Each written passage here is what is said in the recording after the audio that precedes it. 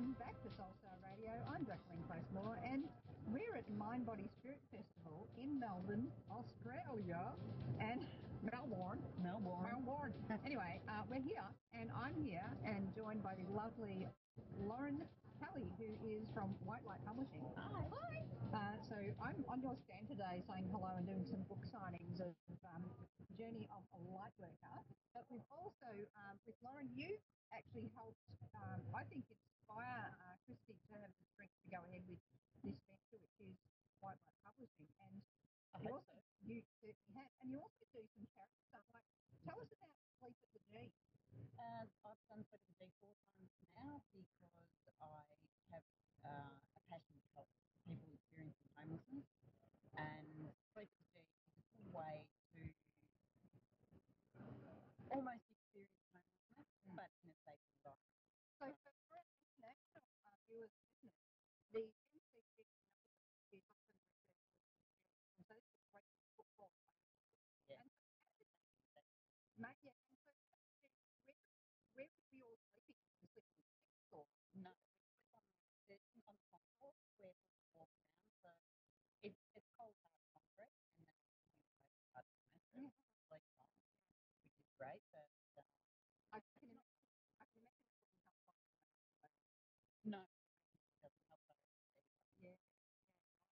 So with the sorts of things, it seems you've been helping people out there in the community quite a lot, and so this was part of that. What other sorts of events and activities do you get to do with charities? Yeah, well, with homelessness, when I can, I get time to sort of, from us in Melbourne, which is a local group that go out and do provide food for people on the street. And I also run a page called Mountain Adventure Guide. Yeah. Is to share people who are doing things, the grassroots organisations like Mustard Melbourne, Anonymous X, all of those guys, just to give them that little bit extra exposure around that. And also work with Education as Safe Support to raise funds. We sponsor 4 kids in the north. Yep. To help them with education. So the government really don't do anything much over there. So, Yeah, well, I haven't got any funds to do much with it. Well, most of the funds go. Well, There. see, there you go. Yeah. So outside money comes in with the group that we work with, goes directly to the school and directly to the kids. So, and I've seen it firsthand. Yep. Because I went back there in September and spent time with the kids and saw the environment that they're living in and the schools which we're watching rebuild. Yep. So, yeah. Beautiful. And so with the Journey of Light Worker, which you've written with Catherine, often people talk about light workers as healers and and all sorts of things. But you are actually a light worker as well. But you have to probably come to terms with the idea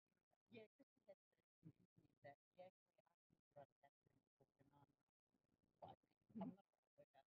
I had that thing where if you're not a basically like and Christy spoke to me about it and sort of telling mum how things are, which is great.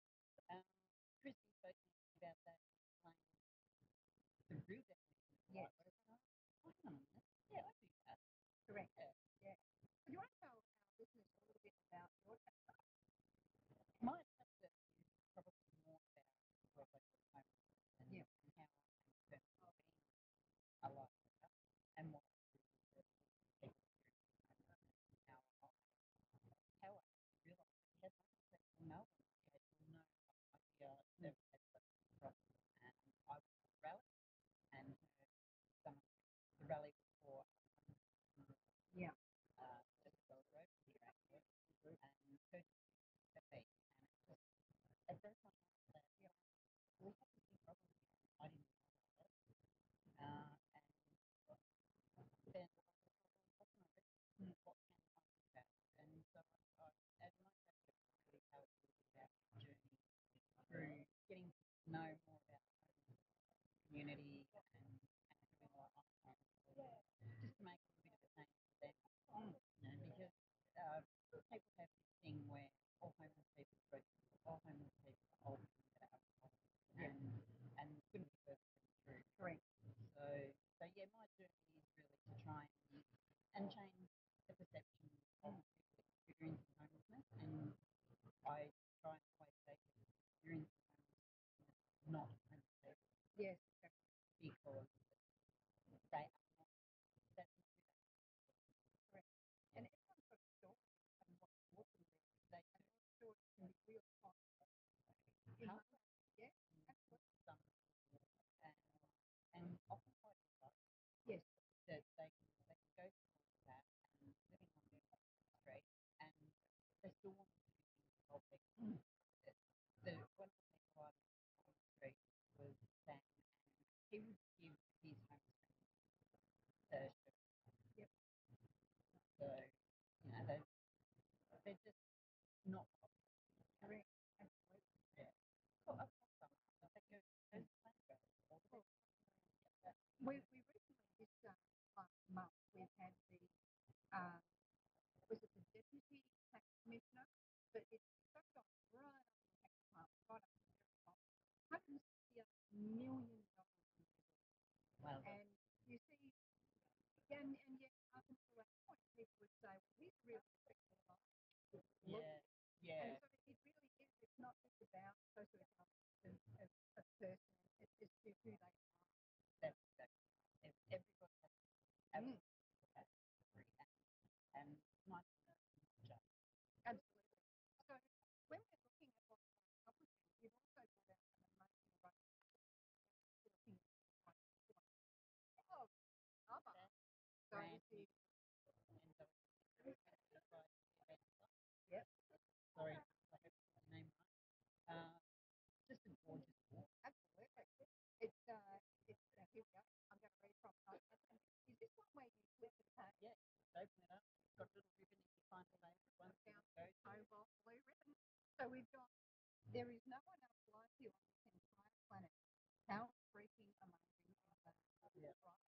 How freaking amazing, right? Oh well.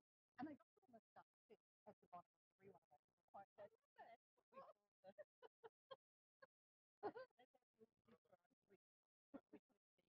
we describe with the embellishment. He's a little I think it's that because it's written by a woman and has moustache, so it's multi-gender. That's We right. like that. We like that. But I really, one I'm really being drawn to. First, I was drawn to this one, which is all about joy. But then it's also loving this one. So being an empath here, and I think it's really fantastic. We've got books coming out now, particularly through your publishing now, where it's dealing with, okay, let's psychic trial or an empathic trial. How can we deal with this? And I love how it's really quite simple reading, and yet the message is really very clear about what it's about. But even though the book was written specifically for children, it's still, I don't want to read it. yeah, it's actually still good for adults to read just in simple terms. Yeah. Christy and my daughter-in-law Jess wrote the book together, and that was one of the things they wanted to do. And I wish I had $1. Donate to charity. Which I might get money either way. But I wish I had $1 every time I heard someone say, I wish I had that when I was a kid. I really do. I've opened it to this page. It says feeling other people's energy all the time can tire you out and even make you feel sick or in pain. Yeah. Hello. So much energy. And it is. It's like a wall in here. And when I understand the mind body spirit, it's like a wall of energy. And you're like, I think by the fourth day, 2:30 p.m., it's like, isn't it? And it's like, We have another language. we will. So you see, that's that tongue-tied thing. But it's really quite beautiful books. And you've also brought out a number of card decks. The most recent one I've got here. You can open them. You can open them. I'm excited. You're going to let me open them. I'm feeling rather special. I've spoken to Linda. We spoke to her last week. We had an interesting time. She was in Tasmania. And she's going to be here today. I'm actually going to speak to her later this evening. And we're going to do a bit of a podcast, which will be on the website of our radio. But I am a manifestor. Magical Oracle cards. And we were talking about those last week. Brand new box. Oh, I'm so excited. I'm loving this colour. we've got all this red and fuchsia. And so, let's go there. We have got, I'm not that one. There was a lot of that last time because sleep down. So we have cookie up. But suffice to say, we're going to be able to wear there. Come on, just go like that. Own your something. Own your something. Love that.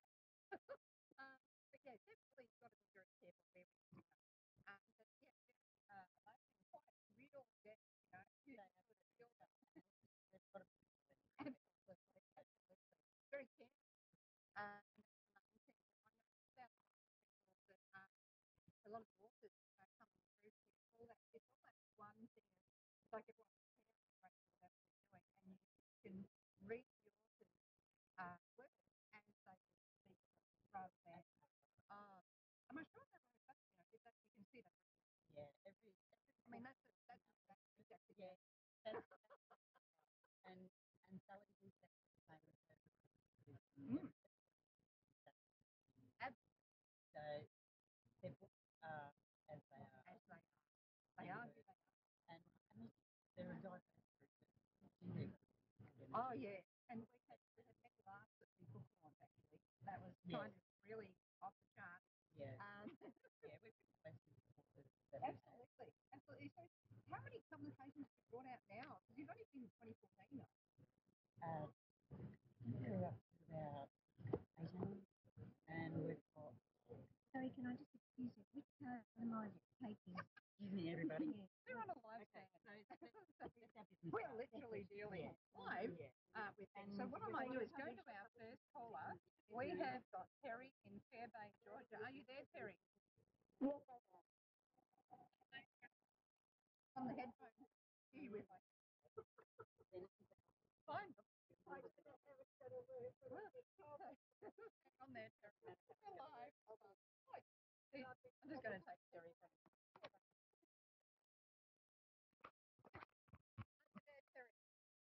Yes, I'm here.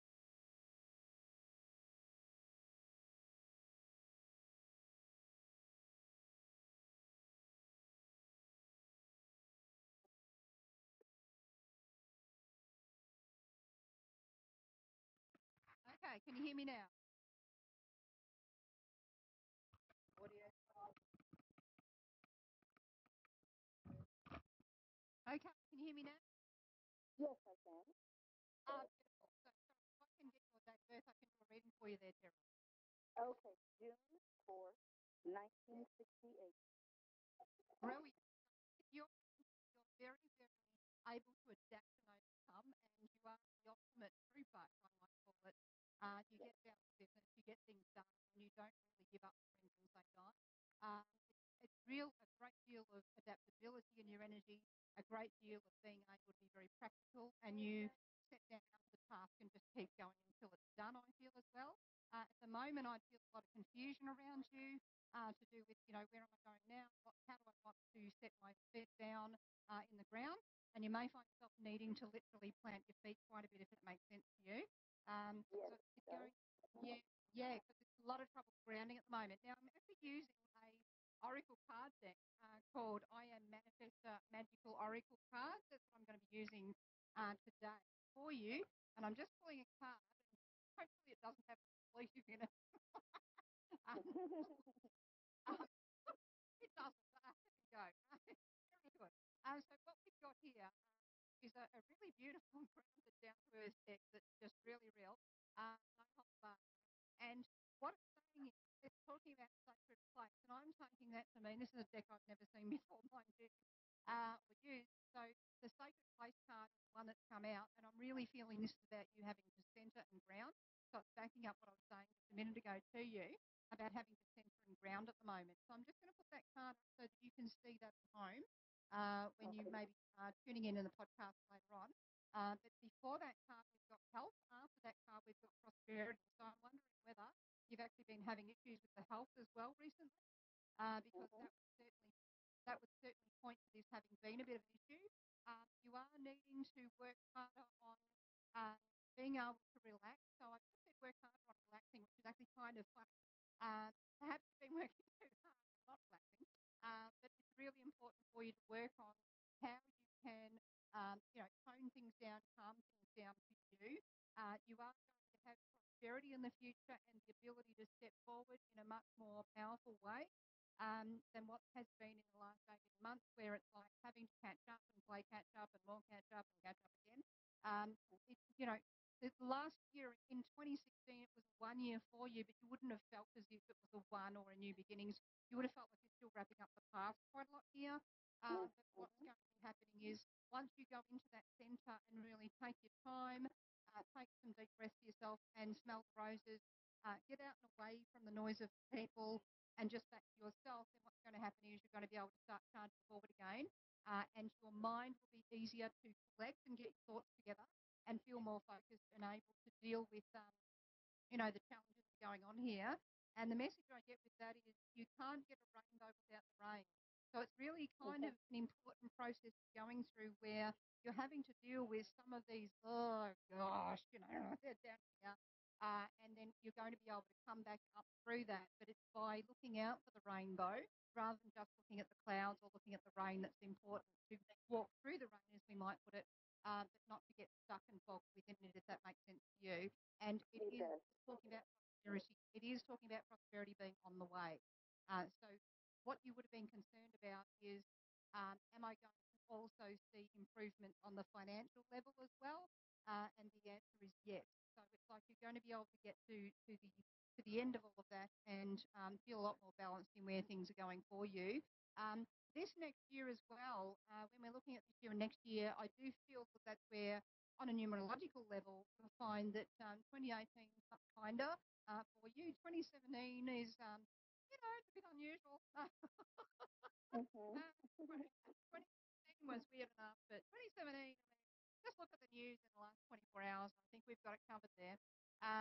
Something's up when a bar in Washington's willing to shout everyone, a drink in the bar. Yes. So it's a lot of things going on that can seem to not make sense around us all right now on the bigger sort of plane of existence. And certainly we've got a lot of stuff where people are trying to whip up fear, and it's really important not to buy into that fear and instead to very much be, deep breath, take yourself back out into nature, ground yourself. And it feels as well, do you get kind of a bit of kind of an empty feeling in the tummy or a pushing down, dragging kind of feeling in the tummy at all? No. Okay, that's okay. What I'm picking up there and why I'm saying that is because it just feels as if your energy can feel a bit depleted, and I would normally call this a spleen chi deficiency, but not being a Chinese doctor or anything, I'll have to get him back on again to talk about this, but it's like you haven't had the energy to get going or the energy to get moving. So the more you can go back into nature and reground yourself, the more energy you're going to pick up and be able to get moving again. Does that make sense? Yeah, that does make a lot of sense. I just haven't had the gumption and the energy that I know I would, I guess, in a normal case have, or that I should have. Especially with the things that I have going on that I'm excited about. I just have a hard time just getting that push, or the push for myself, rather. And that would be almost difficult even to get out of bed in some ways. Oh my God.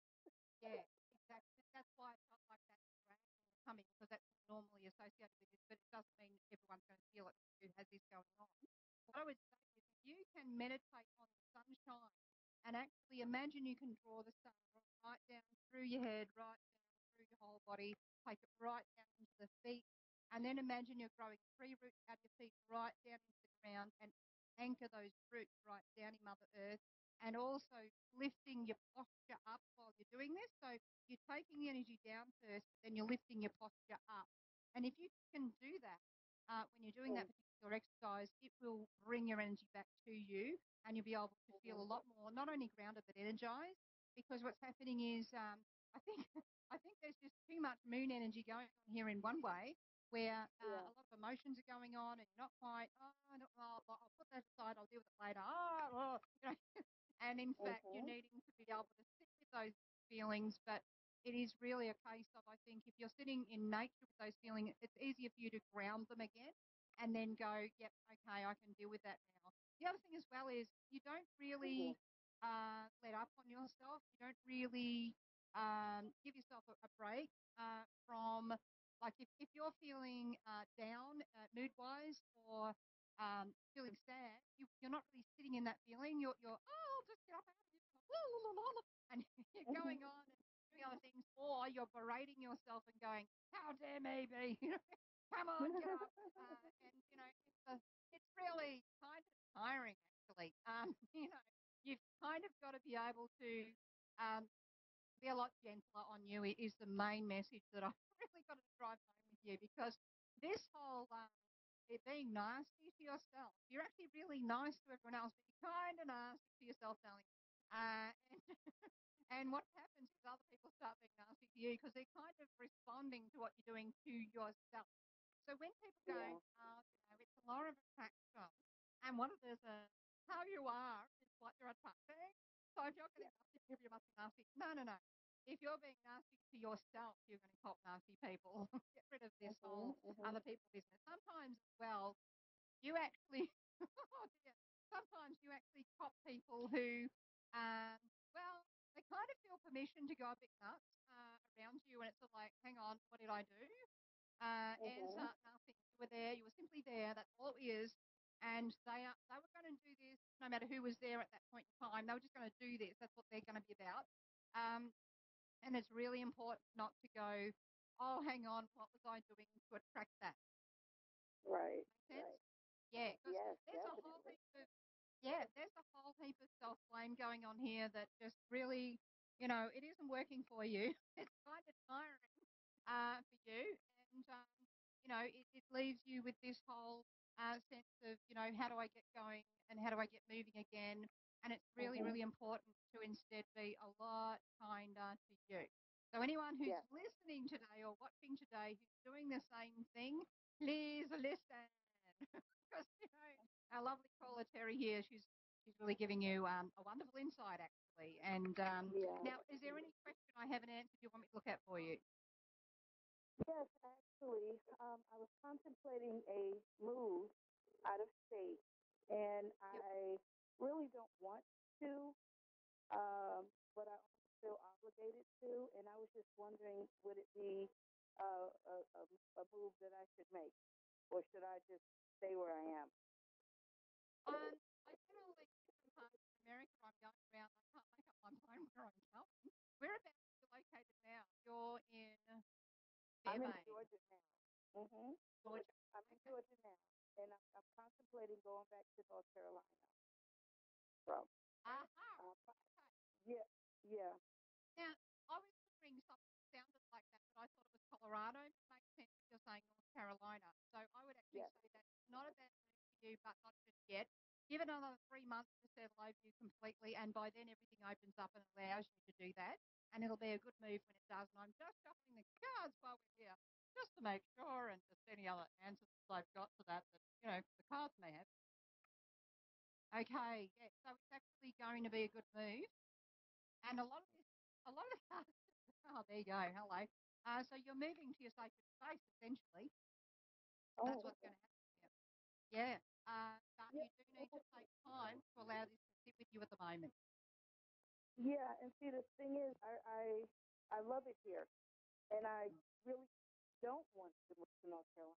But well, my grandmother's there, and I feel obligated, like I need to be there with her. Yeah, and I think the thing is, in the next 3 months, you'll be able to settle with your feelings about this and get that sense of, okay, when, how, what, and do I need to? I do feel you will, though, and I do feel it'll be a good move. I don't think it's a permanent move, though. I think it's a Mhm. temporary one. Mhm. Great. Yeah, because I love it here. And then Yeah. also, and you mentioned prosperity more specifically. Do you see any success in businesses that I plan on starting? Yes, there's a lot of letting go just at this moment that you're having to do. You're Mhm. needing to work on your ideas a bit more, and then it will be able to come to fruition.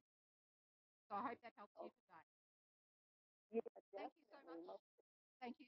Thank you so much for your call there, Terry. And thank you also, Lauren, for coming in today.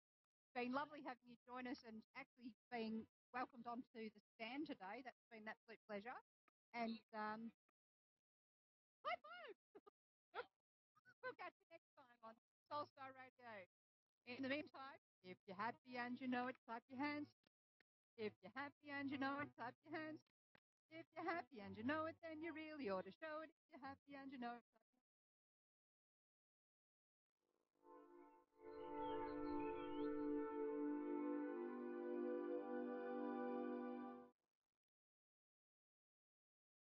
So we were walking to school.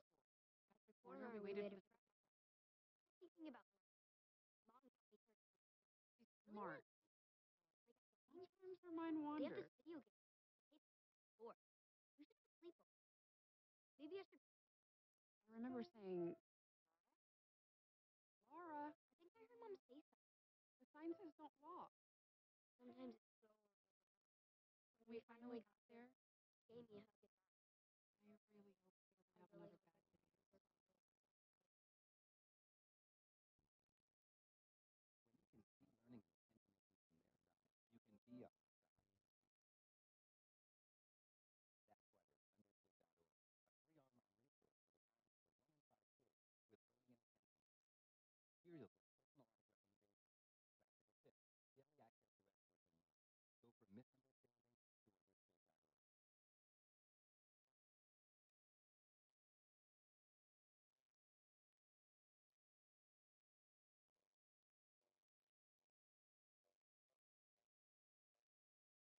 I like to eat apples and bananas. I want apples and bananas. I need to eat apples and bananas. Why can't I eat apples and bananas?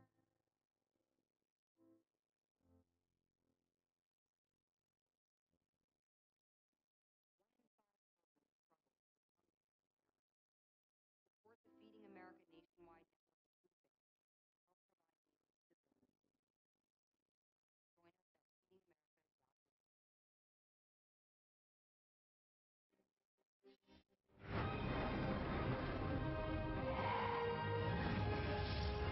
feedingamerica.org.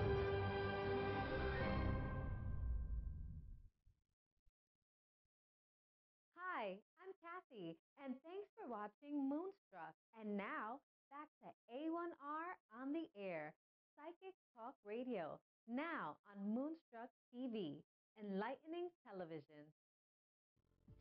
Hello and welcome. You are listening to Sensitive Soul Radio with Sheila Kay, and we are on Ask One Radio, the world's #1 psychic radio network, and we're also on Moonstruck TV as well.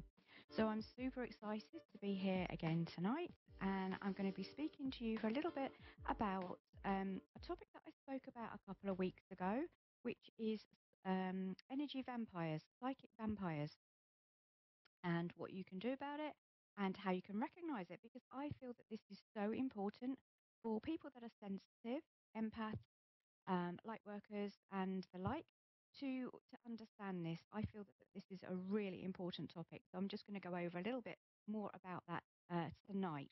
I'm then going to take a couple of calls because I didn't get to do that last week because we were chatting for quite a while with the lovely person we were speaking to last week. And so, right, now let's talk about energy vampires again. So I've got a little book here. So if I'm looking down, I'm not ignoring you or anything like that. It's just I need to kind of get my track, my train of thought here. So with energy vampires, there are 5 distinct types of energy vampires. So the first one is called the perpetual victim or blamer. So this person will live in the belief that they are being controlled by external situations and people. So this is the type of person that will never take responsibility for their life. They consistently refuse to take any kind of responsibility, and they feel that they're persecuted and that being pushed around and that everything is happening to them. They can often be quite passive aggressive as well. and they can be extremely negative. Um, they engage in a lot of self-pity as well. So it's always, oh, why me? This is always happening to me. And they like to rant and rave about everything that's happened to them. So you can probably recognize people like that in your own life. And it may be that you've actually been like that at some point in your life as well. And they like to also play the role of the martyr as well. So, this type of person they won't take any kind of responsibility. It's it's always somebody else's fault. So if they lose their job, it's not because they weren't doing a good job. It's because they didn't get on. That it was their co-workers. Everyone was conspiring against them. So that's that type of energy. The next type of energy vampire is the narcissist, and I have spoken a little bit about this type of energy before as well. Um, they've got an inflated sense of grandeur. They think that they are the bee's knees and everybody loves them, and they think they are so important. Um, and they're always seeking external validation for their accomplishments. So they want you to say, "Oh wow, you're brilliant, you're a fantastic person," and they kind of need that all the time from you. They can become angry as well. So there's a lot of anger with this type of person. And if other people don't see how great they think they are, they can get quite angry about that. They will never admit that they've done something wrong. So even if they have, they're going to project that onto you. So even if they've done something wrong, they're going to say, no, it was your fault. You did that. This is all because of you. And I recognize that quite a lot in a relationship that I had previously. Everything would get turned around to me. It was projected back at me. It's your fault that this relationship is failing. You've done this wrong. It's you. They will never accept that it can be them. And then you've got the jealous gossiper type. So this is the person that is gossiping about everybody, putting everybody else down. Um, so instead of working on their own happiness, they're so busy putting people down and talking about people and being critical about people. So you'll notice this type of person. And there's a lot of it in the workplace as well, because workplaces can be quite negative. They can be quite toxic. And they like gossiping. They get real pleasure in. It'd be like, oh, did you hear about so and so? And did you hear about so and so? It's and they love it, and they like to get everybody embroiled in all that gossip. And they're very, very. These are the drama queens as well. They like to build something up, and they can be quite judgmental as well about other people. And they're quite resentful about other people that are successful. So if they see someone else, so let's, for example, take this into a work environment. So they see someone that gets a promotion that's doing well. They're quite resentful about that. It's like, well, no, they didn't deserve that, or oh, what are they doing to get that promotion? They come across as resentful as well. And then you've got the person called the dismal. So this is the fourth type of energy vampire. And this person has an aura of doom around them. So you can automatically feel them, because when they walk into the room, it's this like this negative vibe around them. It's like doom and gloom, and they're pessimistic. They're highly insecure as well, and very anxious. So there's just this, you can feel the energy drop when they come in the room, and you feel drained when you've been around them, because all they do is talk about um, the horrors of what's going on in the world, and what they've heard on the news, and they kind of wallow in it. Um, and it can be very, very draining as an empath to be around that type of person. So you need to kind of watch out for them. And then you've got the last type of energy vampires, psychopath. And they're the rarest type of person, but they are the most dangerous. Um, and these are uh, are essentially that they're predators, and they can be quite violent. So you know, and they can they can be like hardened criminals, con artists, etc. That type of person would fall into this category. And avoiding avoid those at all consequences. That would be my advice there. Um, so that's just a little bit about energy vampires because I wanted to kind of give you just a little bit more information about that because as empaths, it really can suck the energy out of us. And we need to be careful when we are around this type of person to know and understand what is happening and protect ourselves from it so that we can either distance ourselves or just try and stay out of their energy. Okay, right. So that's just a little bit. And now I do believe we have Jasmine on the line from Queensland. Are you there, Jasmine? Yes, I am. Hi, how are you today? I'm good, thank you. Good, good. Okay, and what can I do for you today? I was just wanting to get a bit of a reading to try and give me a bit of guidance to what direction I should be headed in, if possible. Okay, no problem. Right, okay, so what I'm going to do is I'm going to shuffle my cards, and then we're going to have a little look at that, and just ask questions as you're going through as well. You know, stop me at any point. It's not a problem. Right, let's Okay. have a look what we've got here.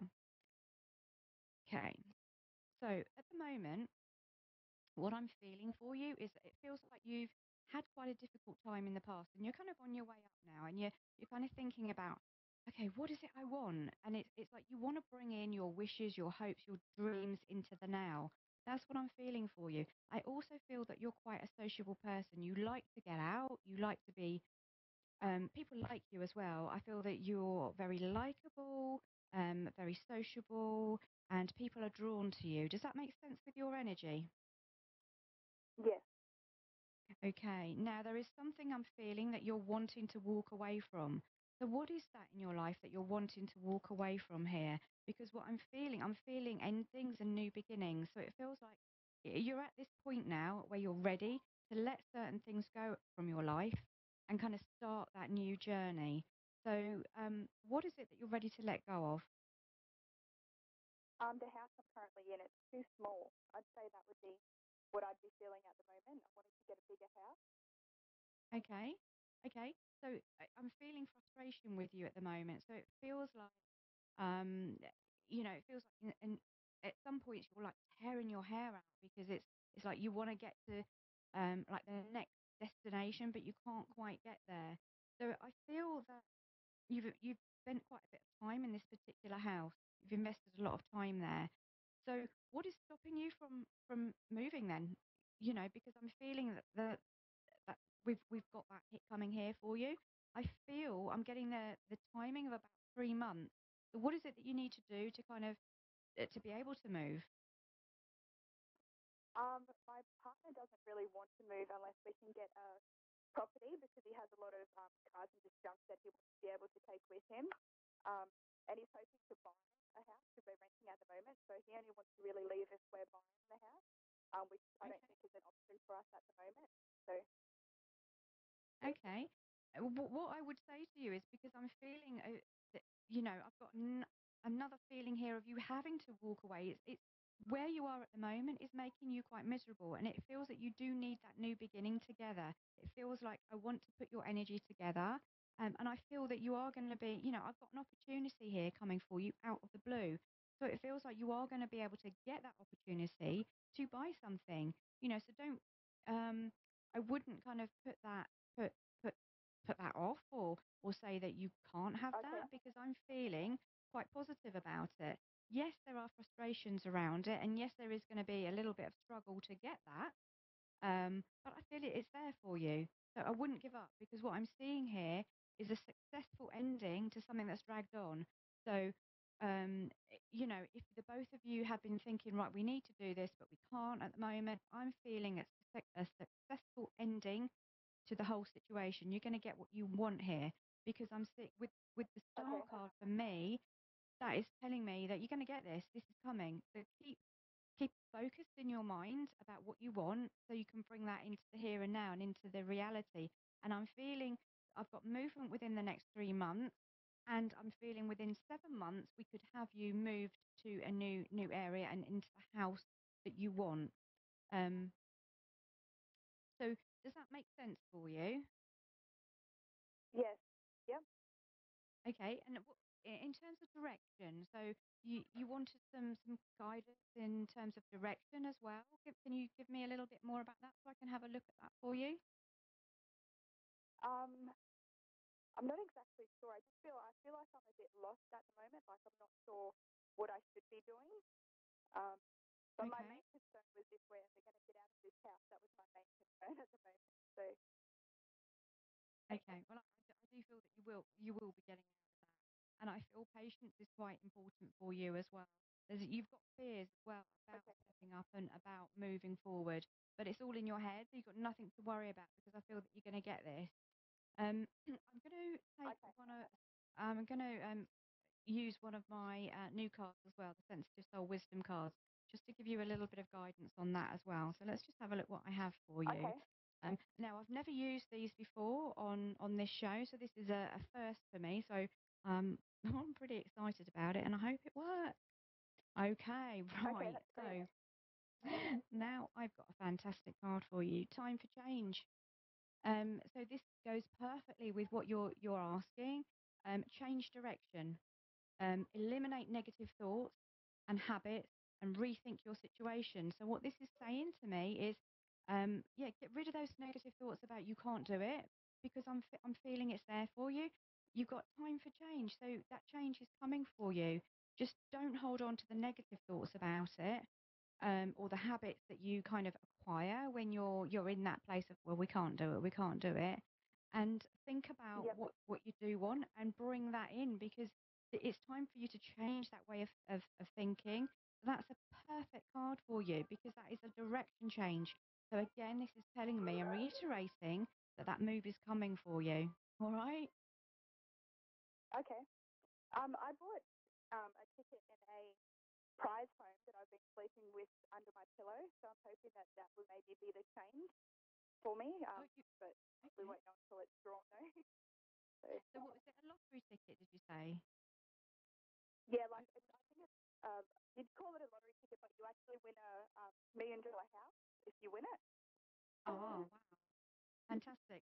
Well, keep Yeah. So keep that positive, that those positive thoughts because that's all going to help in you manifesting this new house.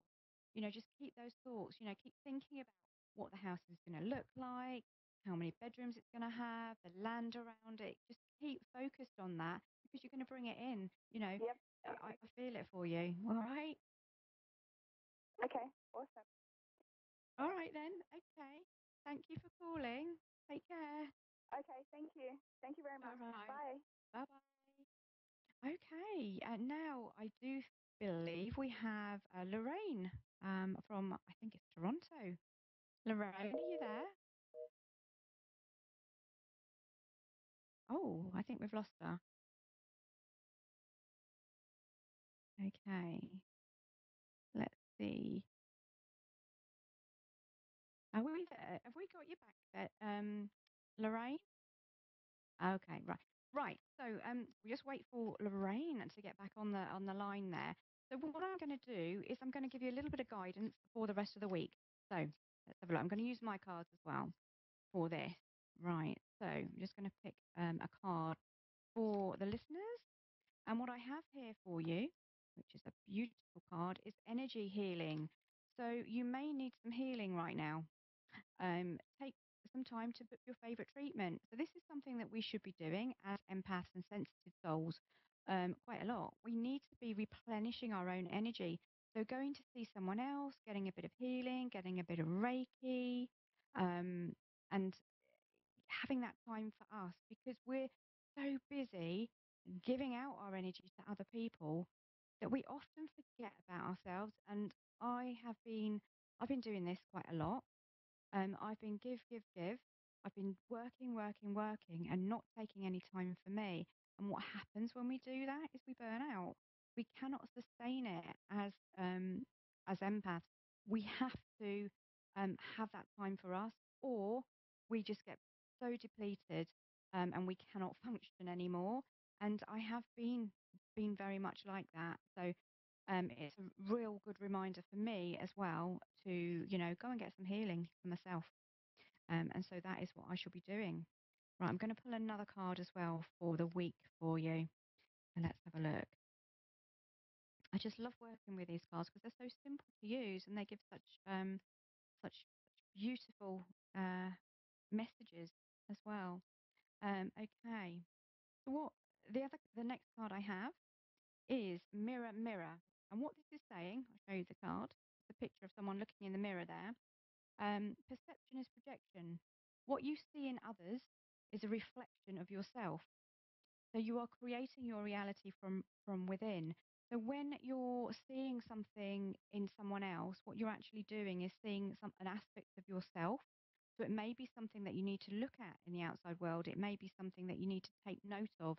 So it's just to remind you about the mirrors, and that what you um, see in others is a projection of what's going on in your inner world. Right, okay, so we have Laura in Kansas City on the line. Hi, Laura. Hi, Sheila. Hi, how are you? I'm fine, thanks. How are you doing? I'm very well, thank you. So what can I do for you tonight then, Laura? What are we looking at for you? Um, I was wanting kind of a general reading, but I have a couple of questions about work and then about intuitive gifts. Okay, all right, so let's concentrate with work then, shall we first? I'm just going to shuffle and then Okay. we'll have a little look at that for you, and then we'll look at your intuitive gifts as well. So in terms of work, I'm feeling a lot of frustration there. It feels like it's like, your head in your hands. It's like, oh gosh, I can't do this anymore. It feels really, really difficult at the moment, and I'm feeling that you're thinking about wanting to walk away from this. Does that make sense? Absolutely. Yeah. It feels like you've invested a lot of time and energy into this particular job or career, but it's draining you now, and you're looking for the next opportunity. So, where are you with your current job? What's going on there for you? My current job is in a really, really toxic bureaucracy with a lot of very dysfunctional people. Right. Okay. Right. So yeah, tell me about it. I've been there and I know what what that is like. So I feel that uh, with your energy, I feel that you cannot be in that kind of energy. You just can't. It's just so draining for you. So what I'm feeling here, I'm feeling this opportunity coming in for you. And I feel that as we go on, have you been there quite a while now? Because it feels like you've been there quite a while and this is really starting to take its toll on your energy. Yes, I've been there 7 years, and it's not good for my health at this point. No, no. But what I am feeling here is, have you applied for other jobs? Have you been Yes, looking? yes, I've Perfect. absolutely been applying. Perfect. Because I do see something coming out of the blue, and it will just be something that you may have applied for and just forgotten about because it feels like it just comes in straight away for you. And it's like, wow, amazing. And what I'm feeling here is that it feels like it's going to take a little while to get out of this situation because you need to find the right position because I feel that instinctively, because of your energy, you will get drawn into similar situations until we break that cycle. You'll be drawn back into the kind of toxic environment if you're not careful. And I feel you've got a lot of the gossipers there as well, which I was speaking about earlier. Does that make sense with where you are? What was the last piece you said? That there's a lot of gossipers where you are. Yes, So when I was, yes, yeah, very much it's so. very a very gossipy environment, and that I don't feel that you can be in that. I feel that the energy of you're a very busy person. You've got a lot going on in your head. Oh, sorry. And I feel that you give your best within your work, within your job, and you want to do a good job, but where you are, you're being drained. So I feel that within, I feel it's going to be within the next 7 months because I'm getting 7. Now that may not be as long as months. It may be 7 weeks that we get for this new opportunity to come in for you. So what I'm feeling, just be patient because it is coming. So keep applying, keep putting that the energy out there of what you want to bring in because it is out there. Um, you've got a lot of fears. There's a lot of negative people around you, because I've got the devil card for you, which is all about it's the negative environment, and you cannot be in that. You cannot sustain it. But what I'm feeling for you is the new position that comes in for you. It feels like it's in an office environment. So is that where you are at the moment, in an office environment? Oh, wow. This sounds good. Laura? This sounds very good. Yes. Okay, so are you in an office environment at the moment? Oh, yes. Oh, yes. The new Yeah, position yeah, sounds good. I mean, but yes, I'm in office environment. Yes. yeah. So what I'm feeling another office environment for you, but it doesn't feel as gossiping. It doesn't have that toxic feel. It feels more of a collaborative energy, and I feel that the management structure. So this comes down from the management structure, and it feels that they're more supportive of their workers, and they want to kind of um, like embrace you and nurture you. So it's a real different feel to this company, and that's the type of energy, or the type of environment where you're just going to flourish, because everyone's so happy. It's just a joy to go in. And what I'm seeing travel with this particular job as well. So I don't know if there's any travel with what you do at the moment, but I'm feeling this particular role will allow you to, or that there'll be elements of travel coming in there for you, and you'll feel a lot more balanced. And you know, it feels like, I feel that you take a lot of the energy home with you as well. So things are a bit out of balance at home, but in this new environment, it completely balances itself out, and you've got, you know, you feel like you can do things in the evening, and you don't feel so drained. So does that Oh, make that sense would be for you? wonderful. That makes total sense. You are pegging it, Sheila. Perfect. Right. So let's just have a look at the intuitive side. Did you say as well you wanted to have a look at? I'm sorry. What the other thing was intuitive gift, please? Yeah. Okay. Let's have a look at that then. So we'll have a look at your intuitive gifts now. So the first, that you are an empath, you are a sensitive soul. There's no doubt about that. You do pick up on other people's energy. And I see that there's two things going on for you. There's two areas that you're interested in um, on the intuitive level. But I feel that you're pulled in different directions. So do you work with people that have gone through difficult situations? Is that an area that you're kind of drawn to? It seems that people are drawn to me, people who have gone through difficult situations. People just come up to me and tell me their life stories frequently, and sometimes they come to me for advice just Yeah. seemingly out of nowhere, and it Yeah. feels like healing comes through. Yeah, absolutely. And this is your gift. This is what you're here to do, I feel. So, uh, you know, keep going down those lines, because you do attract the people that have had difficult situations, and that's part of an empath's role and a sensitive soul's role. So, you know, that is part of who you are. So just try and develop that, and try and. I feel that you're going to be good at intuitive readings as well, because it feels like you can read people. Maybe not using cards or anything like that, but it's like healing when you're talking to them. It's like they get you, or you get them, and you can give them that support and guidance without using any tools. You know, it feels that you can just like talk to them and say, do you know what? I think you need to do this, or do you know what? I feel that this is what you need. So it's a real strong gift that you have there, Jasmine. Uh, Sorry, Laura. No problem. Yes, yes, that really resonates with me, what you're saying. Absolutely. Okay, perfect. Right, I'm just going to pull one card for you as well, from my deck. And what I've got here is diet and nutrition. So you just need to be looking at your diet as well, making sure you're getting enough good, wholesome food in, and also drinking water. All right, Laura. So thank you very much for calling in. Take care. Thank you so much, Sheila. Have a good night. All right, take care, Laura. So there we are. Okay, so if you want to talk to me further, or catch up with me on my website is www.sheilak-psychic.com. There's a lovely free gift, a lovely meditation on there if you want to grab that as well. You can get me on Facebook as well. I'm Sheila K Psychic, sensitive soul. So you can get me on Facebook or Twitter, Sheila K Psychic.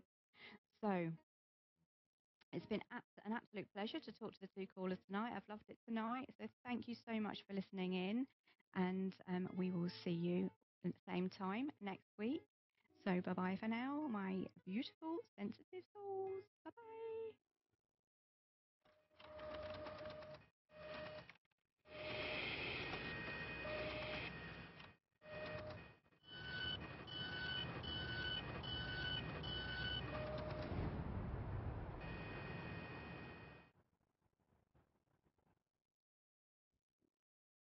I'll never forget the day our landlord called and said, read your lease.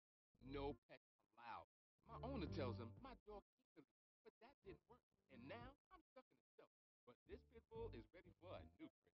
I'm loving, loyal, and play well with her. So don't be intimidated by all my money, because the biggest one I have is my heart. That's right, I said. In your new role, we help you out.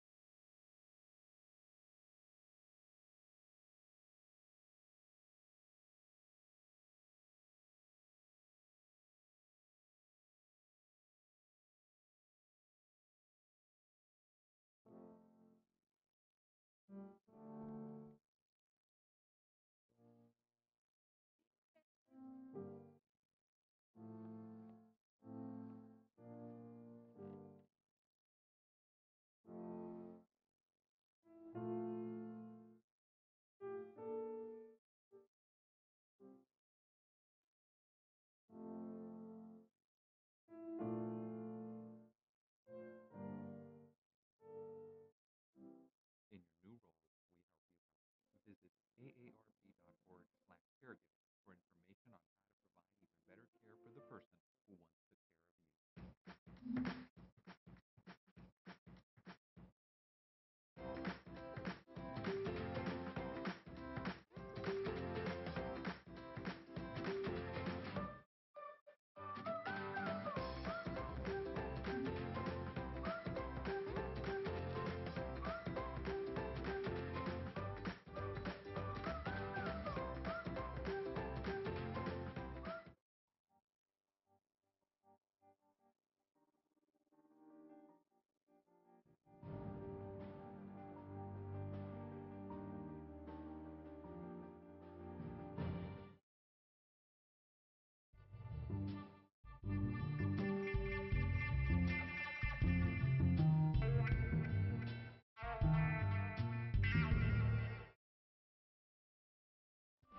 Hi guys, welcome to Chakra Radio.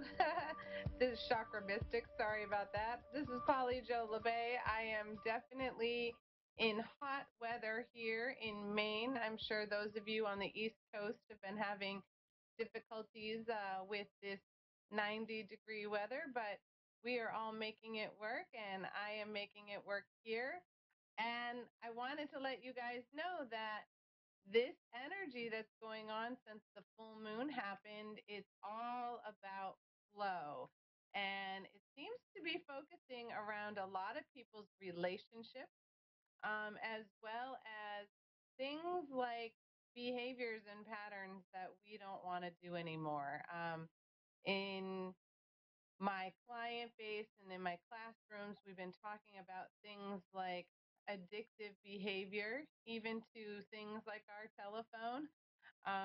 We all spend a lot more time on our devices than we used to, and when we are out of the present moment, it can cause stress and anxiety.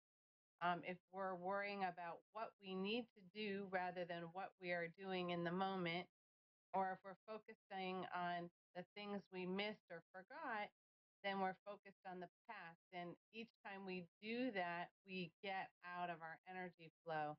And the first place that takes an effect is in our relationship. So there's been a lot of interesting relationship energy coming up. We also know that, whenever the weather is hot and we're really close to a full moon, a lot of times people can get extra cranky. And again, that's all about flow. And when we hold back our emotions and what we're feeling, we stop our energy from moving through our body. And anywhere we stop our energy from moving, we stop it in every other aspect of our lives. And flow is so important, not just in relationships, but it affects our jobs and our finances. Affects our creativity, and it affects how we can move forward in our life. And no one wants that. We all want to step into something that's a little more easy or definitely with a lot less stress. So whenever you feel the tension and the stress and the anxiety creeping up, that's the indication that you've stepped out of the present moment. So make sure when you get in that space to just really breathe into your own energy, focus on what's around you, pick out objects in the room so that you can, really relate to where you are now. I often will tell people, okay, tell me a few things in front of you. Or like for me right now, I might say, name 5 things that are green in the room that you're in. And I would say, okay, there's a wall that's green, and there's green in one of the paintings, and I have green in my book bag that I brought my book in, and there's green in a towel that I brought to go to the beach. So that puts me here in the now, and it allows me to kind of drop my stress and drop my worry because I'm thinking about what's right in front of me. And, use that as a tool when you feel like things are getting a little heated, not just from the heat, but in your relationship too. So I'm going to welcome to our show Delta in Dallas, Texas. Hello, sweetie. Hello, sister. How you doing? Hi. What can I help you with? Yes, sister. I was wondering on my question. I'm going to try to start a business, and I was seeing how the finance part was coming along. Okay. So take a deep breath for a second. Okay.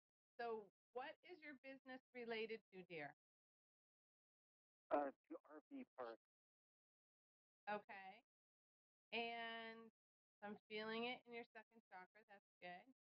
So what has been going on with the business? Are you in the negotiating stage or the financing stage?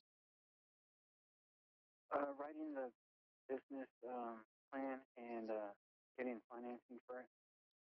Okay.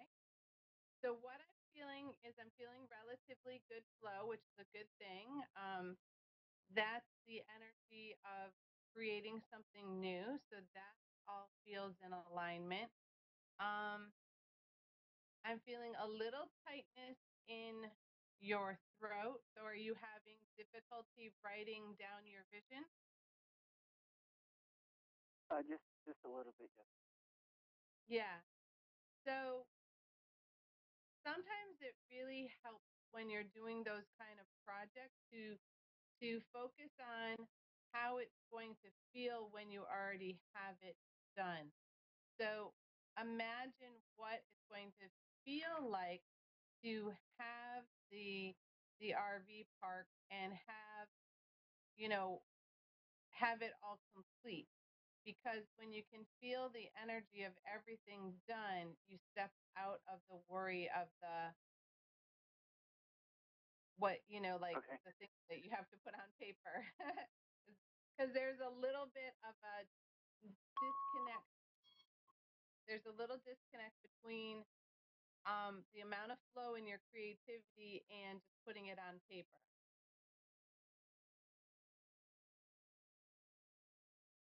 Are you still there, sweetie? Okay, so for those of you who are doing this type of thing, I actually have 2 very close friends who are working on some very large business deals. One is in the process of purchasing a building and a large dental practice, and another one is in the process of buying a retreat center. Both are involve a lot of paperwork and a lot of business planning. And what I've been working with both of those people on is the flow of money. So making sure that the flow of your money and the flow of what the bank thinks the money is, all of that can kind of go together. And in that, you sort of align your business plan with how that feels. So when you are working on how the energy feels around the business, you can really sense it coming into completion. And it doesn't matter what kind of business you are doing, how big or how small. You want to feel the money flowing from you to the bank, and from the bank to the place that you're purchasing it from, or the person, and then from that person into their bank. Because if you don't feel the money flow in all of those ways, then there'll be this hiccup or hesitation. And in this case, it was in the writing of the vision, and that can trip up a lot of people. And it's a great idea to bring in somebody as a consultant to help you with that, because there are professionals who will write up a business plan with you, because that's their job. They've been doing it for a long time. So that's one of the things I would definitely recommend if your energy gets stuck around that. So next up, we have Lisa in Birmingham, Alabama. Hello, Lisa. Hello, how are you? Good. How are you? What can I help you with, sweetie? I've got some issues going on. I'm trying to get custody of my two grandchildren Yes. that are in foster care, and Yes. I seem to be having some roadblocks thrown up. Okay. So take a deep breath for me.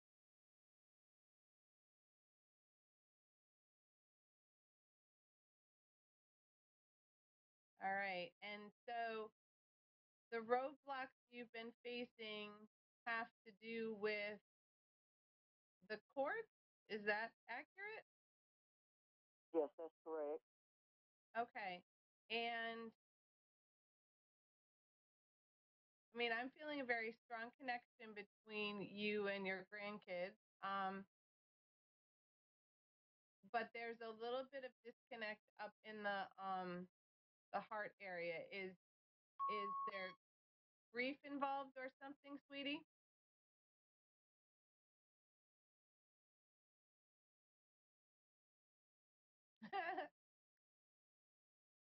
So we are having an interesting evening. I told you guys about the flow and the full moon. And one of the things that happens is the technology and has difficulty with flow as well. So when that occurs, sometimes we have these little hiccups where we lose the person on the phone line, and there's an absolute reason the universe does that or experiences that. So I don't worry too much about it.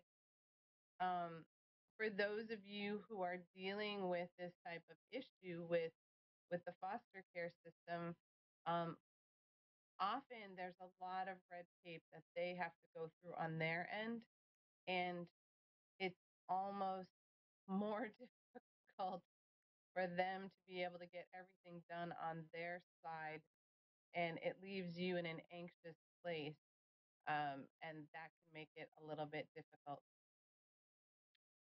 So I'm hoping that we will. Hi, do we have Lisa back? Hey. Woo! We lost you there for a moment. Hi, sweetie. Yes, the phone went dead. That's okay.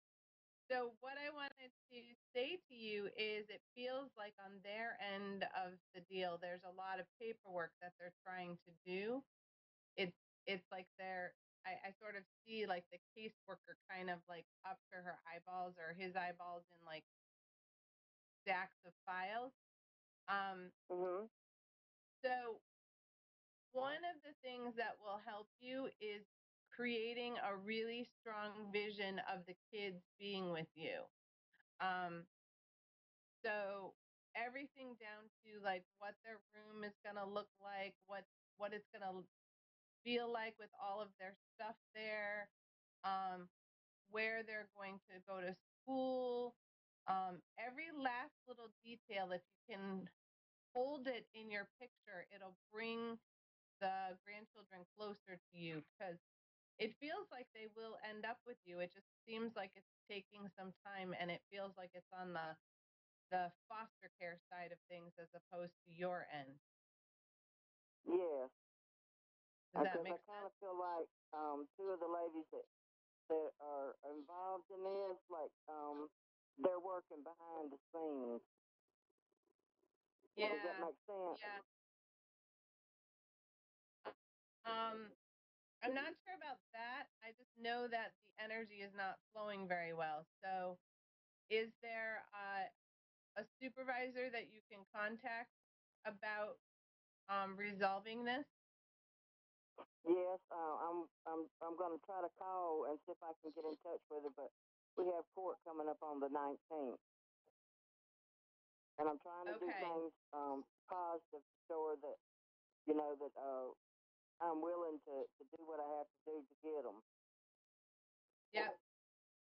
Really, what the court wants to see and is they really want to feel how much you love those kids and how much you're willing to do whatever it takes to make them happy and bring them into a safe place.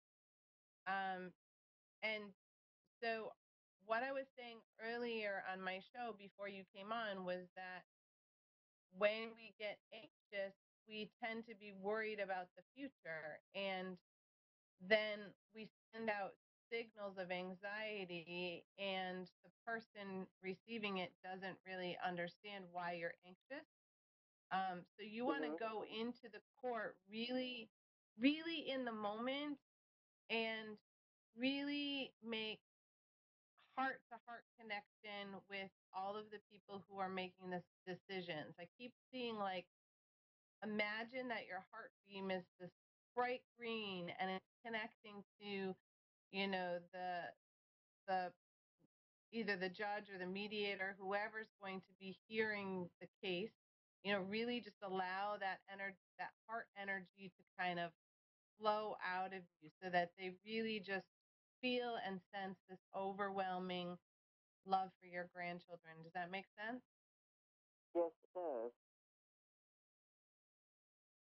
And you know, there, if you feel like the energy is sticky, I wouldn't be opposed to you going to their supervisor just to say, you know, I want to make sure that I'm ready for whatever you need me to have, and I'm just checking in because I want to make sure that I am, you know, have everything that you need for me to help this case go smoothly.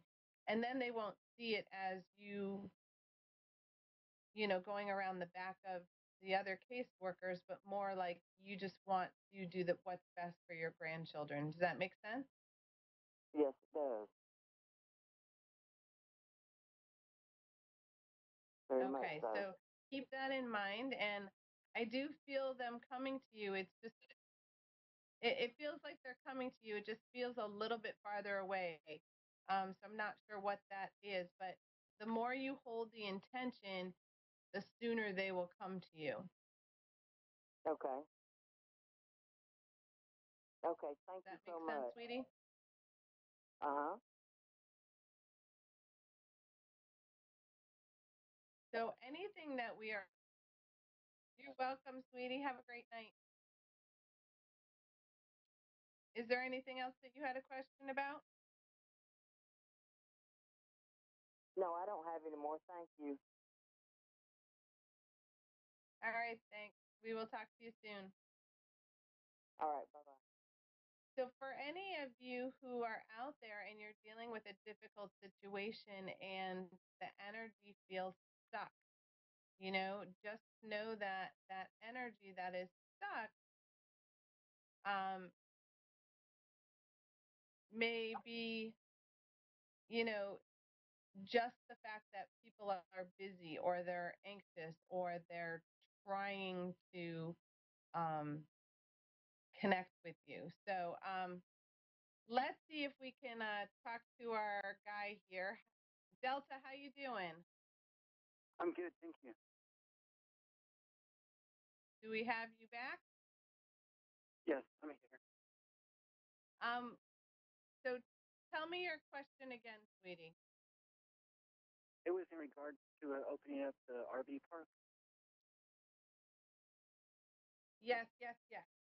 So what I wanted to explain to you was that the energy that I was feeling is really has to do about the business plan more than about anything else. And I'm not sure what the hiccup is there. Are you comfortable writing it, or do you maybe you need to get some help? Right now, I'm really trying to get the land to start it off. And once I get the land, it'll really be I'm ready thinking to that you start might the- want to get somebody to help you, right? Yeah? Yes. Yes. So say that one more time, sweetie. Right now, Okay, great. So you need help getting the land. That's the problem? yes, right now, yes. Okay, so what you want to focus on is that you have all of the space that you need. You can see it fully developed and how it's going to be. I mean, I see a pretty good vision of it myself, so I think you guys are on the right track. Be really creative in how you present what you want to do with the land. Like, the more you can show a detailed picture, the more excited the lenders will be to help your vision come true. Does that make sense? Yes, it does. So I feel like you just need to amp up your excitement in the vision part, like maybe draw it out or have somebody make a picture on the computer so that the lenders can see what you want to do with it and how you want to do it. And then once you have that clear, then you can write out the details of that, because it'll be so fresh and in front of your face, and they'll get excited to join you on your vision. Does that make sense, sweetie? Yes, it does. So one of the things that I'm picking up is, are you going to more than one lender? Yes, I will, yes. Like, are you going to more than one bank? Yes. Okay. So pay really close attention to the second one, because I keep hearing, like, all of the things that can happen are, really holding your vision as clear as you can so that other people see it too. The more people who can hold the vision of any type of business deal, you really can create new energy from that. So, like for me, we're building a meditation garden at our sanctuary. And so the more people who are involved, the more people who can see it getting finished and can see what it's going to look like in their mind's eye, the faster it is occurring. So last year when we started, there were only a couple of people, so we only got a tiny bit done. And this year we had 3 times as many people. And so now the pathways are started and the clearings are happening, and the new pathways and structures are getting done. So it's like moving even faster. And it's because we have more people holding the intention. So when you are doing something like a business deal, or even like our caller who was dealing with the court system with her children, her grandchildren, if you hold the vision of what you want to happen or what is meant to happen really clearly, and you draw it or you write it or you make a vision board, and then you get other people involved. So, in the case of something to do with the family, the more family members who are seeing those grandchildren living in that house, the faster it will occur. And seeing the land being used for that marvelous RV park that I can already see. I see a bunch of them lined up and some campfires and some picnic tables. So it's really kind of cool. There's even like a playground structure that I can see. And having that vision that you can share so that it allows the financing to come in, it allows the flow of money to come in, all of that works hand in hand.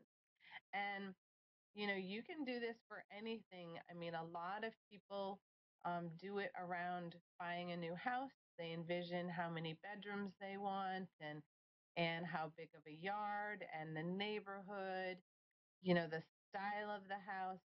And the more details you can create, the more you become a magnet for that type of thing to show up, whether it's a house or a job. Um, Most brides are really good at manifesting their perfect wedding.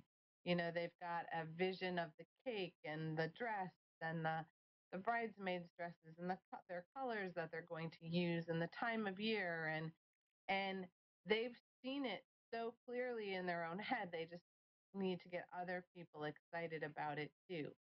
So you can use this process with anything that you are trying to create in your life. And all of these are you in relationship to another thing, whether it's bringing children into your life or it's bringing a business to fruition. All of those things are about flow and relationship.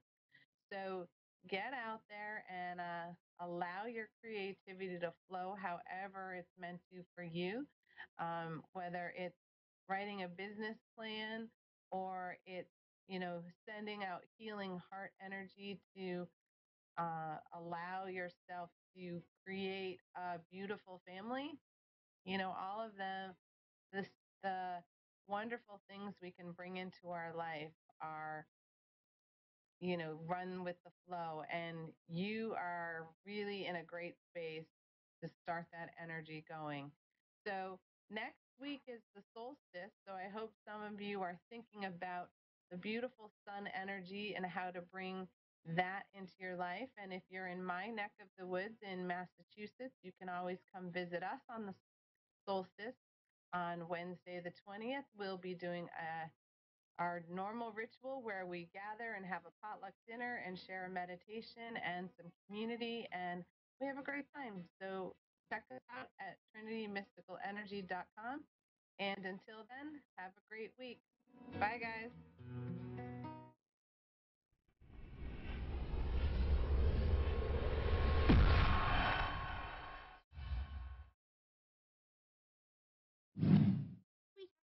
Think about your future. Jeff over there did, and just look at him. Saved up, bought a house, got a beautiful wife. He even had a fancy pants destination wedding. And, oh, they had a baby. Ah, Mark. I've been saving these frames for pictures of my future grandbabies for years. And the shopping sprees, organic clothing, and conversation is not helping you save that family. Oh, gracious! Look at that! He's a model! Oh. I bet you he's putting all that money right into a 401k for his baby's college fund.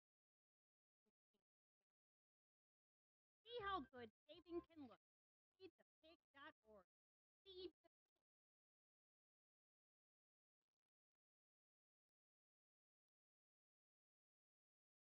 Calls me Goopy Eyes.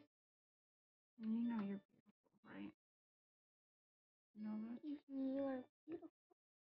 I got bullied for wearing glasses. Share is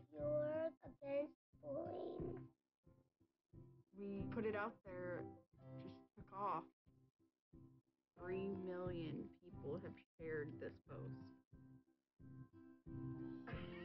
Don't let bullies get you down. I stand with you. Our whole family's wearing glasses. I wear glasses and I'm proud. I even have the army on my. All the kind comments brought my child joy. I don't feel thank you is enough.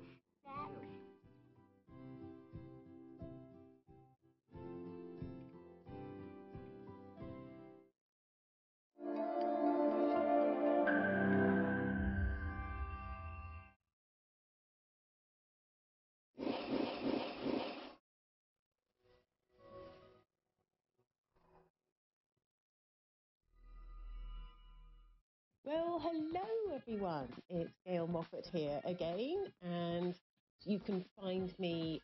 There's lots of ways you can find me. In fact, firstly, I've got a website which is gailmoffat.com, and that's GailMoffat. So gailmoffat.com. The second is that you can find me on Facebook. There's Gail Moffat, spiritual medium and teacher, and also Gail Moffat. There's another site. So either way, you can find me on Facebook or through my website. And the other thing that I was wanting to tell you is that I am coming to North Carolina and I'm going to be doing quite a big show. And so I'm hoping that sort of lots of you listeners, if you live locally, are able to come and see me. It's in St. James's. And if you go onto my Facebook page, all the details are there, which will show you the address, how much it's going to be to get in, and all sorts of things like that. It's going to be an amazing, amazing evening, and you're going to be able to see real English mediumship, which is going to be fantastic. Now, let's get on to a more spiritual note. I was thinking today about the concept of a soulmate. And we often talk about the idea of a soulmate. But I think that when we look at the concept of a soulmate, the whole idea of a soul mate goes further than just one person that can be in our lives. You see, with a soulmate is part of a soul group. In fact, we come to this earth plane within a group. And part of our group is still in the spirit world, and part of our group is here. But that group is important to us because it's what keeps us alive, and there's a thread that runs through of all of us. And as I'm talking about this thread, Spirit are actually showing me this silver thread that runs through all of us. So we're all very, very interconnected.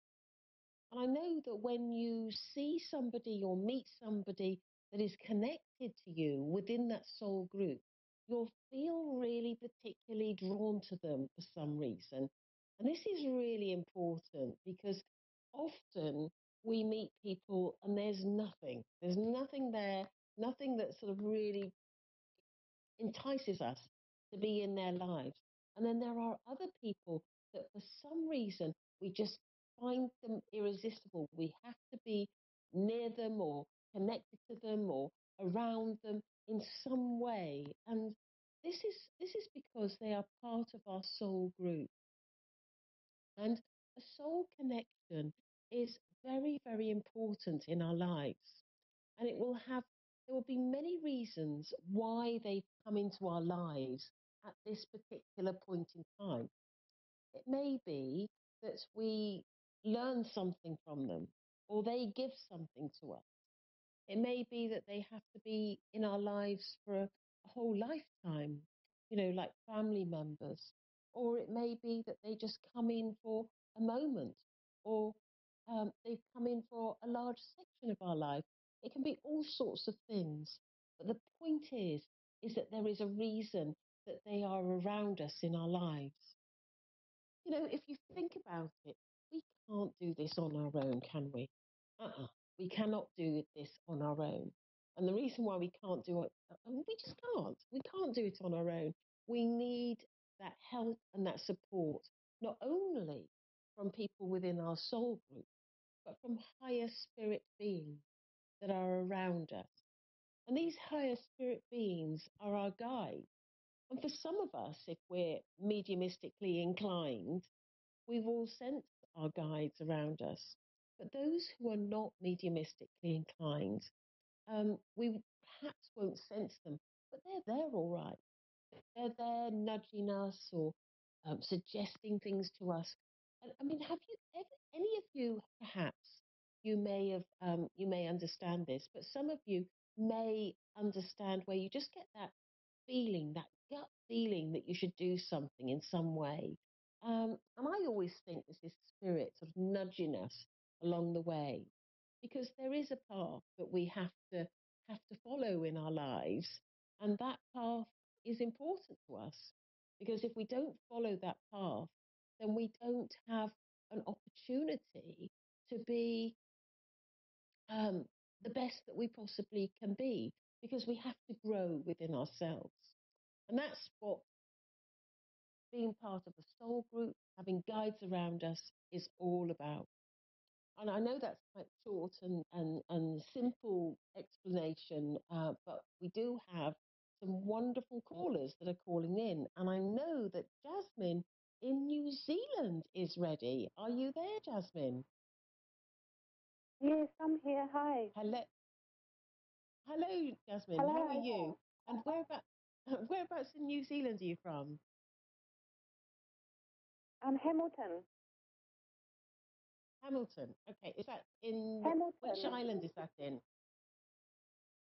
In the North Island. Did you say Hamilton? Yes. There's a little bit of delay, isn't there? So how can I help you? Pardon me? How can I help you?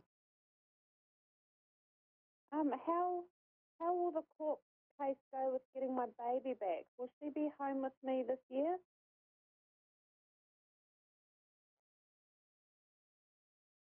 Right. Let's have a look at this. Court cases are, quite sort of difficult to do. Not from a spiritual point of view, but sort of discussing legal stuff is sometimes difficult to do. But I'll look at it as best as I can for you. Now, I know that as I'm connecting to my guide, he's suggesting that this is something that has gone on for some time, and he says it's gone on far too long. In fact, he's saying it's almost like it's being how's he saying this? It's like he's not impressed with how things has happened for you. Would you understand why he would feel like that? Yeah. You do. Good. And you understand it's gone on far too long. Because he says Yes. he's saying to me that you should have had your baby back a long time ago, and it's almost as though the authorities have nitpicked about things. They've got involved with things and sort of almost sort of they've really behaved in a it's sort of like they've held back, and it's almost as though my guide is also saying to me, you've proved yourself time and time again, and they haven't listened to you. Would you understand that? Yeah. Yeah. And he's saying, oh, he's such a sweet man, my guide. He's saying to me, I can assure you that it's only a matter of time before you have your baby back. This is something that has to happen for the progression not only of your child but of you. You have to have your child back with you, and this will happen.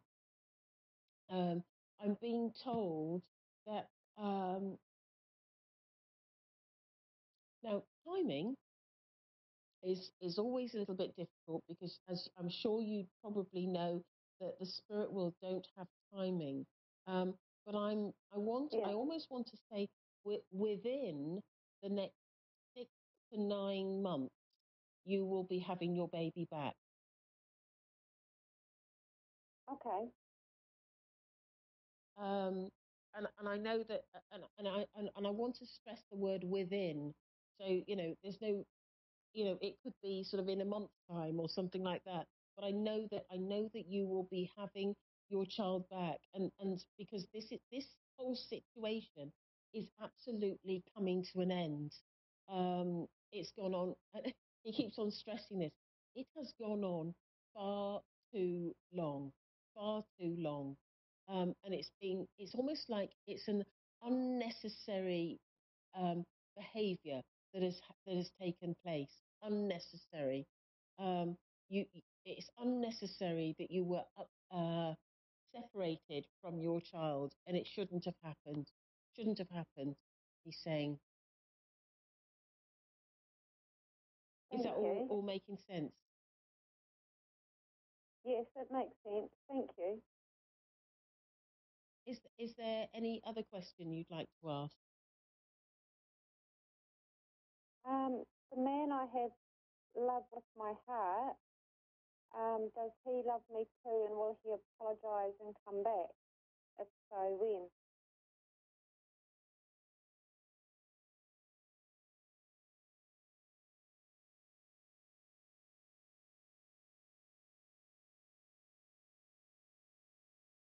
The problem that you've got with this man is that um, he tends to put himself first, and uh, and gets caught up in himself and his.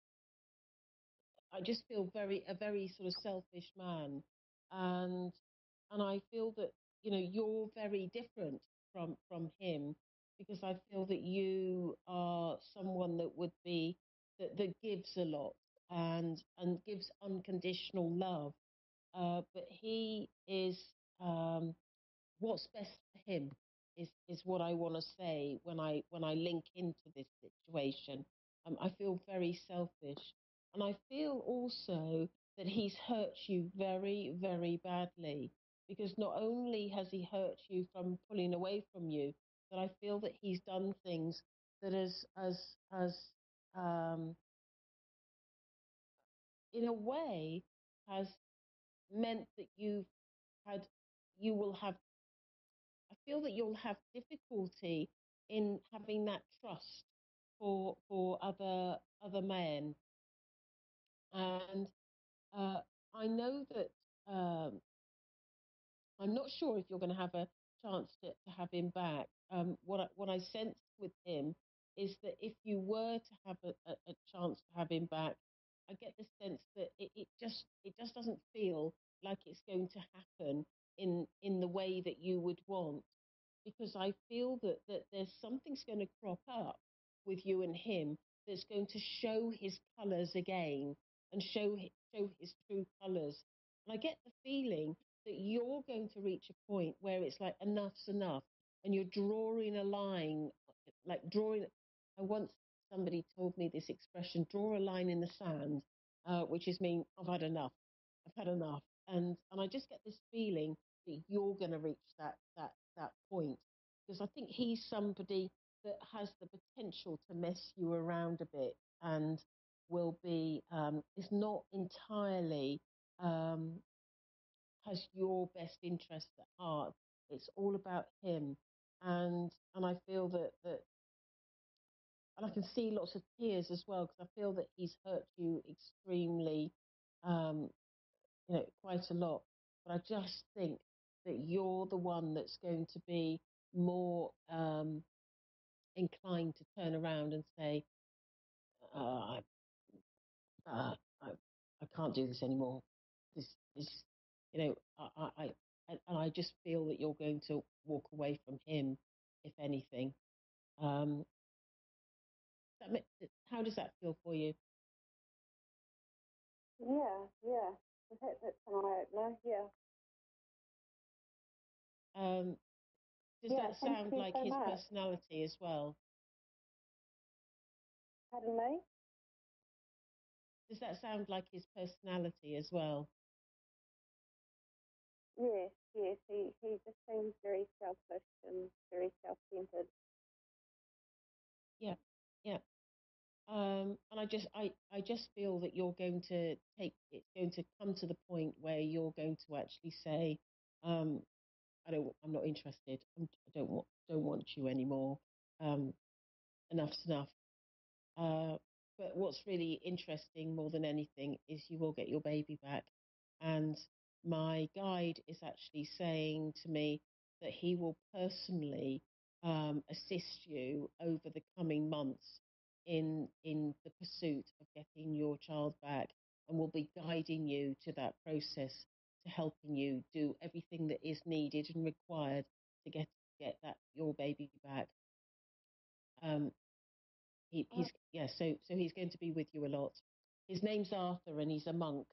So if you are able to ever see or sense someone around, that'll be him. So he often does that with people I do readings for, where he's compassionate about their circumstances, and I do sense very much from him. He feels very compassionate towards you about your circumstances, and I know that he's going to be in your life over the next 6 to 9 months, where he will be assisting you in all that's required in order to achieve the end result, of which is be reunited with your child. Thank you so Okay. much. I really appreciate that. Thank Yes, you so much. you're very lucky because he doesn't do that for everyone. But anyway, you're very lucky, and it's going to be great because this should never have happened. You'll have your baby back. But thank you for calling in. I know that I've got another caller waiting, but good luck with everything. And do find me on Facebook and let me know how things come along for you. All right. Thank you, Jasmine. Right. Okay. Now I believe we have Deborah in, I don't know how you pronounce that, but it's Pennsylvania. Hi, Isabel. Deborah, are you there? Yes, I'm right Hello. here. Can you hear me? Good. I can hear you. I can hear you. Can you hear me? I can.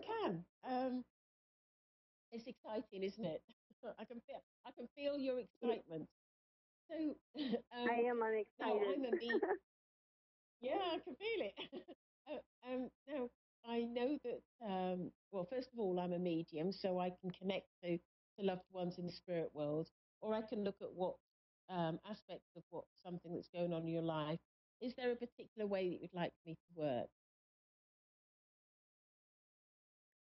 Yeah. What do you see, like relationship wise for me coming up? And are you in a relationship now? No, I've So been it's divorced just for like quite a few years. right. Yeah, I know that feeling. um, Actually, I right. haven't really Okay. been looking, but I'm getting to that point now. Yeah. Um, I know that feeling as well. Right. Now, the thing Oh, that I'm good. getting around you is that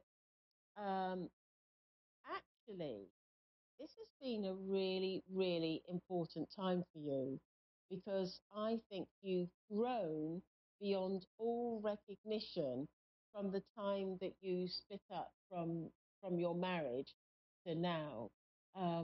It's almost like you're a different person. It's like I want to go 180 degrees, turn around, and there you are. Because I That's think correct. you've come a long way since you split up from your marriage. And I know that That's when right. I look at you, yeah, you've come along you've had an incredible journey and done really well, is what my guide's saying. He says that he's really impressed with, I suppose the word I want to say, and it's not to say that you were immature before, but it's your maturity in the way that you've handled things, the things that you've had to deal with along the way, and the difficulties that you've had to come across, because it hasn't been all plain sailing for you. In fact, it's been quite tough at times because I feel like I'm juggling many balls in the air, trying to deal with everything that needs to be dealt with. But I know that you've had, it's like this inner strength that's just risen up within you and made you such a strong, sensible, mature, and I don't mean mature as in old, but mature as in wise, woman. And, you know, my guide Arthur just wants to congratulate you on how far you've come, since the marriage. Well, Now thank you so much. he's saying to me that you um, you've been thinking for some time that it would be nice to be in a relationship, and I know that your heart and your mind has been going out to that idea, and that idea has been picked up from the spirit world, and he's just saying to me that it's almost as though now is not the right time, but Mhm. he says to me that you won't be on your own for the rest of your life. That's for sure. It's Aw. almost as though you've still got a little bit more time on your own that needs to be done.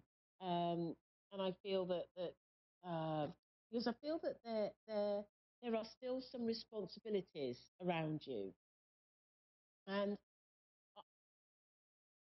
I wouldn't be at all surprised if you're looking at 2 to 3 years from now, you will start to be um, getting involved in a relationship with somebody and moving forward in a really nice way. Um, and I'm actually, oh gosh, this is nice. Oh, how lovely.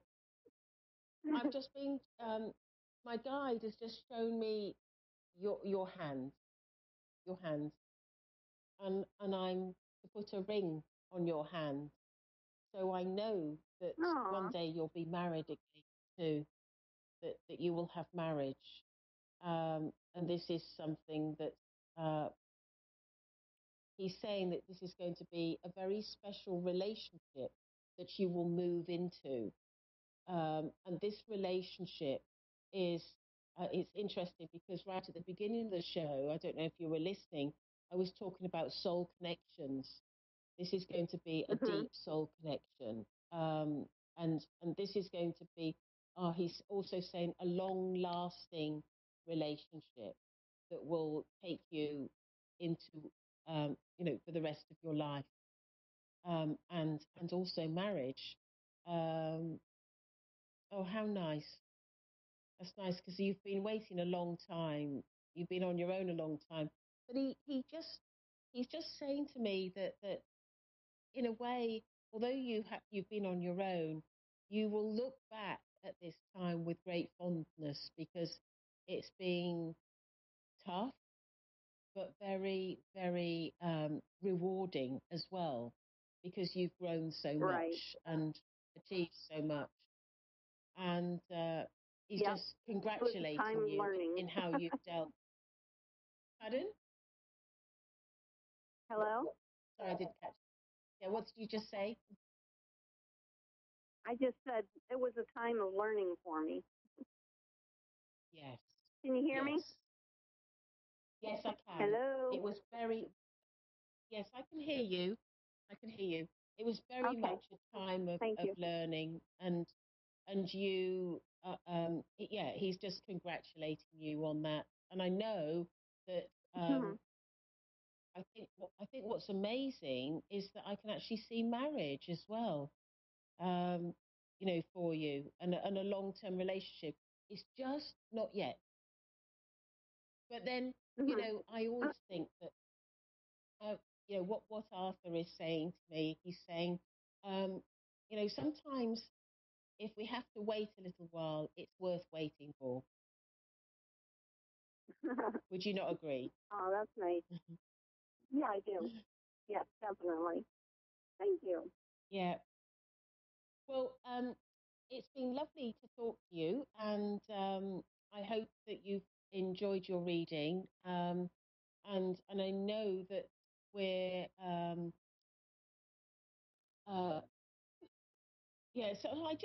So he's just bringing my attention back to the ring. It's going to be a nice ring you've got. It's going to I feel like it's quite a nice ring. And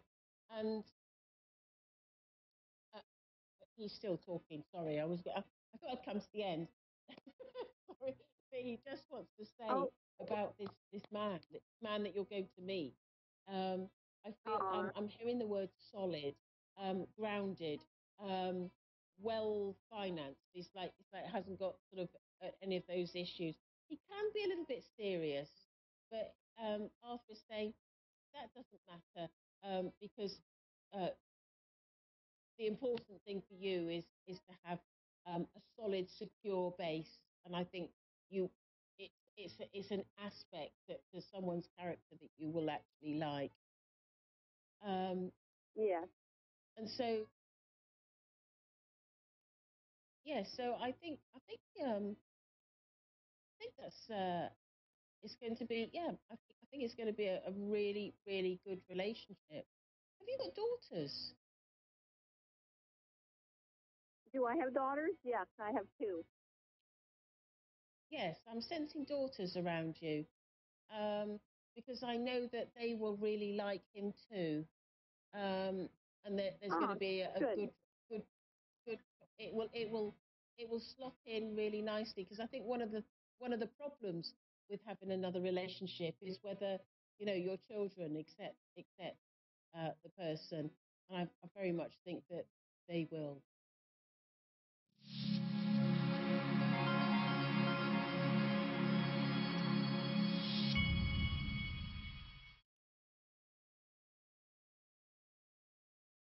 It's not always easy being a dad. Do you have panda asthma too? That run in the family? This is the home of the monkey. Kung Fu artifact. But when you make an effort, Dad, we're not supposed to touch anything. Oh, sorry. So long, son. it's always worth it. Whoa! The smallest moments can have the biggest impact on a child's life. Take time to be a dad today. Call 877-4DAD-411 or visit fatherhood.gov to learn more.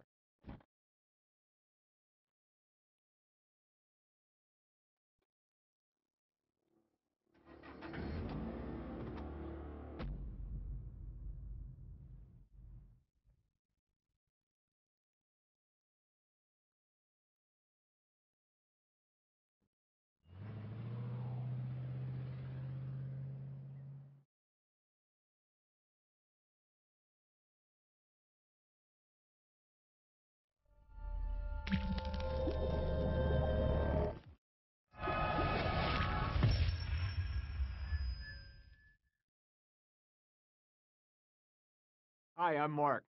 Thanks for watching Moonstruck. And now, back to A1R on the air, Psychic Talk Radio Now on Moonstruck TV, enlightening television. Dia Guivacorda is Misha Amy Angels, and welcome. Welcome, everybody. Here I am. I'm still in Melbourne this week and just here for another 2 weeks before I start my travels again. Today I'm going to talk about in spiritual intelligence, I want to talk about the energy of the full moon that we're working up towards, which is on Friday of this week. I also want to talk about some examples of how it's affecting people around me, obviously personally myself, how it's affecting as well on that. But first, I'd love to know where you're listening from this evening or wherever you are in the world. So if you go to my Facebook page, Life of Amy. Just put in there where you're listening to today. That's what I'd love to know, where we're building this community. And I'm going to be talking more in time of how I wish to build this community and sharing the knowledge, sharing what's going on in your area and how people can actually tap into that. So as you know, I am a Divine Essence crystal healing teacher. I love traveling with this. I teach about crystals, crystal healing, and how it can empower your clients if you're working as a practitioner, but you as an individual.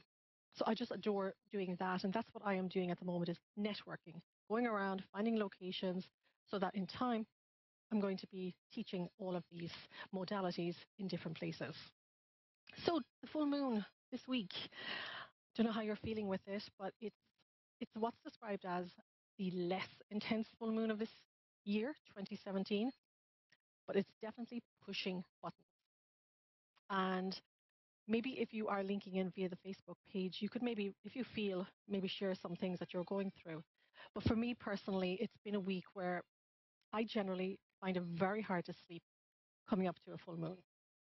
This week is no different, but it's the emotions that it's pushing up in me this week is what I want to talk about. We're all feeling it.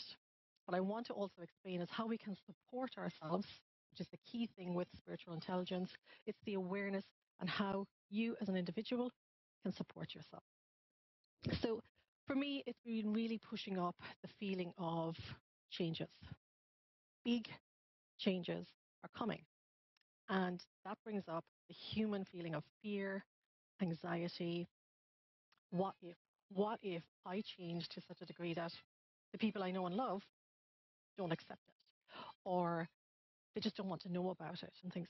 And I'm working on that at the moment in myself and think, okay, that's really interesting how it's making me think. You know, and I know I'm not alone in that. I am definitely not alone. I was with a friend earlier in the week, again, who was feeling agitated, and we got to talk about this, and she was feeling the exact same feeling. And that's why I want us to be able to have open discussions about it, that we're here to support each other. We're actually here to listen, share experiences, and maybe give tips. And tips is something I'm going to talk about as well, just something that I started to do for myself this week as well. So as we talk about this, and we're going into it a bit more, I'm going to start with picking one of the cards from the inspirational card deck that I carry around with me. So just putting my hand into it here, and you are enough. Okay, so that really resonates. That actually makes me catch my breath as I read it. And it really, I suppose that was the question that I was thinking this week. What if I make all these changes? What if I'm not good enough? I'm not strong enough. The card is saying you are enough, and that I know is going to resonate with a number of people listening or watching this at the moment. So this week I decided, how was I going to support myself? I really knew, oh my gosh, you know, I use the word challenged with the emotions. And I thought, okay, how am I going to do this? It was great to talk to my friend about it. And then just happened to mention to me that there was a yoga class starting and they had a really good offer on for introduction offer. And I thought, that's it. It's a 15-minute walk from my Airbnb. I could do this. And I've been going for the last, I think I'm on day 3 now at the moment. It's definitely helping being in just something like that. So my tip for you is maybe as you go to either your yoga class, Pilates, maybe you do the gym, maybe you walk, that's your meditation for you as well. As you go to it, set your intention. Are you offering your yoga class for yourself? Is it for a loved one? For me, this week, obviously, it's been very much about my spiritual growth. I'm offering this up because I'm going through these changes. I'm going through these emotions of these changes, etc., that are bringing up. So maybe that's a tip for you yourself, is that when you're going to your next class, it could even be, I love to do crafts. You know, I learned how to make quilt tops, I crochet. Even as I go to that, when I set the intention, I sit down with something, I set an intention. Why am I doing this? what time, what space am I creating for myself in this time? And it's very healing. Sometimes when I was in the Middle East, we had a quilt house, and I used to be able to go there. And some days I could be in there 10 hours on my own, just sewing. And when you have to rip things out, many quilters out there will nod their head. I used to just, go into a prayer because it was easier than giving out to myself. But it's tips like that, offer up the intention for self-healing, self-awareness on what we're doing. So again, if you can connect with me on the Facebook page, Life of Amy, AIMEE, let's share some of these tips or share some things that you're doing. I love massage, reflexology. That's my go-to thing. I mentioned already, I'm going to China in a couple of weeks. I will get off that plane. Once I check in, I love the way they do foot massage in China. I just adore it. That will be the first thing that will be done within the hour of checking in to the hotel. The foot massage right around the corner. That is it. So maybe you do that. If you're going for a massage, reflexology, head massage, set an intention. Take a deep breath. And as you get comfortable in your position to have your treatment, do your craft, do your yoga, offer the intention. I am doing this class for, and set that out. And that's something I wanted to expand in further then in relation to the full moon. Okay, so I've just got some times written down here. So here in Melbourne, the full moon is going to peak the energy on Friday night, 9th of June at 11:09 p.m. In New York, that is going to be at 9:09 a.m. in New York. And then I also got San Francisco, which will be 6:09 a.m. on Friday morning, June 9th. So for many of you, it's Wednesday night. So on Thursday, what I would like you to do is give yourself 5 minutes and ask yourself, what is it I need to know? Take a deep breath, link in, and just call in your intuition. You can do this. And many times, intuition will show itself up as a word may come into your head. You may feel an emotion. Where do you feel that emotion in your body? Do you feel it in your stomach? Does it catch you in your throat? Is it in your heart? Be honest with yourself. Keep a piece of paper and a pen next to you and just link in with that. I'll give you one example of a friend I was chatting with on this week. And she was talking about she had moved to the UK, found her space, got a great job there, was settling in. This is where I'm meant to be, so happy. But again, like that, she began to query, why am I thinking I'm not staying? Or why am I thinking there's a change? Because she was literally about to put a deposit on a new accommodation. She was settling in. This was it. So it was a full moon. And she went out and wrote down her piece of paper. You must tell me if I'm moving, it has to happen. I need to know within the next 24 hours, 48 hours. Because she was about to put the deposit. And if this was the case, if she put the deposit down, she was staying for 6 months. That was it. So some people, what they love to do is when they write down their questions or put out their intentions for full moon, they burn the piece of paper in a safe place and just let it go. She went off, and as she woke up during the middle of the night, happened to check her phone for the time, and saw an email coming through. Opportunities in India. She couldn't remember applying for this particular job, but she sent it off. The next day had the Skype. The day after, day 2, she had the job offer and had to go through the process. I think within 3 to 4 weeks, she was in India. That's what I mean about when we actually start to think about what is my intention for this full moon? What is it I want to really be assertive and say, okay, tell me, share with me, because your spirit guides, however you connect, is it your angels, spirit guides, is it Buddha, whatever religion you prefer, if you do that, connect in. Just ask the question, what is it I need to know? Or if you have specific questions, write them down and just let it go. If you can burn that piece of paper, burn it. And it's gone. It's there. and ask yourself. I know I'm going to be doing that this week again with all. I know, as I said, there's big changes coming up. There's like, somebody described it to me yesterday, it's like we're on the crest of a wave, but we have no idea where this wave is actually going to land and how it's going to land.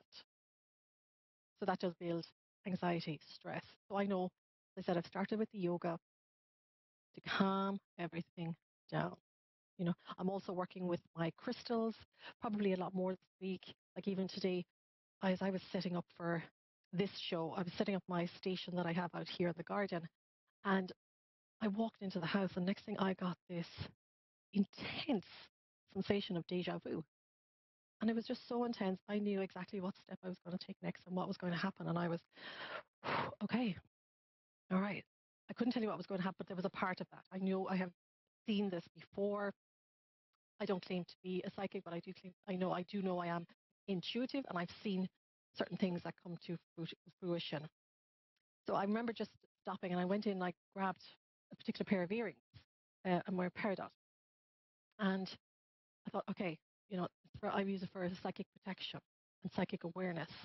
And I put those on thinking, all right, that's something I added onto my list. Just wrote a bullet point saying, remember this for my full moon intentions. So for me, it is Thursday here. So this evening, I'm going to spend time making a list. And I'm really just going to allow myself the quiet time. I'm going to find, if you're not into meditations, but you'd love to learn something about it, you'll find them online. Go to YouTube, go to for music. You can just put on a piece of music for relaxation. There's some beautiful pieces. That's what I generally would put on. I grab my journal, my pen, and whatever things I like to put around. So if that's a crystal, it could be a candle, create space.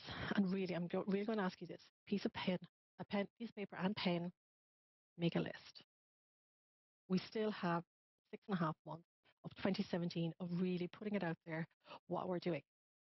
We're being pushed, and our voices are really coming to the point where we're being clear and we're allowing ourselves to clearly express ourselves. So how do you do that? And do that coming from a heart space in a loving way. How would you like somebody to speak to you? Or how would you speak to your best friend if they were going through something? Maybe there's a piece that you like to read, or it could be some type of a note you got from somebody, or else it could be a case of a prayer. Read it slowly, really taking in each word as you read it. So also then, as you're with that piece of paper, make a commitment to yourself. Really, I'm putting this down. That's why I want you to think about clearly, what is it? What am I looking for? What's the meaning of my life purpose? That's my big thing for this year. I can personally say that. What is it? Where am I going with my teachings? Where am I going with my opportunity to express myself on spiritual intelligence? Because we're going to a much deeper level of awareness. We've had emotional intelligence, and that's amazing, and how we deal with all of that and how it supports. Now we're going to a more expanded and deeper version of ourselves. But this is all very new. It's new for me, but at that point of thinking, well, it needs a platform. This is where we're talking about it. So how do we do that? We do that through really focusing on, okay, so what does it mean for me? As we go into this full moon, we are going to be making conscious lifestyle choices. So that's why I want to say, think about it. Really focus on that. And over the next few days, like I know for me, of the last few days, I've had sinus problems and etc. things like that. And I did say earlier in last week's show, a lot of spiritual breakthroughs this month.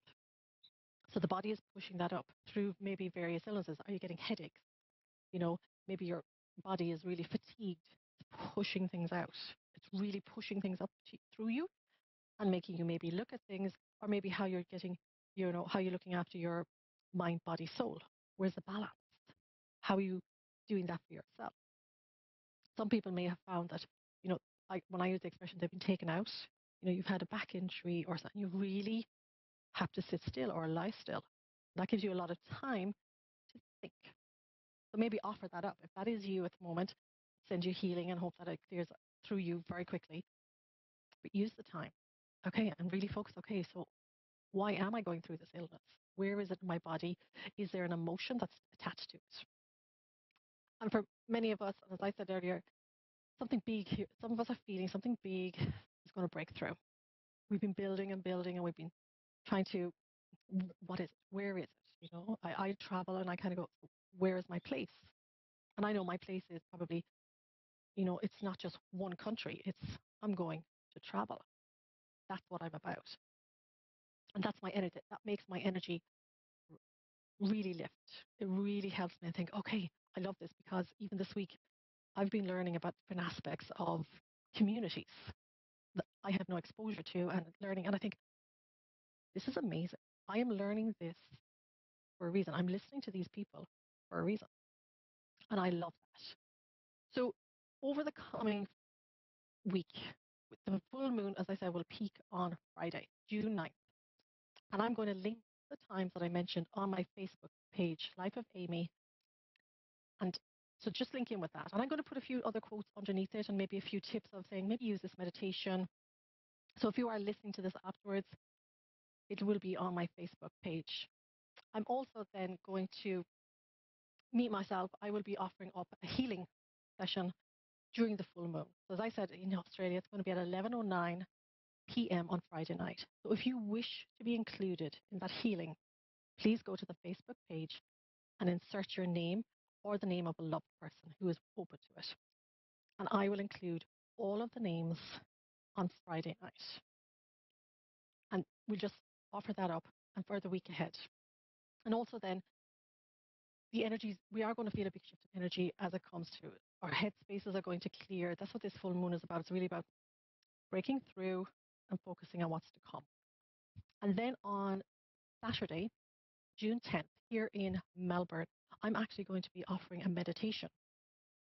I've linked it on my Facebook page as well. So if you are in Melbourne and near Elstonwick, that you can get to that, I'm going to be doing a meditation on Saturday morning. And again, I'm going to be using an amazing crystal, which is known as Connemara marble. I hope you can see that there now. I'm also wearing it in my chain today. It's a harp. So Connemara marble is actually 600 million years old. The crystal, Connemara is a region in Ireland, and I love to carry this crystal around with me to talk to groups, purely because it's made up of 3 crystals, and it is very much about supporting, particularly at this time, what we're going through, the challenges, and also the expansion that we're going through. So again, if you want to be, I will include names in a healing bowl on Saturday if you can't make it. But if you can make it, it's in Elstonwick at the Psychic Universe on Saturday morning at 10:30. So, but if you can't, if you're not in this country, put your name under the link. You'll see the video that I have on my Facebook page talking about it, and I will include every name in the bowl on Saturday morning with that group. So, what else can we actually do in relation to supporting this? Talking to people, talking to your groups. So what I would like to know as well is what spiritual development groups are there in your area? Can you share that with us in the sense, how is it being done? Or maybe you're listening to this now and you're realizing there's none near me. Maybe I could start one. And remember, everything starts with a thought, an intention. And if you're thinking about that and it resonates with you now, maybe somebody's going, maybe I could. You can. Remember the card that we got at the beginning. You are enough. Maybe you could start it in your home. You know, it could just, to begin with, it could be 3 to 4 people like-minded who can talk about this. Or you could replay this show and listen to what we've been talking about and have a discussion with it afterwards and how it resonates with you. Is there tips from it, or else you may have tips and you can come to the Facebook page and share it. Because that is my thing. Everything I learn, I want to share. I want to pass it on. And again, I'm always a student. I will always be a student in life, as I call it, because that's what I do. I go around learning. What else can I learn about? Or it could be very often it's perception. And I think, oh, I never thought about things like that. that I'm all about live, learn, grow. And that's the key thing for me. It's about what else can I learn? And that's never going to change. Like literally until the day I leave this earth, it'll be I'm learning. I'm a student all the time. And I really want to pass. I love the whole idea too of passing on everything to those who listen, who want to share, who are like minded. So if you can share that, I would love to grow the community with that. And also, again, just to remind you that I have a competition going on my Facebook page for sunstone, a beautiful sunstone crystal. That again, like the page and tag it to a friend, and your friend gets it. So there's two that I have actually in that competition at the moment. So I really want us to share. Everything is to be shared. Everything is about how are we going to expand ourselves and where we're going. So just to recap on that full moon, piece of paper and pen, take a deep breath and ask your questions. What is my life purpose? What is my direction? And really put it into yourself that, how am I going to balance myself for my requirements for the rest of 2017? And remember, I said last week, every day is blank canvas. So if you're sitting there and you've had a really rough day, really a lot of challenges, questioning, even me the other day, I remember waking up at one point and it was really early in the morning. As I said, I'm not sleeping. When it comes up to a full moon, I find it really hard to sleep. And just getting upset. The emotions that were coming up, and I think, oh my word, like where am I going? If you're feeling like that right now, please give yourself that 5 minutes, just 5 minutes with a pen and paper and write it down. And if you just even write down what is my life purpose, what feelings or images and emotions does it push up in you? Write them down, even if they're just bullet points. Write it down and really just let it come out from you. And if you can, over the next Thursday for you and Friday, just see what messages are going to come up in your body. As you go walking, one of the things I like to do as I walk sometimes is just go very quiet, particularly if you share your walk with a loved one, with a friend, whoever. Every now and then you'll find the conversation will go quiet and just go in and just look around. Be conscious of what's around you. You could be looking at this image behind me here in the garden and some of the flowers that are here and everything and the colors. Wherever you are, it's winter, they call it here in Australia. For me, it's like a spring, summer day in Ireland. So I still have short sleeves on me and with the beautiful red colors. And I'm actually taking photographs today that I'll tag on Facebook as well. And just to show that for me, it's about, as I look at them, I'm going, all right, changes. Autumn is about changes, where I am here. Winter is about things dying off. We go into that hibernation feeling here. It hit me yesterday that I thought, that's what it is. That's what I'm here for at this time. I've never been in Australia at this season, so it's very interesting in that respect. And really just allow yourself, if you're in summer, the expansion that brings. Is it longer daylight hours for you where you are? I know in Ireland, for me, it would be like dusk does not happen until 10:30 at this time of the year. I miss that, and I'm going to be there soon with it. But it's really about, shining light. Where am I going with all of what I want to do, and really helping you. The light is showing you the way. So if you are in that season where you are listening to this at the moment, put that out there. You might find a book in the library with spiritual read. You may never have gone to that section of the library. Maybe now is your time for it. So again, really just, if you can, allow yourself 5 minutes over the next 24 hours. Write down, what is my life purpose? See what feelings, emotions, whatever images that's going to push up in you. Write it down. And then once that comes up and you've acknowledged it, and be sure you do acknowledge, it's okay that I'm feeling anxiety. It's okay that I'm feeling sadness. Own it, process it, and we shake it off. So I'm going to start closing this down here now at the moment. I can see my countdown is starting. And just to remind you again of the meditation I'm doing on Saturday morning, June 10th in Elstonwick. It's on my Facebook page. If you can make it, I would love to meet you. If you're not there, put your name in underneath the video and I will include you in the healing bowl that I have on the day. I will also be offering up a full moon healing on Friday night. I'm just about to put that on the Facebook page. Put your name on it and I will include each and every one of you on it. So for the week ahead, I wish you the very best. Remember, you are enough. That's what the card said to us today, and that's what I want to take away. You are enough. Go be amazing. Go let your love shine. See you soon. Bye.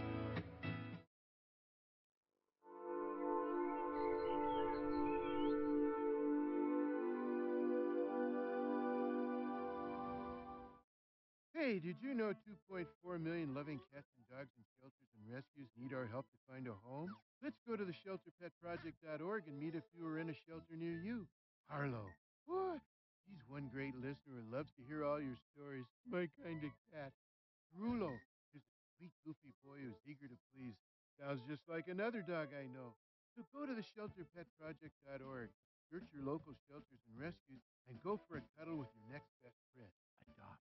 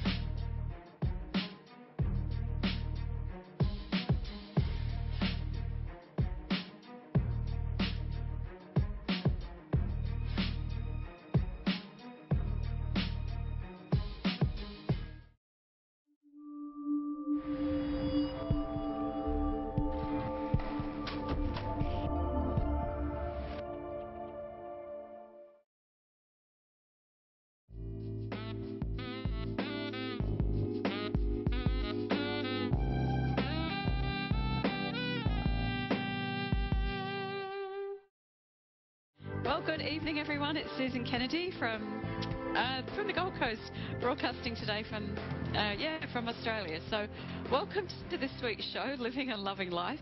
And if I seemed a bit weird then, it's because I've just been travelling everywhere. I've just come back from a few days in Newcastle, which is, for those of you in America, that's a 12-hour drive away, but a 1-hour flight. And I'm off to the United Kingdom next week, to London. So, yeah, sort of saying, where am I at the moment? I just thought I'd start this week's program by talking about some of the things that have been really coming up for myself and for people. And the biggest thing I've been noticing right now is this energy of, questioning who you are with not so much myself, but people I've been working with, really questioning who they are, where they're going, and what life's all about. So the thing is, my big thing is that everybody is a being of light, that we're all amazing, that you're all amazing, and that your life is just about discovering that and working out how you can have your breakthrough. So it's really about being very patient with yourself and knowing that life is a journey. It's a series of ups and downs. It just has to be. And sometimes life is really hard, but it's when it's at its hardest that the biggest breakthroughs come through, because that's where you find your strength. That's where you find your resilience. And that's where you find your capacity to really love and be loved. So if you're going through a bit of a tough time at the moment, just try to see it as a breakthrough about to happen. And the other thing is that, when we're really struggling with ourselves or our feelings, it's that thing of really understanding who you are and what you stand for. So what I mean by that is being very much in alignment with your own spiritual principles. If you're someone that loves animals and eating meat is not right for you, and you go out to a restaurant and somebody says, hey, why are you doing that? It's about knowing that you have the right to make your choices and being in your own power and standing up for what you stand for will help you feel more aligned. It'll help you feel more powerful as a person. So really knowing what you stand for and standing up for yourself, being willing to go out on a limb. And the other thing really, what really comes to me at the moment, I'm going to London next week, and there's been all this dreadful stuff happening, which, by the way, is happening all over the world. And when things happen, it's very easy to fall into the energy of blame or to say that people are wrong. But if we end up in the energy of hate, then we're going to only perpetuate that. So I think that really the whole thing about life is be patient with yourself. Know that if you're going through something, then you're potentially about to go, have a big breakthrough about who you are. In the down times, you'll really find your strength. You'll really find who you are. And to really stand up for what you believe in, really stand up for who you are. Know what your values are and stick to them. And then the other thing is just to know that love is the answer to everything. It's about loving yourself, being patient with yourself, and knowing that love is the energy that will change everything. So it's just a way of how can I find ways to love? How can I find more love within myself? So this is amazing now because I've got my next caller, and her name is Yolanda in Palm Beach Gardens in Florida. And I have another friend called Yolanda that lives actually here, who I went to Cancun with last year. So Yolanda, how are you today? Fine, thank you. Thank you. Doing good. That's good. That's good. I was wondering. My husband passed away in 2014, and I was hoping to get a message. Okay. Let me just see then if I tune into your husband, Yolanda. Okay, so my feeling is with him, I have a great sense of him. Were there issues around his stomach area before he passes? Say it again, please. Hello?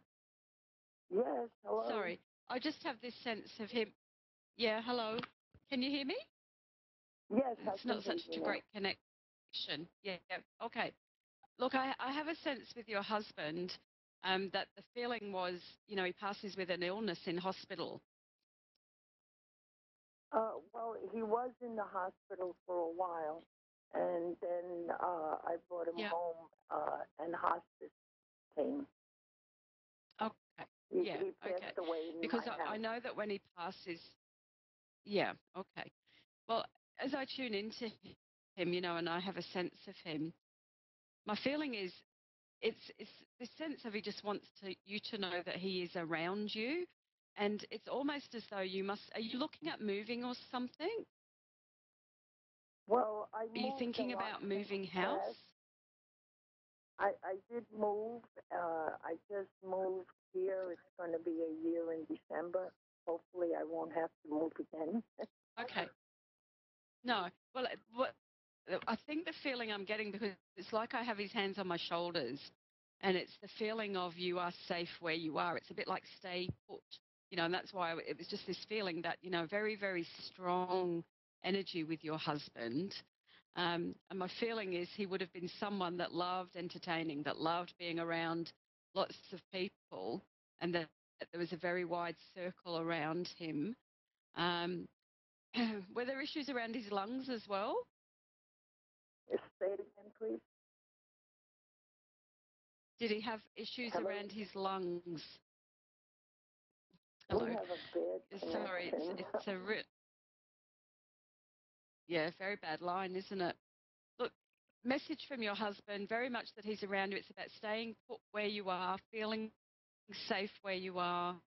And really, it's about nurturing yourself now. My sense is he wants you to really rest.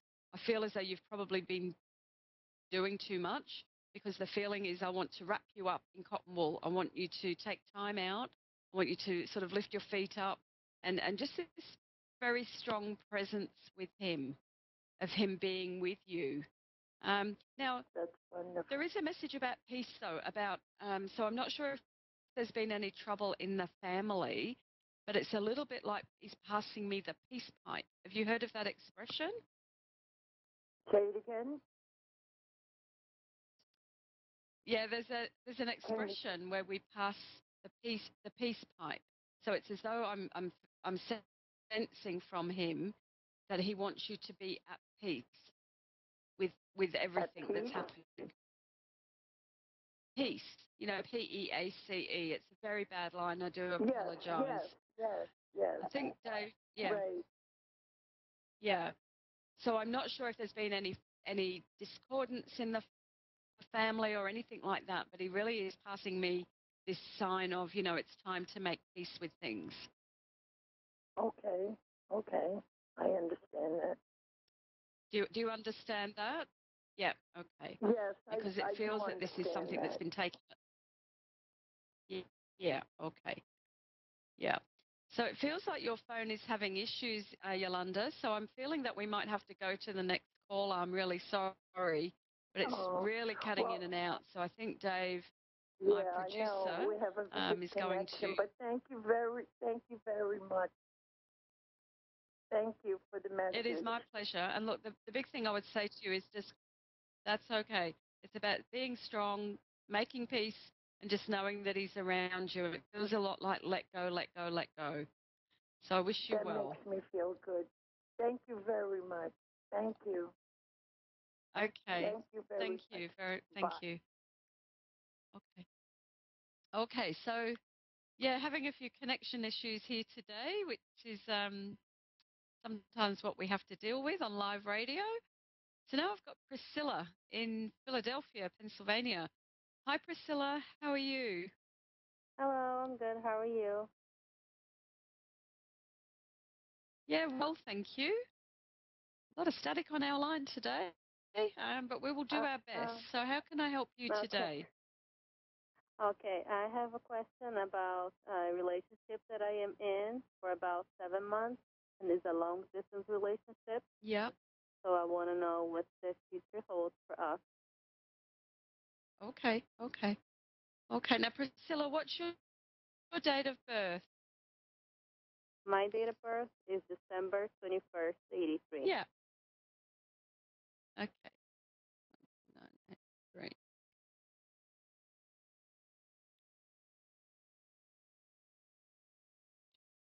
Sorry, I won't be a minute.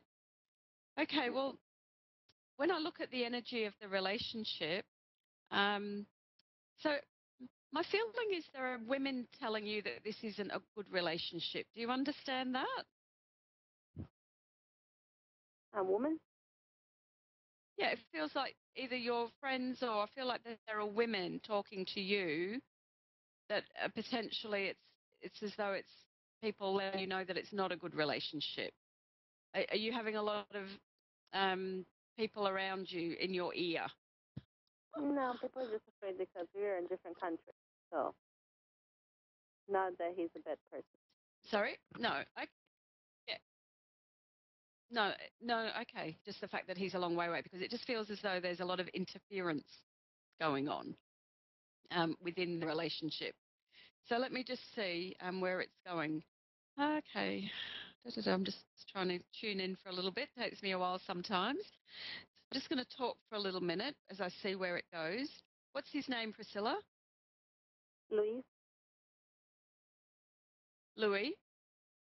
Yes, okay. Louis. Yeah, okay. Lee. Okay, sorry. So Lee, Priscilla and Lee. So let me look at that. Where am I going with this? Yeah, my feeling is, does he want to come over to you? Is he wanting to move closer to you? Yeah. Yeah, because, the feeling I have is that there is this energy of him wanting to come and to live potentially closer with you. And obviously, it's about the feeling I get with it is that it's really important to have really strong boundaries within this relationship. And have you actually met at this point? I'm sorry, what was the question? Have you met this person? Have you met with Lee? Have you physically been with him? Yes, many times. Yeah. Oh, yeah. Okay. Yeah. Well, the thing I'm seeing is it's as though he's going to come over from wherever he is, and it feels as though he's going to want to come to the United States and to live over here with you or over there with you. So, it's as though there is a lot of paperwork there to be done, but also it feels as though you must be going to go and see him soon.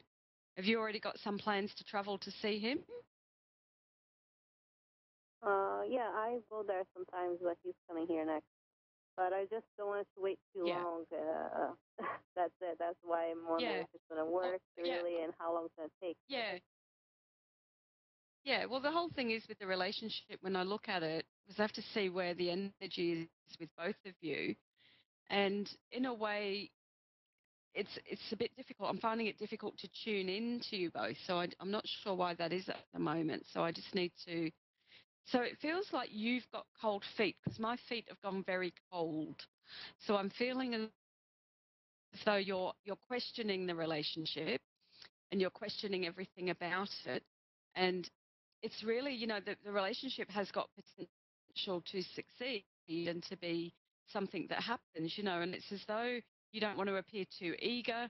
So I feel like you just have to go for it. You just have to be in that space of, my sense is it will work out. And at the moment you feel like you're hanging around, you feel like you're in that space where, it's not happening the way you want it to, but it will. So, my sense is that there will be this joining, that he will come over to where you are, and that there will be, I feel like it's, that you potentially are going to get into a long-term relationship with him, even marriage. So this is something that you have to just question yourself at the moment. What's the energy around why you're doubting? Because I do feel cold feet. Now, is that with you or is it with? Right now, no. He's in Canada. No? Okay. Yeah. But you understand that expression, cold feet, means I'm doubting things. Okay. So I just have another quick question. But that feels like, I'm just saying, yeah? Okay, Yeah? my other question is, I live by myself, and maybe a week or two, I had like a sign, light turning on, so I feel like someone's trying to reach out to me. Do you see anyone trying to reach to me? Okay. Okay. So it feels, if anything, like grandmother in the spirit world, and I feel like she's got dark hair, and potentially, have you got a lady in spirit that's either got a Spanish or a Hispanic kind of background? Yeah.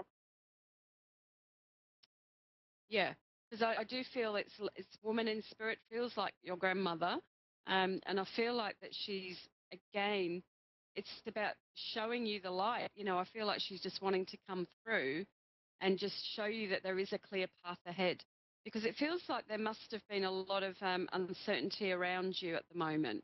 And obviously in this relationship situation, you're uncertain about where things are going, but I feel she's just wanting to get your attention, just to let you know that there is, there is a clear path ahead. And do you live somewhere where there are a lot of mountains, or it's a very, very open area? Yes. Yeah. It's like she wants to sort of say, go outside, really start to look at yourself and look at how much you've grown, because I feel like there's still things from when you were at school. So did she pass when you were at school? Still at college or school? Well, one of my grandmother, I didn't met her. The other one's still alive. Okay. Yeah, I'm just being very drawn to this time in your life, that there's a lot of things that you're reflecting on at the moment. And this is now about knowing that you can, that life's going to be very different to what it was for you then. I feel that there was potential sadness at that time in your life, about 13. It feels like the age of 13, there was a lot of sadness there. And that at this time now, as you're going forward, she just wants you to know that there is a big shift coming and a big change. And really, it's just about now, clearing out. I feel like you have to clear out. And I'm not sure whether you've been suffering a little bit with, has there been any depression around you, Priscilla? Yeah, I live in the United States by myself, so I sometimes I struggle with depression. Yeah, being lonely. Yeah, yeah, because the whole energy is even about maybe even potentially just clearing your house because it's as though I want to put some beautiful, let some light in, do some smudging, do some saging, just clear out the energy in the house so that you can bring in a lot of brand new energy. And, it's really about trusting in relationship because I feel that in relationships you've been hurt a bit in the past. So this is really about bringing trust in. Now, if I look at I'm just going to do a little reading on your numbers as well because you're in a number 7 year numerologically. And a 7 year is all about where you question yourself or what your purpose is. So you must be do you work as a nurse or in some sort of healing capacity? No. Okay. Well, you've certainly got that energy of someone who is very much a healer or helps other people. And do you work with children? No, I work at the bank. No. Okay. It's very different then to what I'm seeing because it feels that you're very much someone that can help and that has got that energy. But look, honestly, so this year I feel that you will question yourself a lot about what your life purpose is. So know that if you wanted a change from that profession, and I feel that you are someone that's searching and looking for a bit more, that that you have the internal capacity to work with healing to help in that kind of area. What else? So your life is all about learning how to give and take and all about balance. So I feel that the energy of this relationship is really going to help you become stronger. You have to really learn to stand on your own 2 feet as well, and to be very mindful that you don't give away too much of your power. I drew beautiful cards for you before the reading. So one of them is this, maybe you can come back and look at it on the video. I drew some beautiful cards for you before the reading.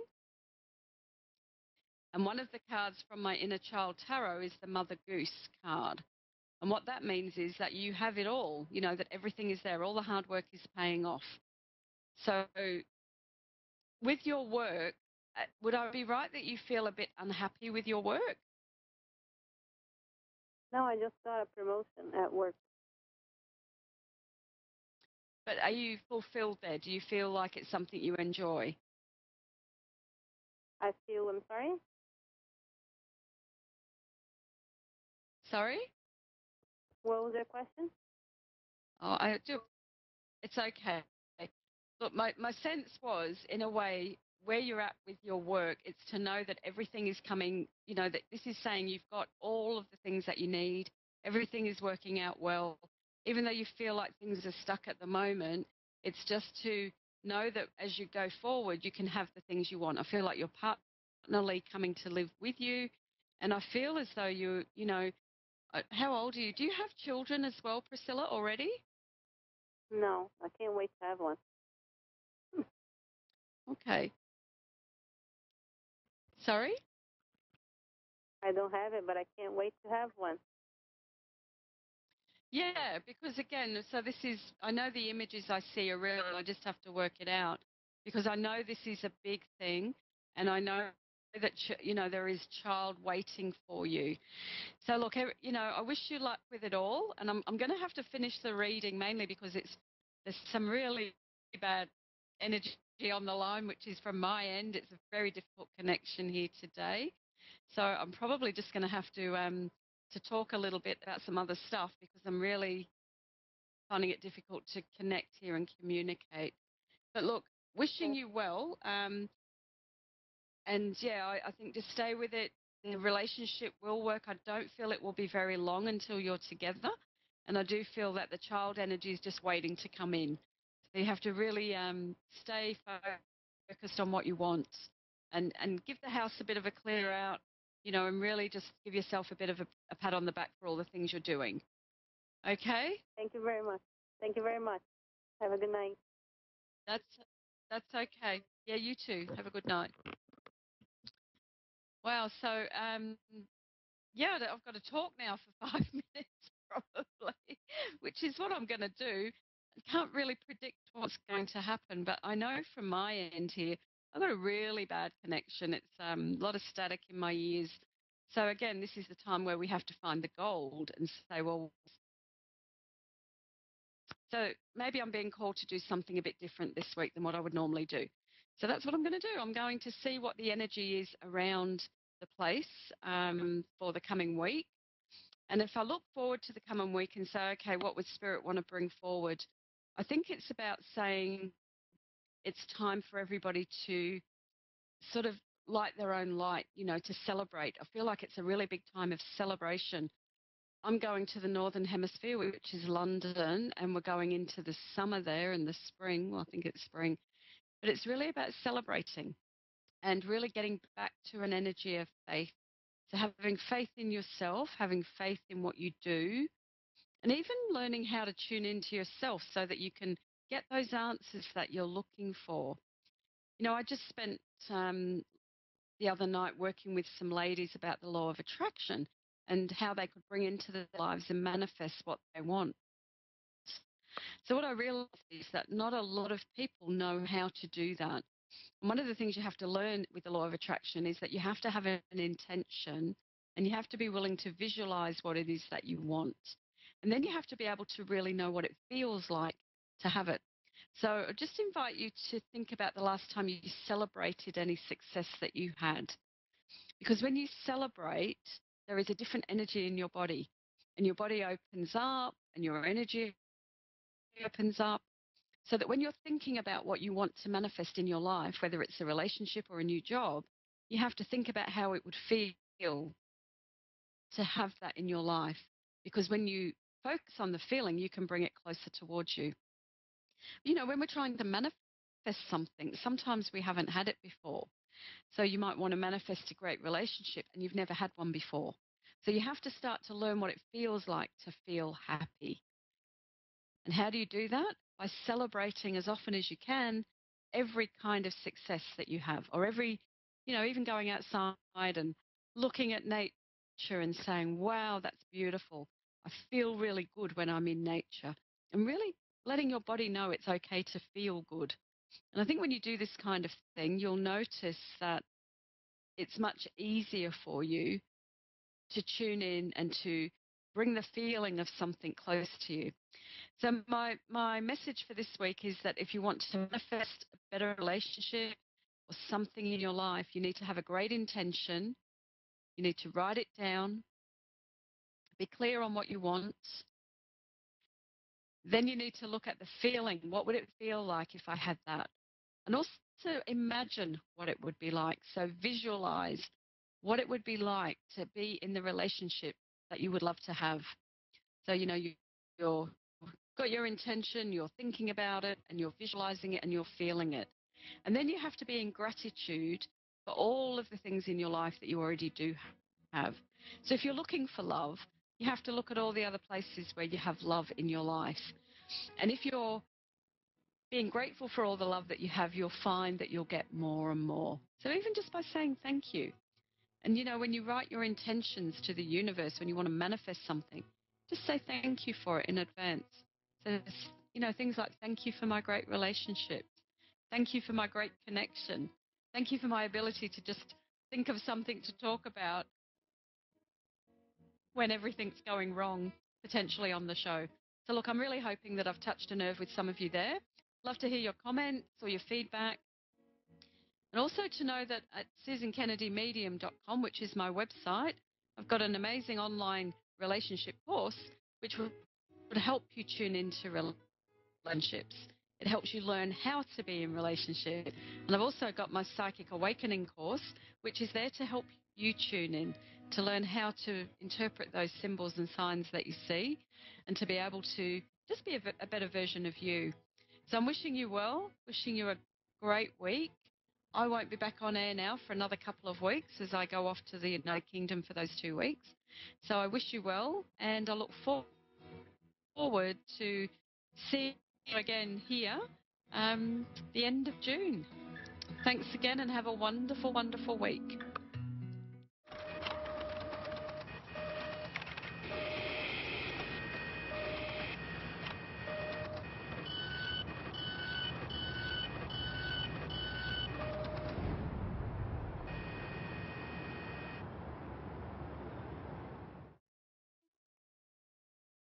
Todd's a great guy. I mean, look at him. What a sweetheart. Attaboy.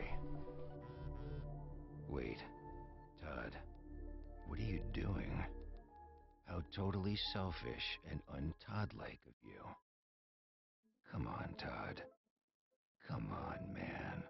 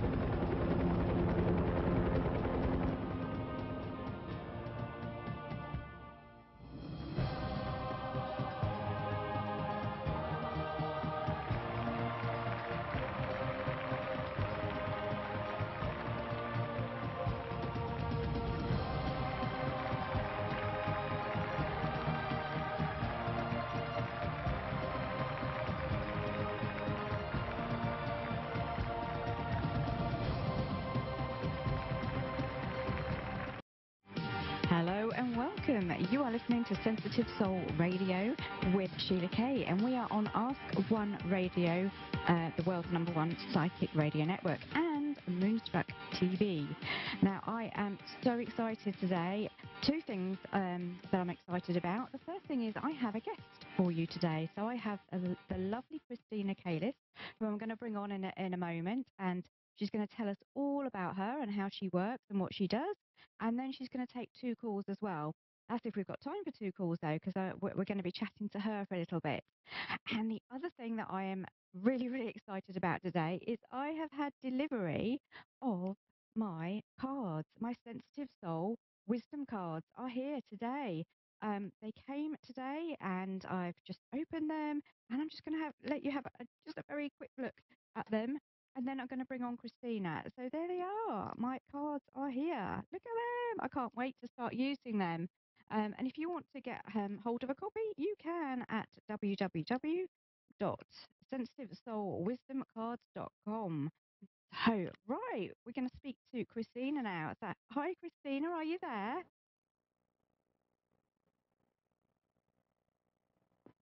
Congratulations on your card.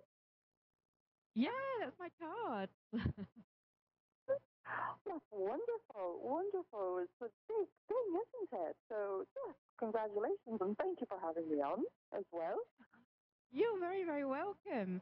So, Christina, I'm going to find out a little bit about you. So, your business is called Unleashing Aphrodite. How did that come about, Christina? Well, I could go into feminism and the whole psychology of it, but that would probably take about 10 radio shows. So because this is Sensitive Soul Radio, I'd like to talk about the spirit of Aphrodite for a minute. Is that okay? Of course it is, yeah. Yeah, well, Aphrodite is the ancient Greek goddess of love and magic and pleasure and beauty. And her spirit, the essence of Aphrodite, which is love and union, has been diminished. Even though it looks like all our songs are about love, especially country songs, and that we're all looking for love and so forth, the actual spirit of Aphrodite has been relegated to a much lower level. And she is about union. She's not just about love making. She's not just about romance and finding the guy or finding the girl. this is about union and having the feminine, pure feminine power to show up in union in a way that brings the mirth and the reverence to it. The counterpart, if you will, to the warrior, to the hunter. And throughout, especially a couple of thousand years now, the feminine, even though there's a revival of it and we want to embrace the feminine arts and so forth, there's still an underlying, almost subconscious and very subtle belief that the feminine, to be feminine is to be weaker. And nothing could be further than the truth. And Aphrodite is a perfect example of this because she is pure feminine energy. She is about love. But also, she was the only Greek goddess that was neither a virgin or violated. She chose her lovers. And she was a mother. And she was a wife as well. And while she was all about love, you didn't mess with her. I mean, if you called her fat, she would burn your cows. So it's really about bringing that feminine energy back in full force, and from that place of love, creating union, and with the divine, with other people, with your lover, with everybody in the world, and to unleash that power within us, both in women and men. And that's what it's about in a very, very short explanation of it. And it's obviously much deeper than that. But as far as the spirit of Aphrodite, I think a lot of people listening will get that. Yeah, yeah. That sounds absolutely amazing. So, how do you weave that in then? You're intuitive as well, I understand. So how do you weave your intuitive side in with the Aphrodite? Tell me about that. Well, the masculine energy, and I use masculine and feminine as energies, not as genders, not as male and female. Okay.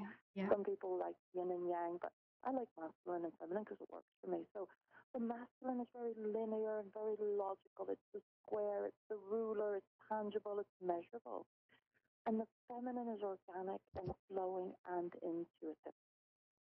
And it is, again, one of the feminine arts that can be accessed by men as well.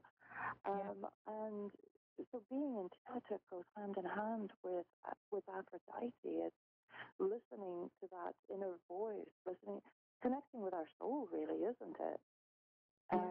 So it ties in perfectly. As you know yourself, it's very difficult to access your intuition when you're doing maths, for example. It's a different, even your brain waves are different. So yes, they tie in so perfectly. And most people, when they come to work with me, and especially for an intuitive reading, almost everybody comes in because of love. They have questions around love. So, excellent. So I'm sure we're going to have some questions on love tonight then. So, when did you first realise you were psychic? Probably like most people when I was a child. I have two distinct memories. Yeah, you know yourself. I have two distinct memories. And my father is a brilliant storyteller. And I remember him telling me all these amazing stories. He brought nature to life. He anthropomorphized nature. We'd drive by houses and he would tell me stories about Mrs. Wolf and Mr. Fox living in the houses, and that the flowers had a spirit of their own, not to pop their heads off because their mothers would cry, and things like that. And it just woke up that voice, that intuition. And the other memory was actually in church. I was quite young, and I just remember being in church, and because of the sacred space of it and the quietness of it, I just remember having visions of things that later happened, and I was quite young, very young. Okay. Right, so that leads me me into story streaming, because on your website I noticed you had something called story streaming. Can you tell me a little bit about that?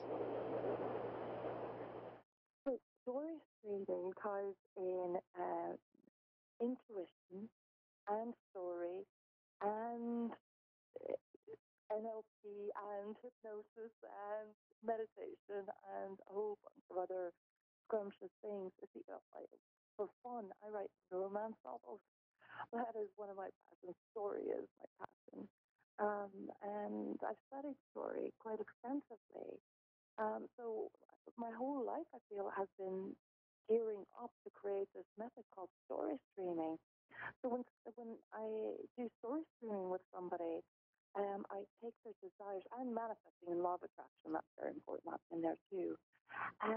So when somebody comes along and wants a story stream, I take their desires and then I start telling a story. And I never know at the beginning how it's going to end as I walk through the story with them. And I tap into intuition. So there's intuitive reading tied in there with it. And it's a story about them, and it's quite personalized. So as I start to tell the story of the things they want to manifest, intuitive hits come along, and I weave them right in, and they get a very personalized story. That's when people do it one-on-one, but I've started creating story streams in recorded format as well. So because there are themes, aren't there, Sheila, where people need a new story or they need to let go of an old story, such as ghosting, which happens quite a bit in dating, how to heal from ghosting or heal from a breakup. And even though it's recorded and it's for everybody, as you walk through it, you personalize it for yourself as you do. And I think some people that listen start to get their own intuitive hits because we want to awaken souls. Sure, don't we? So that's the theme of your show and the theme of the radio station is to awaken people. Absolutely. Yeah, so yeah, that story streaming does that, and it's fun. It's good fun as well. That sounds amazing, actually. So how do you work then? So tell me, if you have a client, how do you work with them? What's the sort of things that you would be doing with them? Well, I'm a therapist as well, a clinical therapist, hypnotherapist, and talk therapy. So sometimes it starts there, sometimes, but eventually it also comes back to intuition. Somebody can come for therapy, and eventually they'll want intuition. So people can come in and get just a very short, like a laser intuitive session. We can do a story stream. I do full day healing days, activate your inner Aphrodite days. I do workshops teaching people how to read tarot, how to tap into their intuition, past life regression, anything that really helps people create the union between soul and mind and body. Mind, body, soul hypnotherapist is my official title. But I've worked as a psychic reader for I don't know, I've done thousands of them over the phone and in person, over the years. Started it in university actually, Sheila. I had my wee one there, and he was quite young, and I needed to work as well as go to university, and it was something I could do from home, and I thought, I know how to do this, so I did. And that's how it started for me, working on the lines during university, and went on to actually manage one of the largest psychic lines in Ireland at one point. Oh, wow. Wow, that's amazing. Yeah. So it's really, you know how it's just part of your life. It's just part of who you are. You don't even think about it. I know, Now you're asking me these questions. Yeah. So it's very much. There are many entry points to how I work with people and how they come to me, and it's all about empowering them and helping them be the most of themselves, their authentic self, for them to remember who they are and where they came from. Hugely important. Yeah. So, Yeah. Oh, lovely. So, we can't actually take any callers actually while we've got you on the line. So we're gonna carry on chatting with you if that's all right. Are you okay with that? If we just carry on chatting with you? Absolutely, absolutely. Yeah. I'll tell you, I could talk for Ireland, Sheila, but I've been keeping them a little bit short too, so we'd have time for callers. But yes, I could talk about anything as long as we're on, of course. Yes. Yeah. So, what I want to ask is, so just take me through kind of what's the most kind of common things that people would come to you for? Because you know you're dealing with love. So what where are people when they come to you, when they find you? What's kind of going on for them? Well, usually it is because there are uncertainties, anxiety beyond uncertainty, anxiety around their love life. Because the person they are seeing or have started dating or sometimes are in a deep relationship with, um, it, they just don't know what's going on. Because dating today, to get started on this subject, I think we're in the middle of a dating apocalypse, Sheila. it's, it's not pretty out there. I, I was just editing a recording of a masterclass that I did, and somebody interviewed me during this masterclass because it's just an easy format, just like we are now. And the name of the masterclass is "If This Is Love, Why Do I Feel So?" I'll just spell it out: SHITE. Why do I feel so bad? Is the polite term. Or why do I feel so anxious? And that's the thing that people come to me about. This is supposed to be fun, it's romance. Why is this happening? And the reason why is because we no longer really have social and community accountability for behaviors. And people are treating each other like they're disposable, like a shopping trip. Dating's become a shopping trip. And the apps, most people meet online now, and it's like an online catalog. So Aphrodite is calling her every day, please, let's bring the romance back. Let's all of us become soulful guardians of love, or guardians of soulful love, if you prefer. And and that's how it starts. People are anxious. And eventually we get to personal empowerment. We work through that. They leave more empowered. I help them tap into that spirit of soulful love and a higher level of romance, so they can lift themselves up, and in doing so, hopefully, do the same with the people around them. Well, if we do one by one, if we do this, the landscape, the romantic landscape, will lift again, because it's like a battlefield. There are a lot of people. You probably hear that yourself, don't you, Sheila? I do, yeah, I do. Yeah. Yeah, there's a lot of unhappiness out there with relationships, I have to say, and that is one of the most common things I'm doing readings on is relationships. You know, people, you know, yeah, that they're just not finding the one anymore. You know, it's just doesn't seem to be there, does it? It is, because it's so quick. People are treating each other as disposable, unfortunately. And it's not because people are bad. It's because, it's just become acceptable, just like everything. Somebody starts doing it, then somebody else, everybody's doing it, then it becomes normal. And I was telling a story in this masterclass out.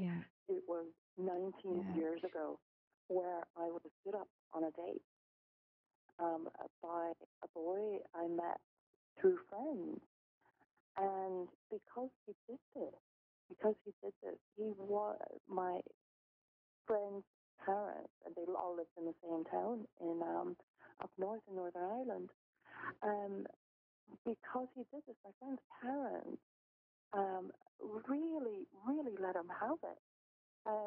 He lost work because of it, because he wasn't seen as reliable. There was social accountability. And now today, if somebody, like a woman said, well, I had a date with this guy and he stood me up, nobody would think twice. They'd say, oh, it happens. And it's just what the matter is. So this is the call right now, the call for us to make love sacred again, to give each other a bit of time as well. Do you find as well when people do come to you for readings that it's quick?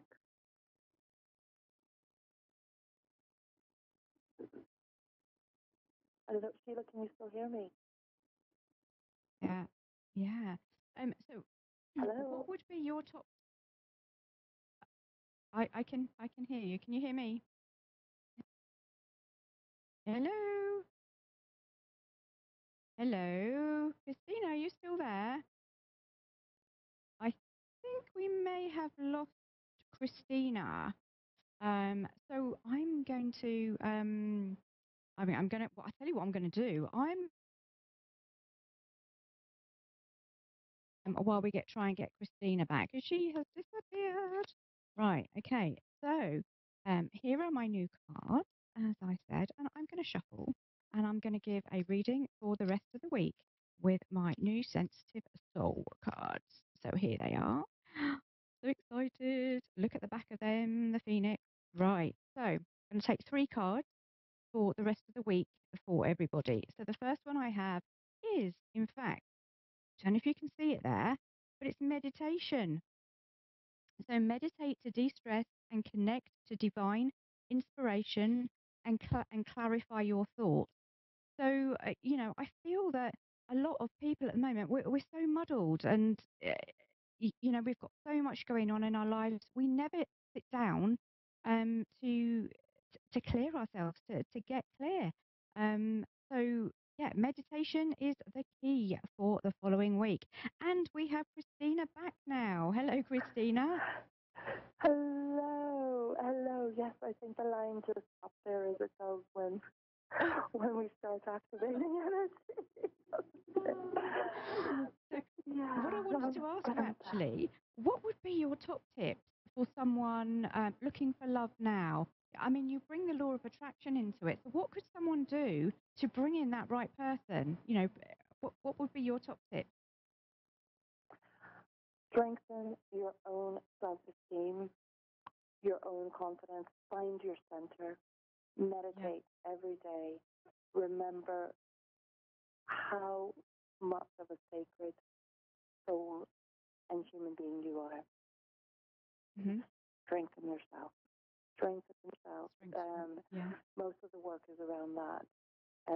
Yes, strengthen yourself. Remember how strong you are and how strong you can be. Just find your center. Because when you do, you show up differently in the world, and you attract more. But more importantly, you're happy. You're happier. You feel safe. You're not going to be overcome by someone else's behavior, and you create then your reality. And it's not look. It's really I went 3 years without makeup. I did the social experiment because I do that. I do these experiments sometimes because I really want to understand. I don't talk about anything that I haven't tried myself. So I went 3 years without makeup to see if it would make a difference. And I can honestly say that while it's nice, self-adornment is a beautiful thing. But attraction comes from energy more than it does from look. Look, of course, matter as well because people have preferences, but it's really about energy. So strengthen that energy. Wow. That's really interesting because a lot of people don't actually think to do that, do they? To strengthen their own energy, because it's all law of attraction, isn't it? And I totally agree with. I mean, just while we were trying to get you back, I pulled up one of my cards, and the card that I got was meditation, and that's exactly what you kind of spoke about. So that fitted in quite nicely there. So what if someone is really struggling to attract? So say they've got a fixation on someone and that person's not coming forward. What's happening there? Why are they pushing them away? Can you give some insight on that? I'm sorry, Sheila, do you mind repeating that, please? Because the line cut out there a wee bit. Okay, yeah, no problem. So what if someone is, they're desperate for this certain person to come into their life, but they won't, they're not stepping forward. Is it their energy that is pushing them away, would you say? Do you mean if they have their eye on a very specific person, or Yes. or just Totally specific person. No one else, it's specific. It's sometimes simply, I like to keep things simple, and sometimes simply the person just may not be interested, or they may not know that there is interest there. It can be as simple as that.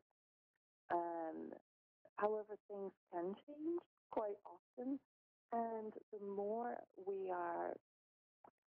confident we are in ourselves, the more the higher our self-esteem, the more attractive we become. It is a very, very straightforward equation. Now, when we are really high in our self-esteem, when we are confident, when we are in touch with source as well, because I think a lot of people listening probably are quite in touch with source and have some sort of relationship with source. When we are in touch with source, we have less attachment. That attachment then disempowers us, you see. So when it's a very specific person, and we are fixated on that person, and it has to be, we can't control what that person does, and therefore our power is given away. Now you can still love this person without as much attachment. So what I would say, Sheila,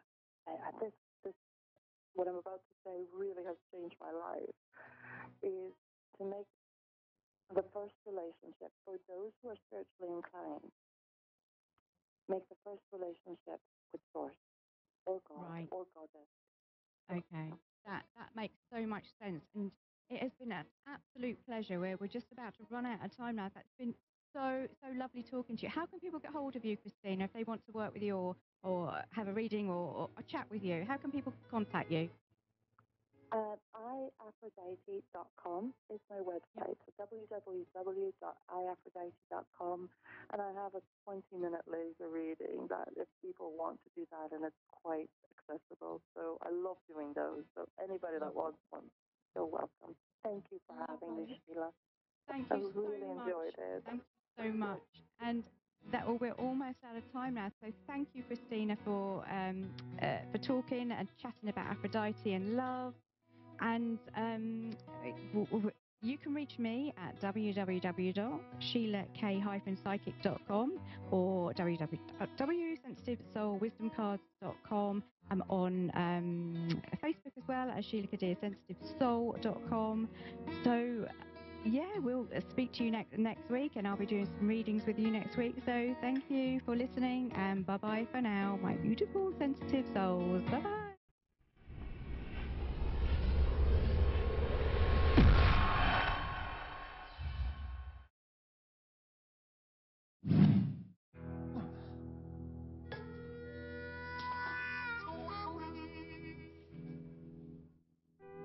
Get caught buzzed driving, and you could do some hard time. Craig, knock it off. Sorry, Mom. It could cost you around $10,000 in fines, legal fees, and increased insurance rates. And that could set you back a few years. Buzzed, busted, and broke. Because buzz driving is drunk driving. I love taking care of my mom. It wasn't easy at first. She learned how to better communicate her needs. And you learned how to not ignore yours. I discovered how to make healthier meals. And I discovered how much I enjoyed them. Becoming a caregiver is a learning experience for everyone. Find articles, tips, and tools from experts and others who have been in your place. The Caregiving Resource Center at aarp.org/caregiving.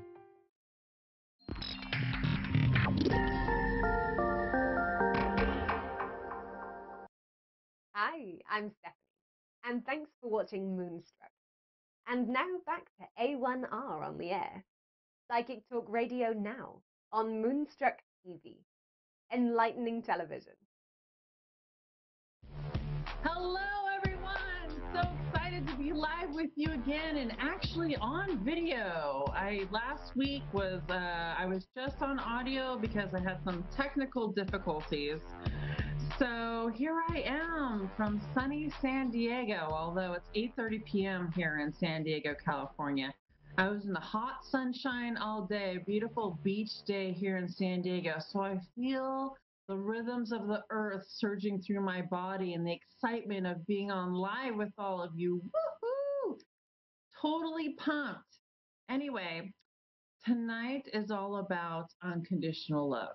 I am feeling it. The Holy Mother came through earlier today. It's all about the power of unconditional love and sharing that with everyone in your surroundings, sharing that with the world, sharing that in unconditional love with, all the things going on around the world right now. It's been a rough go for people. And I just want the opportunity for people to experience unconditional love for themselves.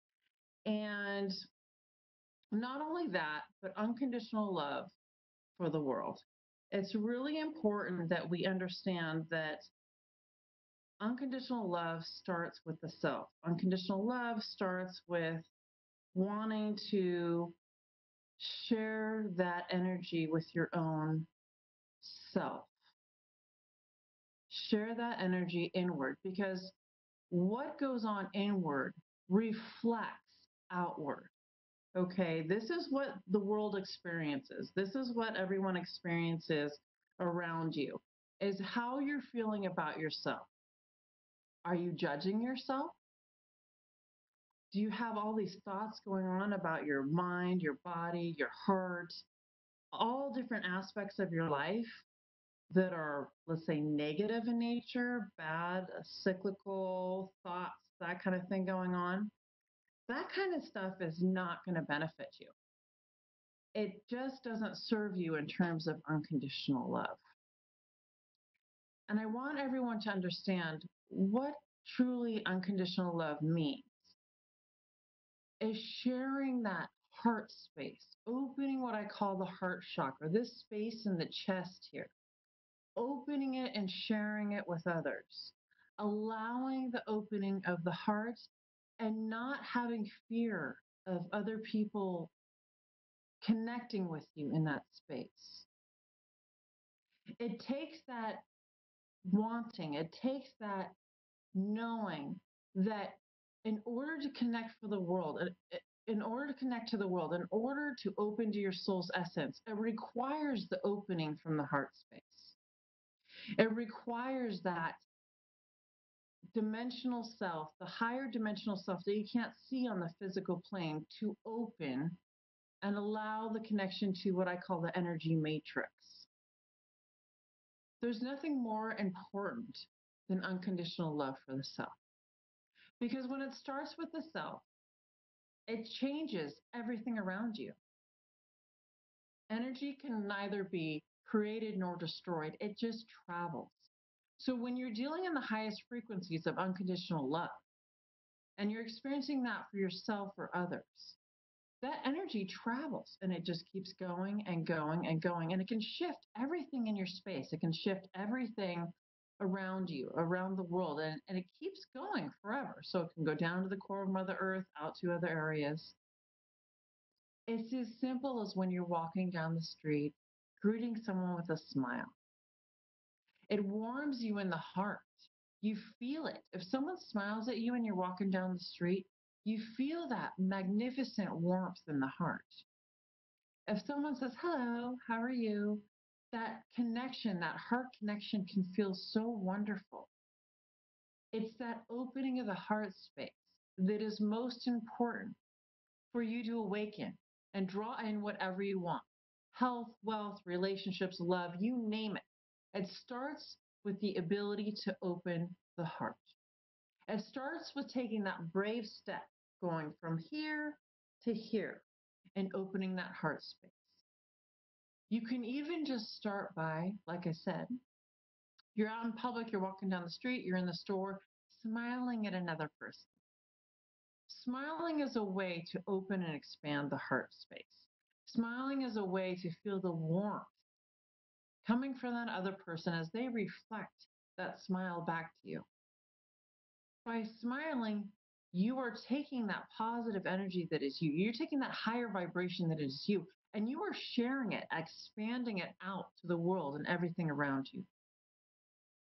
Just start with a smile. Something as simple as that. Looking in the mirror, going in the bathroom. When you go to the bathroom to use the bathroom, look in the mirror and smile at yourself. If you have a hard time smiling at yourself, it's telling you truly how hard you are on yourself. There's really no need for that. There's really no need for not being kind to yourself. It doesn't serve you. It doesn't serve you, and it doesn't serve everyone around you. I can tell you first and foremost, the most important thing for you to do is to feel the warmth of the heart space, to feel the warmth and the expansion of the heart. It's telling people around you that you love them. With all the stuff going on in the world right now, that is, we hear about things that are detrimental. We hear about the tragedies going on in different locations around the world. It is so important that during this time, you tell the people around you how much you love them, that you share that connection. Sometimes it may be difficult. Sometimes it may be, you may have some fear around expressing your full love, expressing your full self, expressing your heart in that way. It takes that brave step of moving forward to share your heart in unconditional love. I tell you guys, there's nothing more important than that. And I think the reason why the masters wanted to talk about unconditional love today is because there is so much going on in the public eye through the news and things. The higher dimensional beings and frequencies, ascended masters, loved ones, angels, guides, all different types of beings from the universe want you to know that unconditional love will help shift where you are at. Unconditional love will help bring the world back to your highest state of consciousness. It is most magnificent to do this now.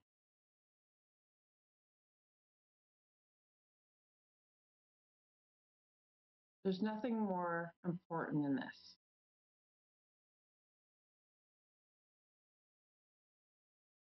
I can't tell you enough. I'm now going to bring through the Holy Mother, who wants to share an unconditional love with you now. She wants to share her light and unconditional love with you now. And I want you to start by taking breath deep into the belly. Really open the heart through taking deep breaths in the belly. So take a deep breath in. Exhale. Take a deep breath in. Exhale.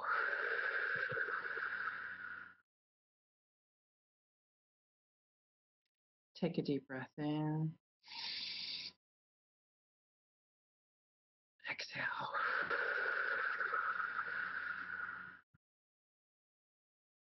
You can feel the energy calm and drop just by taking in deep breaths. I'm now going to bring the Holy Mother through. Mother Mary. She wants to come through in unconditional love for all of you now.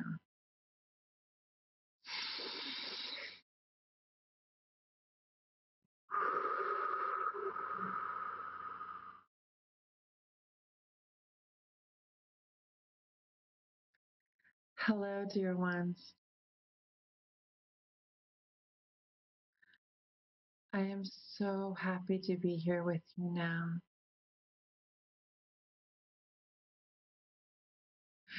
Feel my love as it radiates out, radiates directly to your heart now. Feel the warmth and expansion of your chest as my unconditional love for you, dear one, radiates out now. I am here to bring unconditional love and light.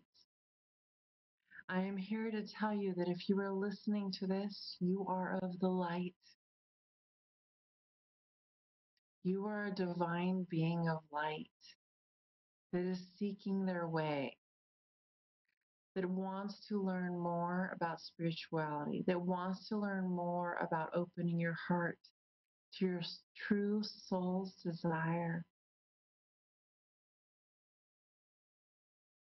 I am here to tell you that you are on your path. You are okay. You are okay. Life happens. Experiences happen. Choices you make, some are wonderful choices that are on your divine path.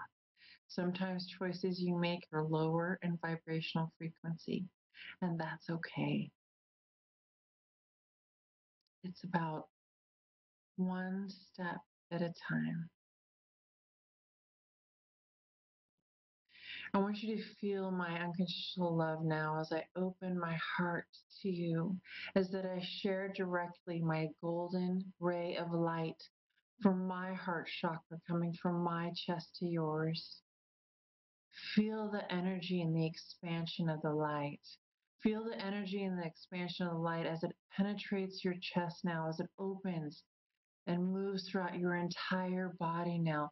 Feel the radiance of light moving through your being now as I share an unconditional love for you. I am here for you always. You may call on me and I will bring forth the angels,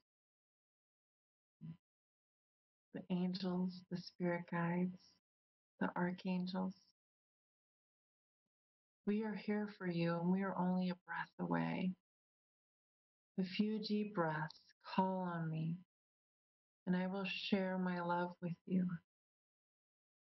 I want you to feel the radiance of this unconditional love now. Feel the tingling in your hands, the tingling on the top of your head, the warmth in your chest, the heat on your chest as your heart chakra opens and expands.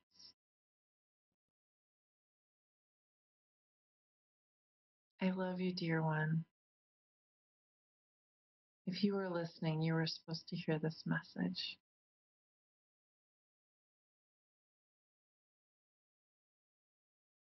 I love you dearly. Thank you.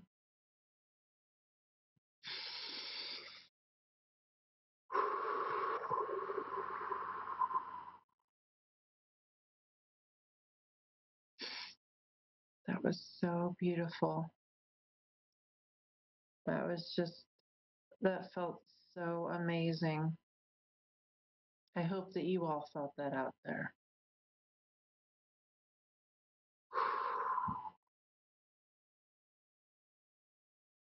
That is the love that's available to you anytime. That is the love that's available to us now. It is so important to understand that there are much higher vibrational frequencies that are here for us. If we realize that we are worthy of that love, if we realize that just by smiling, just by choosing to feel warmth and open your heart, you can experience that love, that divine magnificence in all its power. That was so beautiful. Thank you to all you listening out there that contributed to the energy. It was so beautiful and so powerful. Thank you. I want to mention the artwork behind me here that's so magnificent.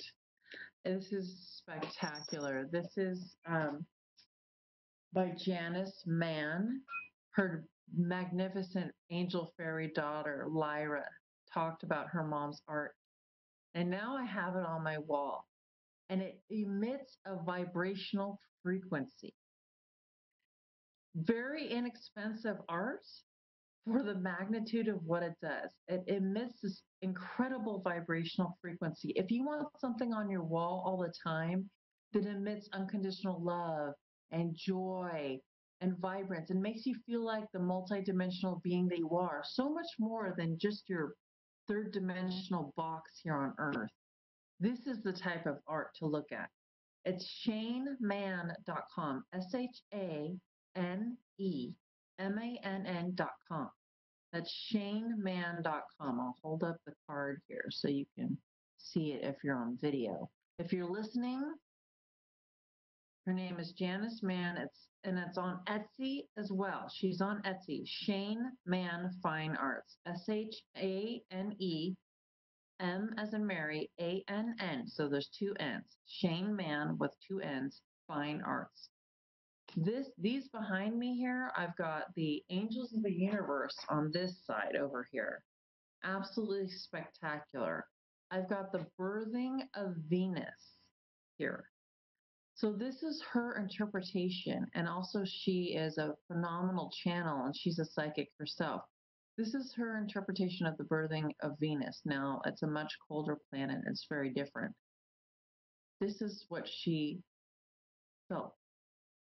She studied astronomy. She has studied physics, quantum physics. She's an artist who's studied with people, an Italian artist who studied Leonardo da Vinci. She's just amazing. The one above that you can barely see is Neptune. It's absolutely spectacular. Next time I'll get it down and show it to you.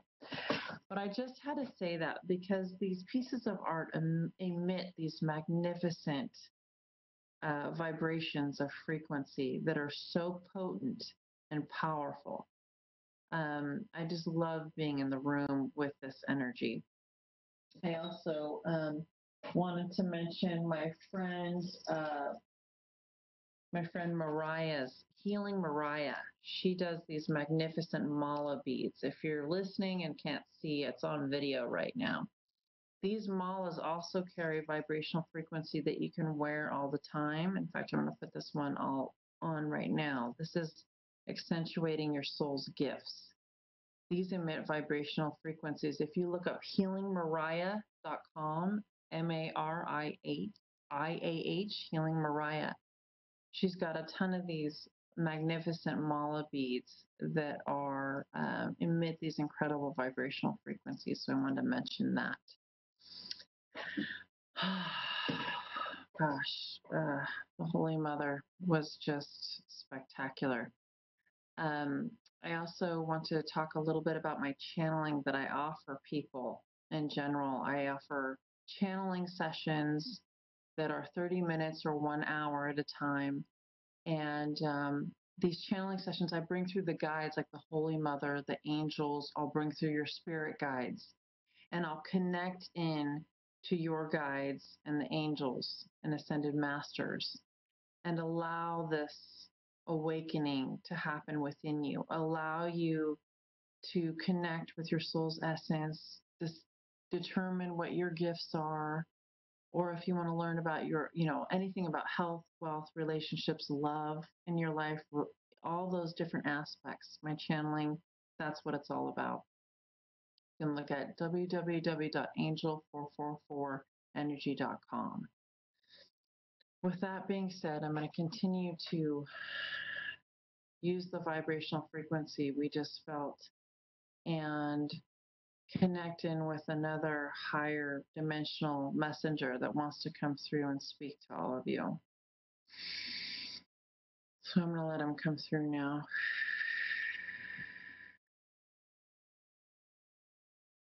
Taking some deep breaths in here. Archangel Michael wants to come through and do a clearing and grounding on your energy now. So taking a deep breath. Exhale. I'm going to bring through Archangel Michael.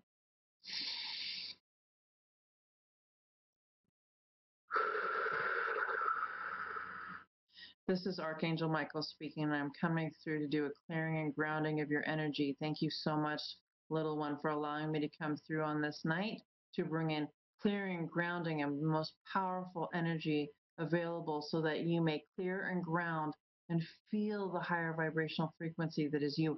Feel the resonance. Release all the energy that is not yours so that you feel lighter, so that you feel connected, so that you feel awake. I'm now going to enter your energy field, clearing and grounding your energy, allowing this higher frequencies of energy to come through. I want you to see and feel the light coming down in through your crown chakra, down in through the top of your head, moving down through your spinal cord, going down out through the root chakra, all the way down to the core of Mother Earth with this magnificent connection.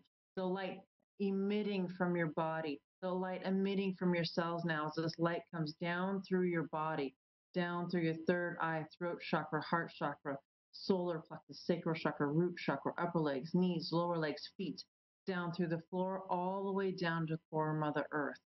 This energy expands within you. I want you to see and feel that light begin to expand within you as you raise your vibrational frequency now into higher frequencies of love and joy and peace.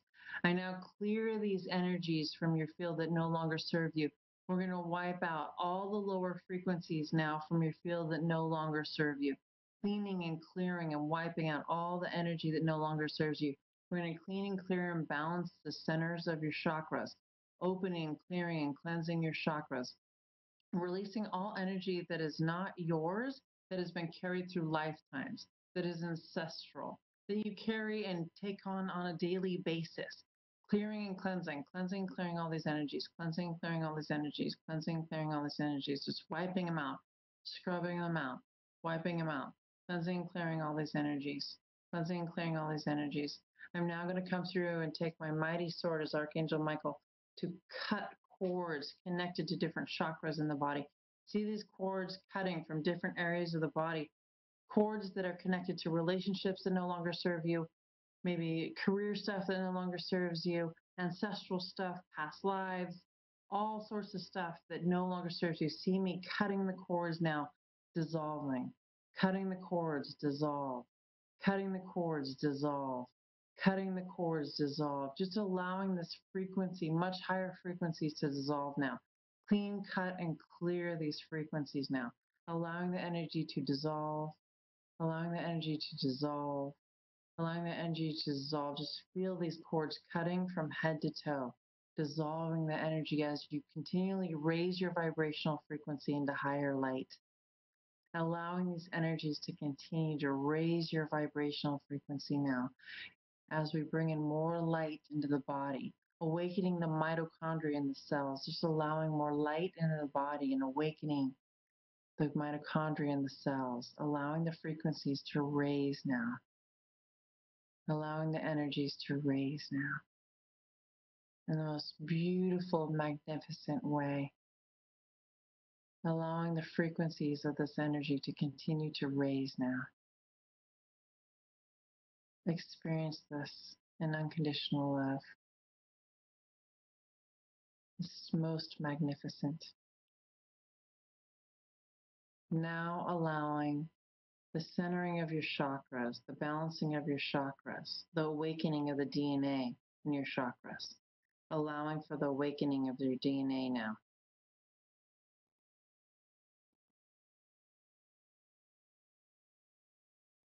Beautiful, absolutely magnificent. Continuing the awakening now. Beautiful, beautiful.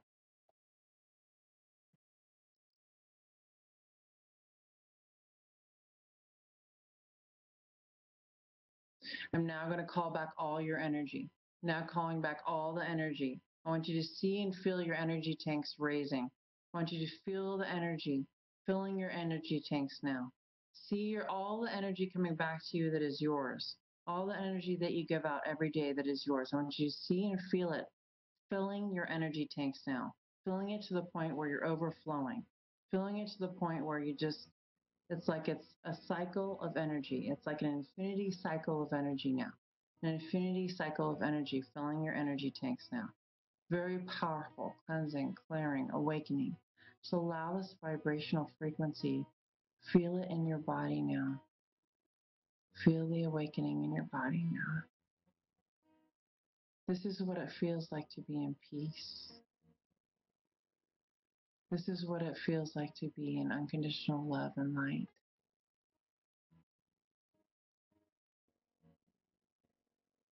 Feel that energy resonate through all your cells and the body.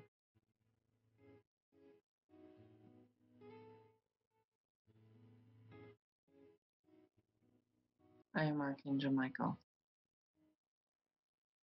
Much love.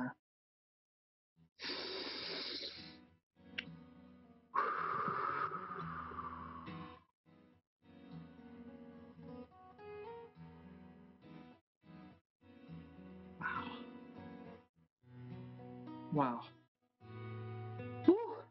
I'm like sweating over here. That was very powerful. Archangel Michael coming through. My goodness. Incredible. Beautiful, beautiful energy.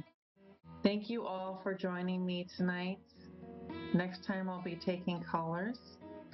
Love you all so much, and I look forward to tuning in. Tune in next Thursday night, 8:30 p.m. Pacific Time, 11:30 p.m. Eastern Time. My name is Amanda Marie, and this is Messages from the Masters. Thank you again so much for joining me. So much love to all of you, and have a beautiful, beautiful evening.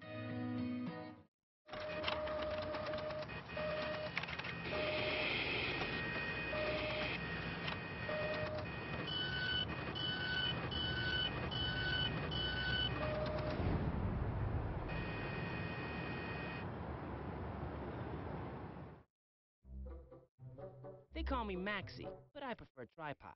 I was your above-average four-legged homie, and then wham, bam, minivan. Some people pity me. Now that's lame. I still run, fetch, and swim. And the ladies love me. I'm the ultimate wingman. Just don't ask me to high five.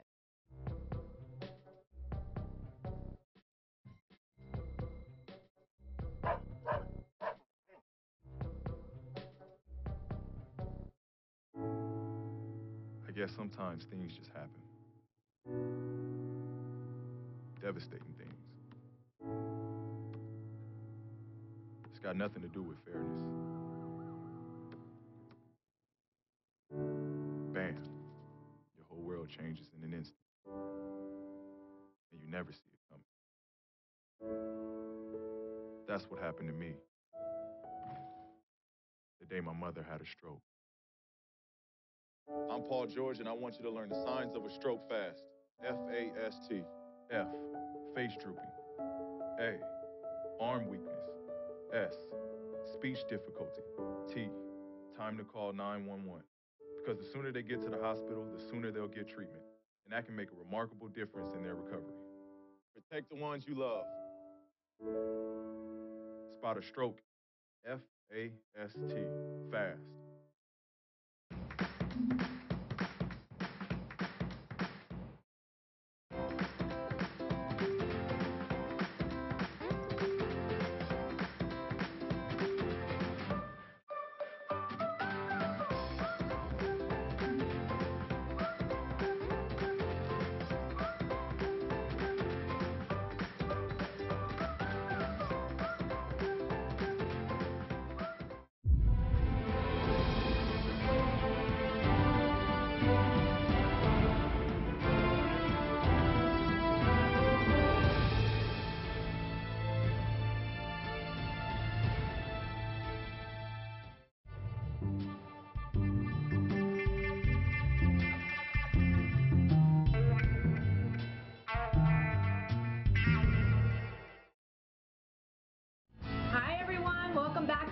Rebecca radio show. Thank you for joining me. I hope everyone had a great week.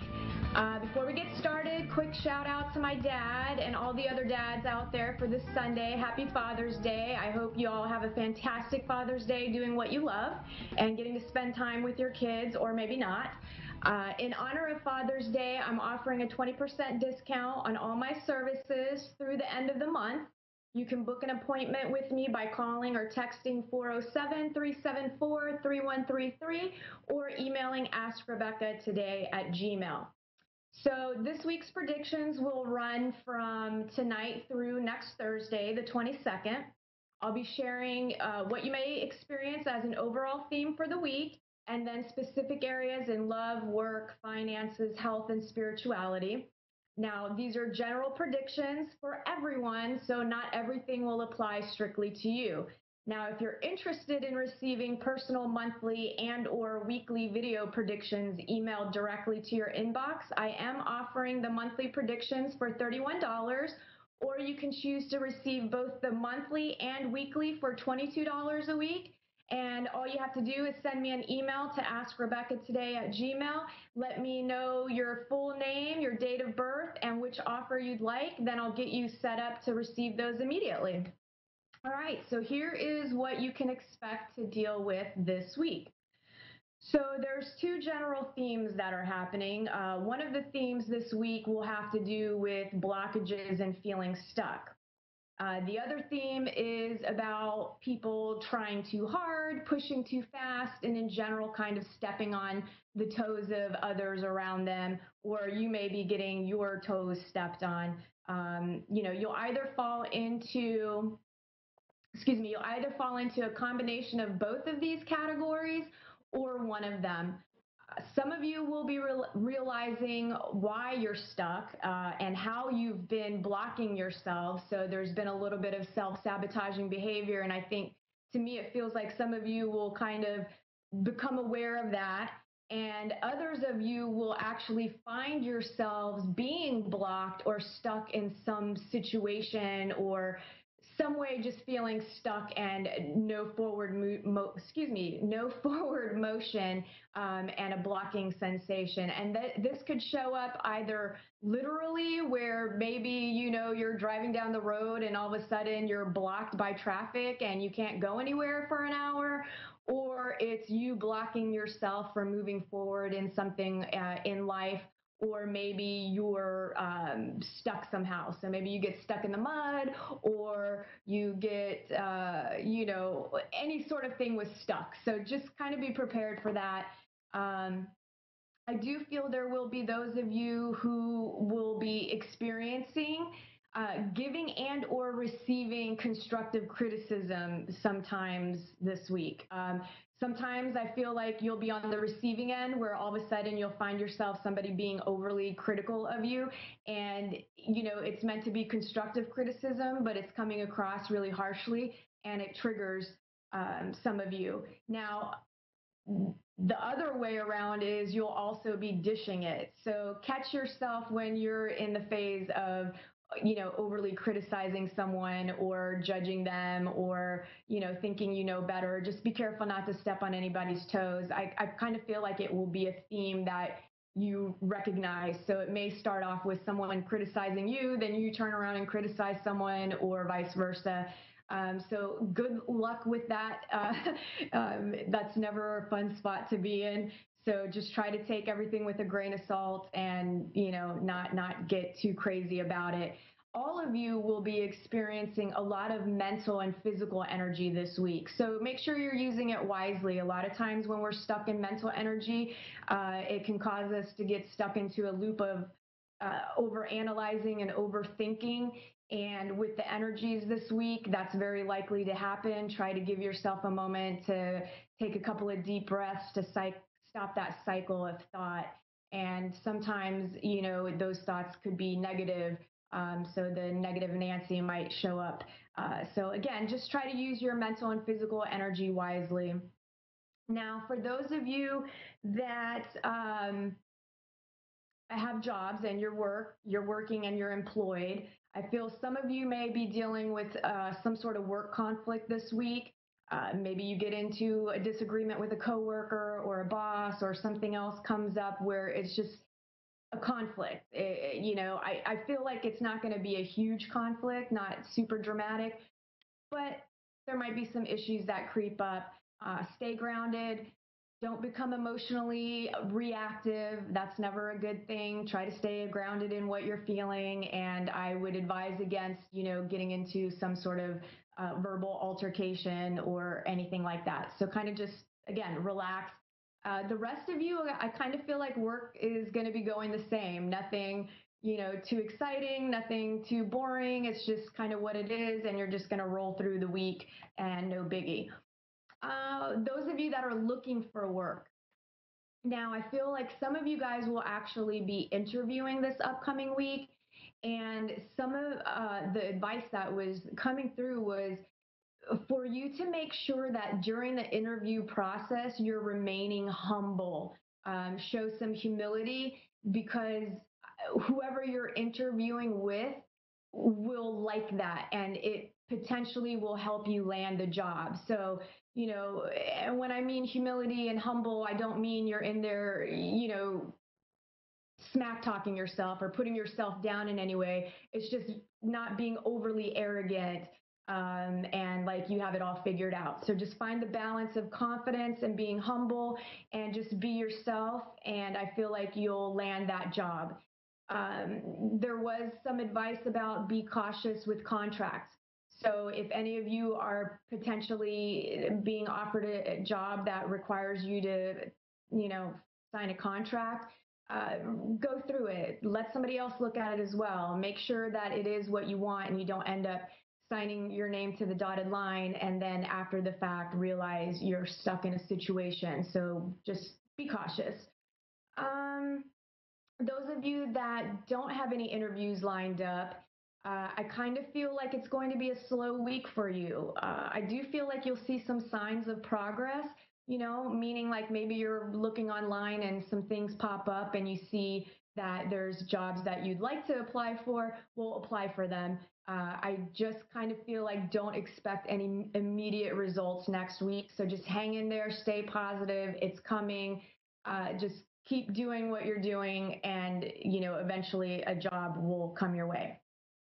Love, those of you that are in committed relationships and or dating, you can expect, I feel like some of you will realize things aren't where they need to be for your relationship to thrive.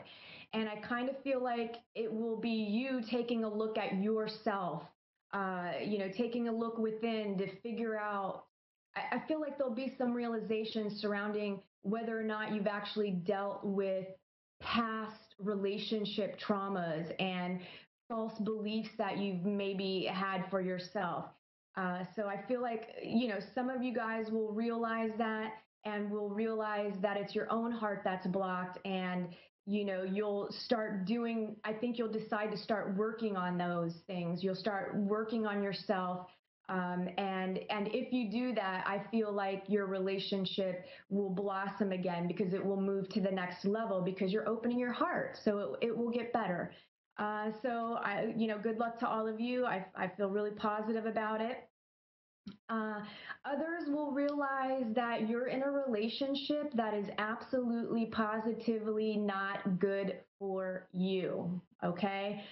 So really, really think about what it is you want in your life, what you need in your life, what your relationship expectations are on some level. Obviously, I don't want you to limit yourself, but I definitely feel like some of you will finally have the courage to kind of think about moving on, because there's a few of you that are in some unhealthy relationships right now that kind of hurt my heart for you. So I want you to make sure that you move past this fear of moving on, or that you can't find anybody else, or that you're not worthy, or whatever story it is that you're telling yourself.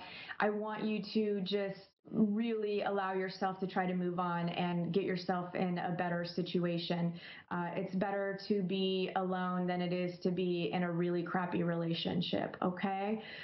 A few of you will be dealing with some mild conflict. Again, nothing traumatic. I think normal relationship stuff. You're going to have to agree to disagree.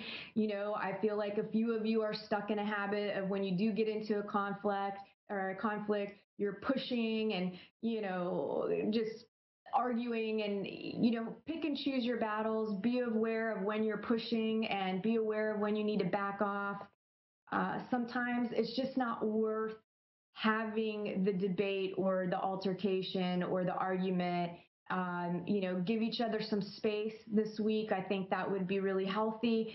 And then revisit the conflict later on when you're, not emotionally charged. Because again, like being emotionally reactive is just not a good thing at all. Now, those of you that are looking for love, you singles will be dealing with similar issues of realizing your heart's not fully open to allow yourself to attract a relationship to yourself, or that you constantly are attracting relationships that kind of mirror the things from past relationships.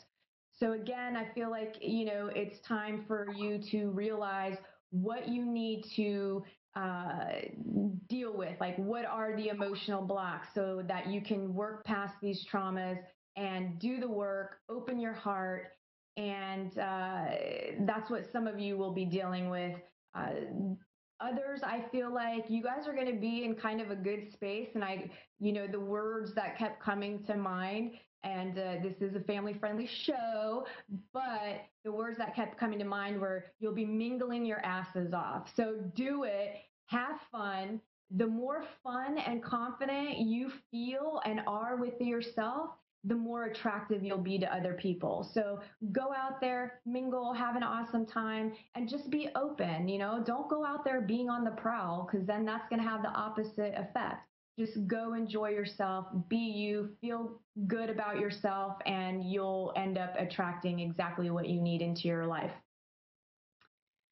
Let's see here. Finances. Some of you are sticking around in unhappy jobs because you have an emotional bond to your work, but it's not serving you anymore, and it's not even serving you at a financial point either. So I kind of feel like maybe you'll have some aha moments at that point during the week, and figuring out that change isn't all bad, and you really want to just do something different. So again, it's kind of moving past some blockages. Some of you this week will realize that you don't know as much about finances as you think you do. So don't overextend yourselves financially and assume you'll take care of it in the future, because you're setting yourself up for failure. And some of you will actually be dealing with the fallout from past choices like that next week. So expect maybe a couple of things to come up that are a little hairy within the financial situation. And then for some of you, it's just going to be business as usual.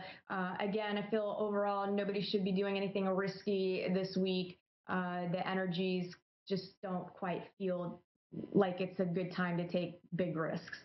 Health, some of you, I feel like you will finally realize, like, you've been working way too hard, you've been overdoing it, like you've been overdoing everything, and you've been overdoing it for a while. And this week, I feel like you're going to feel flattened energetically. You're going to realize, okay, I'm freaking exhausted. Your nerves will be frayed. And I just feel like at that point, once you realize it, slow down. Seriously, just relax, take a deep breath, do something for yourself where you can literally unwind your chores, your jobs, your projects, all the things you think you have to do. You choose to do them. So choose to take a break and relax. It's healing. You're not going to be any good to anybody. Then there's those of you that I feel like you're starting a new workout routine, and I feel like you're going to dive in just too fast, too hard, and you're going to just be like, you know what, I'm going to work out, I'm going to get up at 5 o'clock in the morning, and I'm going to run like 5 miles, and I'm going to do 100 sit-ups, and you're going to be so pumped and jazzed because of that physical energy. But I feel like if you do that, you're just going to set yourself up for failure and you're going to burn out really quickly. So take it easy, baby steps, and that way you're not giving up before you even get started.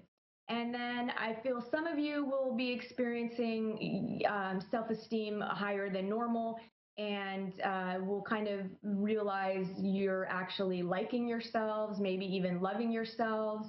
And I think that's a big score for you. So just keep traveling that path. Spirituality, this week you'll need to be more proactive about loving yourselves.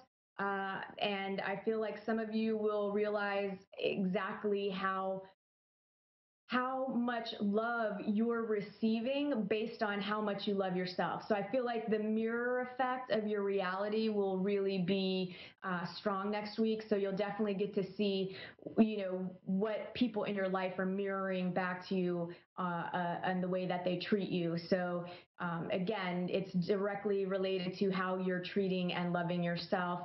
Others, I feel like you've kind of neglected your spirituality side, and I feel like you're going to be exploring different esoterics and spiritual belief systems. I kind of feel like you'll find yourself researching and looking for answers, and that momentum gets started again. So I'm excited for you guys for that. So that wraps up the predictions for the week. I hope everyone has a great week ahead. Let's see if I can get any messages from crossed over loved ones for those of you who are actually subscribed to my YouTube channel. Again, if you'd like to receive messages, please subscribe to my YouTube channel so I can filter out spirits that come through. It just makes it a lot easier for me to handle who's coming through. So let's see who is here for tonight. Okay. So tonight this message is actually for my dad.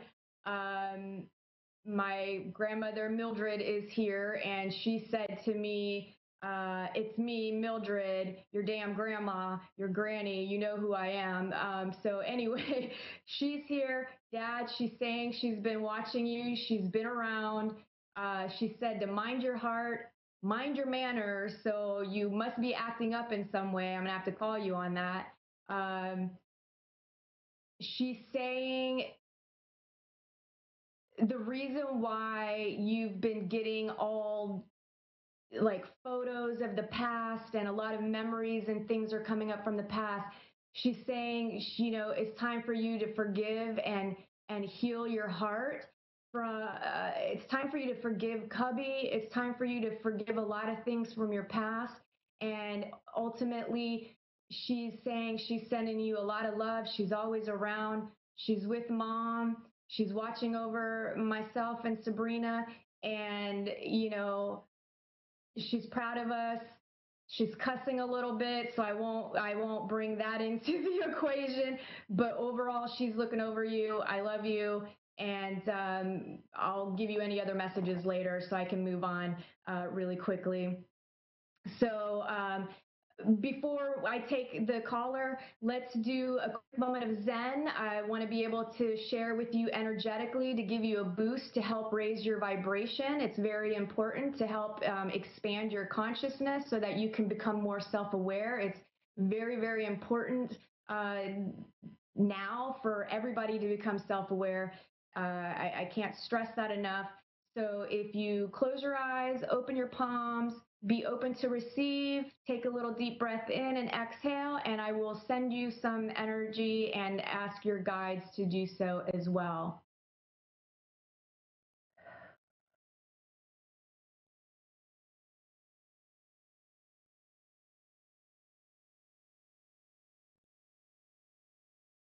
All right, you can open your eyes and hopefully you'll have a nice little boost there. That energy is going to work on you all night, so I'm sorry if you have a sleepless night.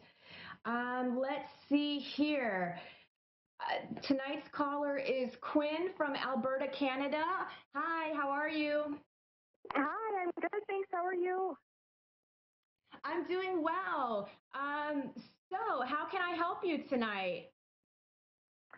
Oh, well, I was just kind of hoping for some, I guess, comfort and clarity in, I guess, my relationship situation right now, and just kind of, I feel stuck right now, and just kind of what I can do from there, or if I have any messages from any loved ones would be wonderful.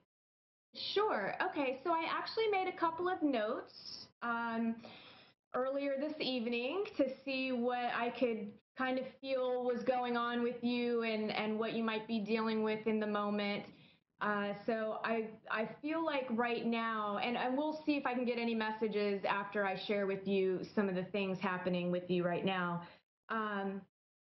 So I kind of feel that you are holding yourself back because of fear to move into the future, because you're afraid of getting hurt by a new situation.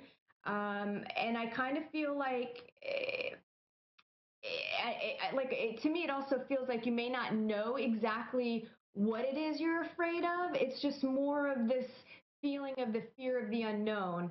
So, and I feel like there's also a part of you that may be thinking, speaking, and behaving more in a negative way due to the fear. Um, I mean, I feel you're a loving person. Like, I feel amazing things from you, but I just feel like you might be stuck in this loop of beating yourself up, and you're kind of hard on yourself. And I feel like that's also being reflected to you in your relationship. And so these thoughts and feelings and connected to the fear, I feel is keeping you stuck even more in the fear area. Um, and I'm not sure what your employment situation is or what you're doing for a financial or what you're connected to passionately, but there was this feeling like maybe you actually hate your work and like you feel like you can't change it, but again, you're afraid to look elsewhere or you feel like you're trapped. But it really is just going to come down to you choosing to either quit and move on. Well, obviously don't quit before you find another job, but doing something else, or accepting the situation as it is. And now when it comes to, is any of this making sense to you before I get onto your relationship? Yeah, definitely. I mean, I'm a stay-at-home mom, and I've been looking for ways to make income. And I love being a stay-at-home mom and everything, but I kind of feel like I've been losing my identity a little bit. Yeah. You know what I mean? Like, just not. I want to. I want to bring something to the table other than just being a mom, and of course they come first and they're priority too, but I definitely feel down, and yeah, the self-esteem is very apparent right now. Okay, so I feel, I really feel like, obviously I understand. I'm a mother too. I got to be honest. I could never do the stay-at-home mom thing. I would go absolutely bonkers. Yeah. I consider myself maternal, but oh my God, no, you need some adult situation. You need balance. And to me, that's not balance. So if you being at home with the kids has run its course, that's okay. That's okay. I feel like you could potentially find something where maybe you're doing some part-time work from home and maybe also going out and having a part-time job. So be open to something that isn't in the norm, right? Like, to me, I don't feel like you'll be in a 9 to 5 job. I feel like you do have some passions that you haven't quite connected with, that you could actually be doing something for yourself at home and creating kind of your own business as well. So be open to exploring, again, working part-time at home and getting a day job where you're working part-time so you can get some grown-up stimulation, make some friends. Yes. I feel like you've just been trapped in your house and you've got nothing going on. And I do feel like it is affecting your relationship. And I do feel like you need to seriously reevaluate your relationship. I feel like you may be sticking around with someone that you've considered possibly not sticking around with anymore. And obviously we're on air, so I don't want to dish all of your dirt, but yeah. I just feel like part of this relationship is unhealthy. And, I just feel like you need to really take a look and consider what you can do to either move on or,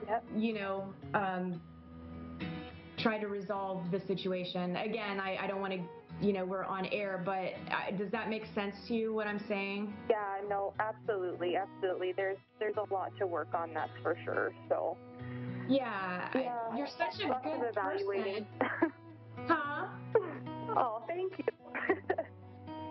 Yeah, I can feel it. Like you're just, my heart, like I just want to hug you right now, really hard. Aw.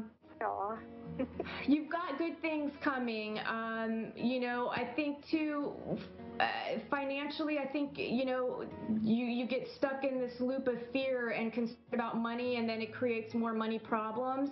And right now with health too, I feel like you've really got to work on paying attention to what's going on in your head. You're really thinking a lot, and there's a lot of stuff happening. I have 60 seconds, so I know you wanted to try to connect with a crossover loved one. Is there anybody specific that you can give me a name that I can try to connect with? I'd love to connect with Faith. I'm sorry, Faith? Yes. Does she have brown hair, and it's kind of like it feels shorter, but it feels like curly, like loop hair? I don't know. It just feels like there's curls, or she wore it up and it looked curly. Yeah, light brown hair, short. It's more straight, but yeah, sounds pretty close. Okay, maybe it just looks wild to me. Her hair looks wild for some reason. Like it looks like it's just loopy. She passed away, I would say, it fairly recently, it feels like to me. Yeah, I was about, 6 years ago. Was she a little, she was a little heavier set? Like, I feel like it was something that was going on, like, in her midsection, whether it's some sort of maybe cancer or, I don't know.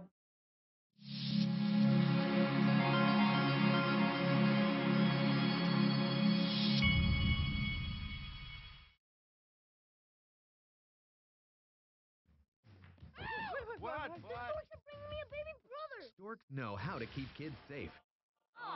Do you? What? Oh my gosh, you don't know. I know. You don't?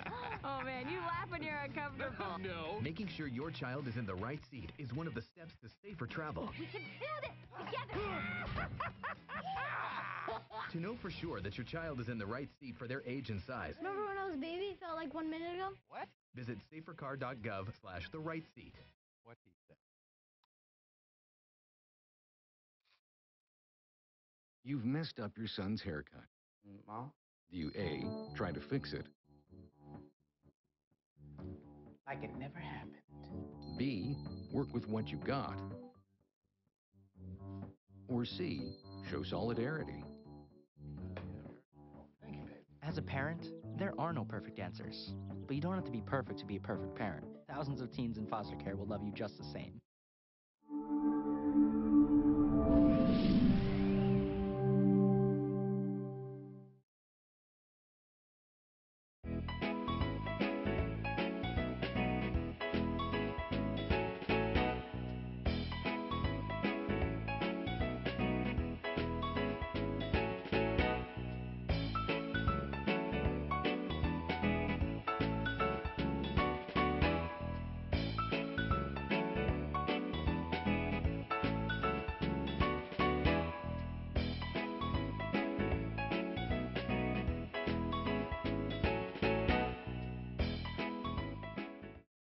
Welcome to A1R Psychic Radio here on Moonstruck TV. You're here this week with Amanda Hall, psychic from the Gold Coast in Australia. For those of you that aren't familiar with this part of the world, we're a little bit like California in the US of A. Beach, sun, bikinis, fun, cocktails and all that sort of stuff. But this week it's actually raining, cold, miserable because we're in the middle of winter. So we'll just sort of go back with the latter and we'll think of, nice beach weather and everybody out having some fun. So it's been a very interesting week this week. I thought we'd start with the card of the week. So for those of you that have been tuning in over the last 11 weeks of the show that I've been bringing to you here each week, we always start with a card of the week from the Simply Tarot deck, a deck of cards that I created about 12 years ago now. So this week's card is the Moon. Now, it's very, very interesting because the Moon card is the card of deception or delays, emotions up or down, maybe deceiving yourself emotionally or others. So it's a card that asks us to really delve inside to ourselves and ask ourselves those very pertinent questions. Is there anything that I'm deceiving myself about? Is there something in my life that I may be not looking at squarely? Or is there something that I'm portraying to other people that isn't exactly quite truthful? Whether it's for good or bad reasons, whether we think we're protecting them or not, maybe this is the time now to be truthful with everybody that's around us. So I felt that was a very interesting card to draw on the back of us having the full moon in Sagittarius over the weekend. So it's almost like a little bit of an extension of the full moon. So we're going to continue on with our little mini astrology lessons that we've been conducting here on the show. And we're actually up to the planet of communication. We're up to Mercury. Now, Mercury is one of my favourite planets because Mercury gets a lot of press during the year. When Mercury goes retrograde and starts to play havoc with everything, everybody says, oh dear, here goes Mercury retrograde, and we blame everything on that. But Mercury is actually a very important planet in our astrological chart because it shows us how we communicate with the world. And as you may know, if you've been following this segment, not your sun sign does not represent the other 9 planets sitting in the same energy. So, for example, if you're a sun sign of Aries, you may have other planets sitting in other energies. So not just because you're an Aries does everything sit in Aries. So my suggestion is look it up on the internet, check out with an astrologer where your planets are, or you can always email me on the show or go to my Facebook page and we can organise an NE chart for you. So this week we're working with the planet of communication, Mercury. Now, Mercury shows us not only how we communicate, but it also shows us our rational thinking, our intellect, how we sort of resolve intellectual problems or things that come into our thought patterns. So it's a very, very important planet to understand where Mercury sits in your chart and how it performs and how it makes you think. So for those people that are blessed, and I say blessed, to have it in the following 3 signs that we're going to work with this week. So Mercury in Aries means the fact that you are quick thinking, you can have ideas come and go very, very quickly. You like to motivate other people with your thought-provoking statements. You like to sort of come up with those light bulb moments that gives everybody, aha, that's where I need to be going, that's how I need to be looking at it, and then you disappear on to the next subject, because you believe it's your responsibility is to just come up with the great ideas. You don't necessarily need to be there to execute them or move them along. So people that have Mercury in Aries quite often find they need to be in a fairly challenging job. They need to be in something where they've got to come up with quick answers, quick, decisive, let's get to it, no emotion in it. It's just, that's it. This is what's come into my mind. It's going to work, bang, on to the next thing. So it's quite an interesting placement for Mercury because Mercury does sort of feel comfortable there, but then times there it feels quite irritated too because people want you to give an explanation, and Mercury and Aries holding hands don't necessarily want to give you an explanation. We move on to the next sign, which is Mercury in Taurus. And anything we know that's got to do with the Taurian energy really drastically slows things down. So Mercury in Taurus is no different. Mercury here says, okay, let's think. Let's slow it right down. Let's look at the facts. Let's sort of analyse what's going on. Let's look at it, put it on paper, write it down, put it on the whiteboard. We need to see this in a visual way so that we can sort of ponder on this, give it a bit of thought. But it also gives us clarity here because by slowing everything down, maybe then we get more answers in the way that we need to approach something on a communication level. You quite often find people with Mercury in Taurus have lovely speaking voices, and they quite often have beautiful speaking and singing voices as well.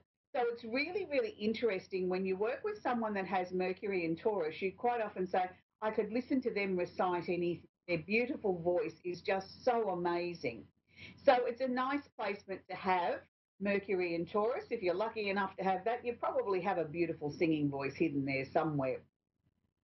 So for those that have Mercury in Gemini, well, what can I say? Mercury's at home in Gemini. It's the planet that rules Gemini. So it's the one where Mercury loves to be the most. He's just right at home here. It's sort of quick, fast, logical, practical, indecisive, happy, everything all rolled into one.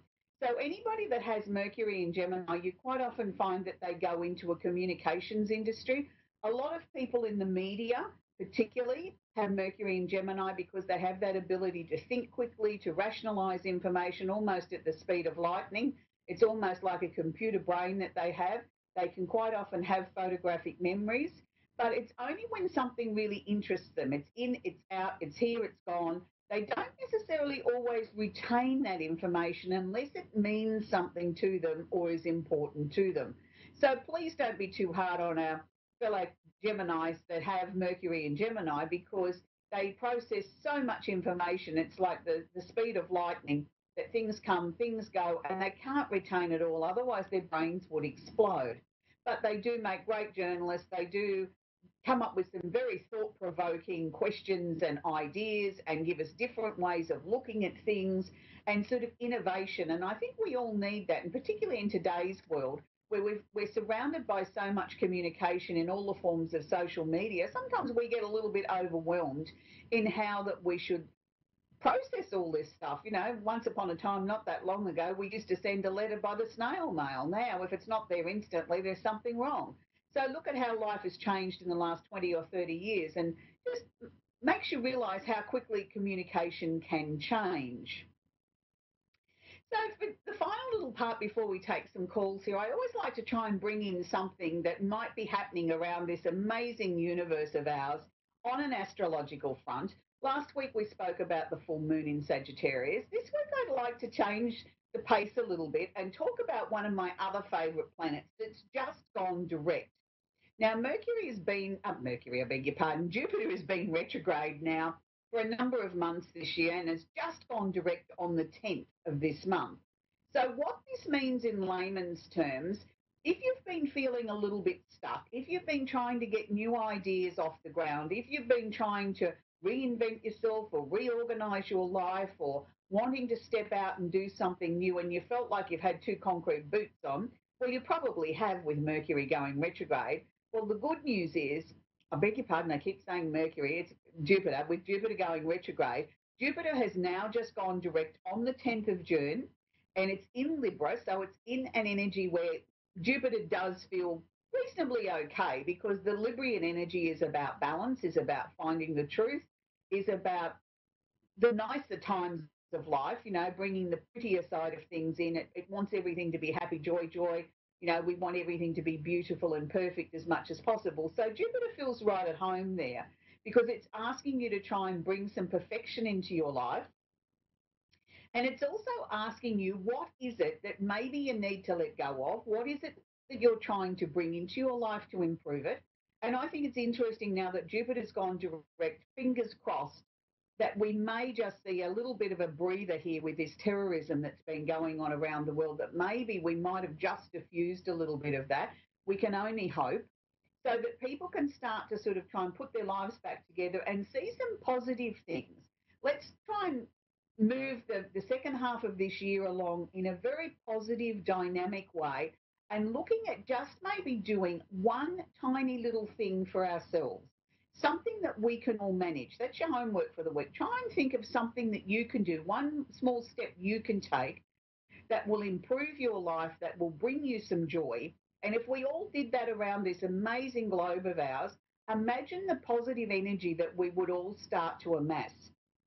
Because one person doing something positive and then the next person doing something positive and on it goes, we change the energy around the globe. And I think that's what we need to be doing at the moment, is we need to try and find a positive way of all of us taking a little bit of responsibility for ourselves and our own lives, and collectively the energy will shift. And I think that's a really nice way of looking at it.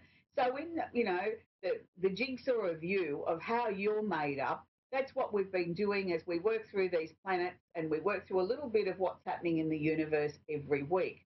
So we're going to now start to take our first caller for the show. We've got Lisa in Denver City. So Lisa, are you there?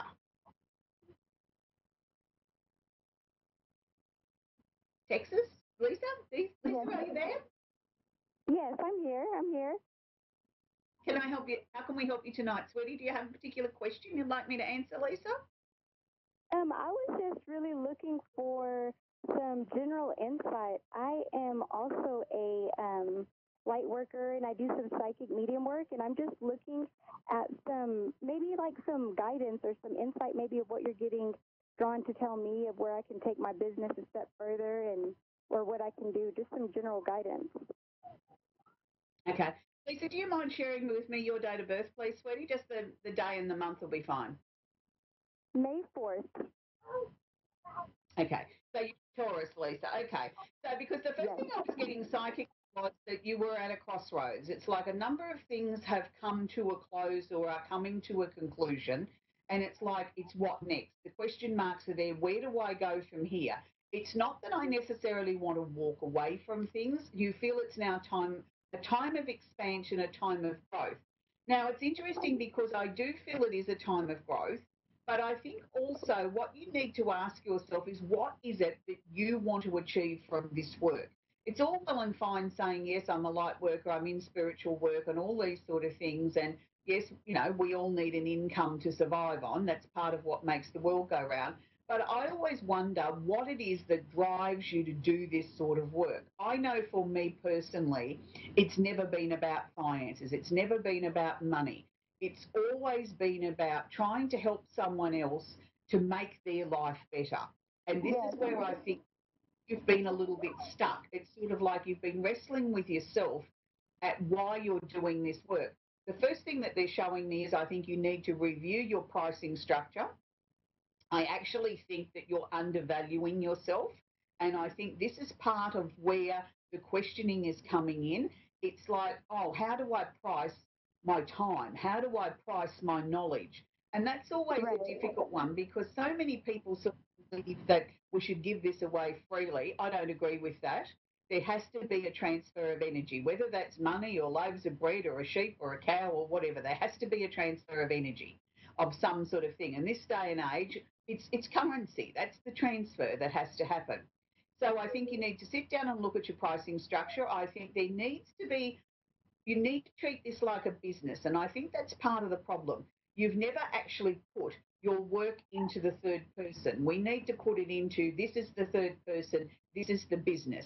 Now, if you were a business and you were selling shoes, once a year you would reevaluate your pricing structure, your costs, how much money it's costing you to have the store open, how much it costs you to produce shoes, how much it costs you to sell them, and how much profit you're making.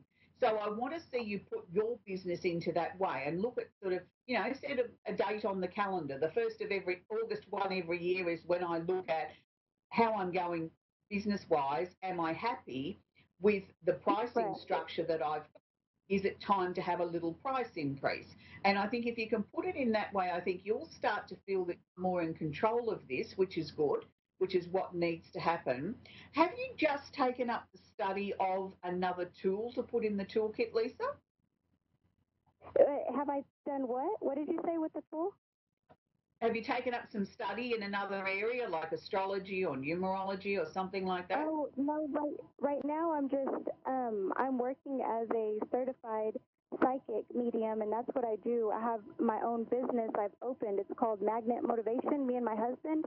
I was in a car wreck in 2014, and that left me paralyzed. So after this car wreck, my abilities have just been really heightened, and I went full force with it, and I've been doing it full time every day. And like I said, I'm a mother and I'm a wife, and so I'm just really trying to balance everything right now. But it's sometimes I have I almost want to doubt myself, and I'm scared that I'm gonna just wake up one morning and it's not gonna be the same, But it's that fear, it's that irrational fear that always is trying to creep in, and so I'm constantly working on staying balanced and staying motivating and inspiring for people, because that is why I do this. I do this for people And I mean, I wish we could do it all free, but my time is money, and my abilities. I give my all to people when I look at them. So Oh, yeah, I'm not saying that you shouldn't do it for money. What I'm saying, suggesting, Lisa, is we've got to put it into the third person as if the business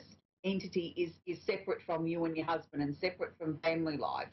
So that if you do that, it then becomes less scary. Look, the day you stop having fears about losing your gift, that's the day that I think you're in serious trouble. Let me share that with you, Lisa. I've been in this sort of work over 40 years, and I can tell you I still wake up most days and think, oh, my heavens, I hope I've still got my gift. And I think if you lose that, I think it's your objectivity. I think you lose the ability to stay grounded. So don't be frightened of that. But can I sort of suggest, I mean, as we go through life and as we go through our psychic development, there's always something else that we can learn. Even though, as I said, I've been in this industry a hell of a long time, I personally went back earlier this year and started doing a course with somebody that's very world renowned, not because I thought that I was going to necessarily learn anything, it was something I did for my soul. So, sometimes we've got to do things like that that are just purely for us, that feed our soul as a psychic, as a medium, as, a light worker, that we sometimes need to do things for ourselves. I think what you need to do, what they're showing me is there needs to be more structure. There needs to be, and this is really hard to do when you need income, is to set regular hours, that these are the only hours that I work. I've got work hours, I've got family hours, I've got, homework hours, I've got time with my children, and stick to that. When somebody rings up and says, I want an appointment and it's outside of those hours, that can be really daunting because you need the money. You're pretty spot on about that, because right now that's where I'm struggling. I'm struggling how to balance my time where I can still have, my time and my family time, and I have a hard time turning people away. I'm just struggling with that right now. I think we all struggle with that, Lisa, and that's something I can't give you a magic answer to that. All I can say to you is if you look at it like a business, and this is how I overcame it, I went and did a business course and I put the psychic stuff into the business category, that this is business. Business hours are between this hour and this hour, no exceptions. And then that way, by you being more confident when you speak to people, and you don't say to them, well, when would you like your appointment? You say to them, my next available appointment is Tuesday morning at 10 a.m. And they say, oh, I can't do that, I work. Then you say to them, well, my next available appointment is, and it's whatever you might want to work outside of business hours, is you give them that opportunity. So that's how you you've got to keep working at it, sweetheart. It doesn't just, you wake up one day and everything falls into place. It's a constant battle and a constant struggle between trying to manage your time and have downtime with your family, which is equally as important, if not so more important. So I think you're certainly on the right path, but they were showing me some other study or some other tool that you were going to start to study later this year as well. My husband is actually getting into the astrology, so we're trying to get in that together and kind of build our business and do kind of where we can offer more services, and just better ourselves all around. I was going to ask you, do you have are you getting anything, or do you have any feelings regarding my marriage or my family or anything? Look, I think as far as your marriage and family life is concerned, I think, things there are pretty stable, even though you sort of worry about things all the time. There's always going to be ups and downs in family life, but basically on the whole, I think the two of you are twin souls. You're meant to be together. You've got a great little family, so just keep going. Just take each day as it comes, Lisa. Don't try and fix the whole world's problems in one night. Take it one step at a time. But if you go to my Facebook page later, if you go to my Facebook page tomorrow, I'll put up there some suggestions of some astrology books that may help you and your husband with your studies. Oh, awesome. Thank you. I appreciate that. Okay, sweetheart. Lovely to talk with you, and I wish you every success. I know you and your husband are going to do very well. You keep up the good work. Thank you, and I wish you well, too, and I appreciate your time. My pleasure. Thank you, Lisa. We're going to go to Brenda in Toronto, Ontario. Brenda, are you there, Brenda? Here. Hi. Hello. Hi, Brenda. Hi. How can I help you? Hi there. I just wanted to get a reading. I've been having, a difficult past few months, and I just wanted to see if, what direction I should go in, or what could be, in my future, or what direction I should take. Okay. All right. The last couple of months, I think what you've been doing, what's been happening is you've been going through what I term as a lot of psychic and emotional changes. So even though you've been feeling very, very restless and at times sort of really quite emotional, sometimes you're on a real great high and then the next couple of hours you can be feeling really quite low.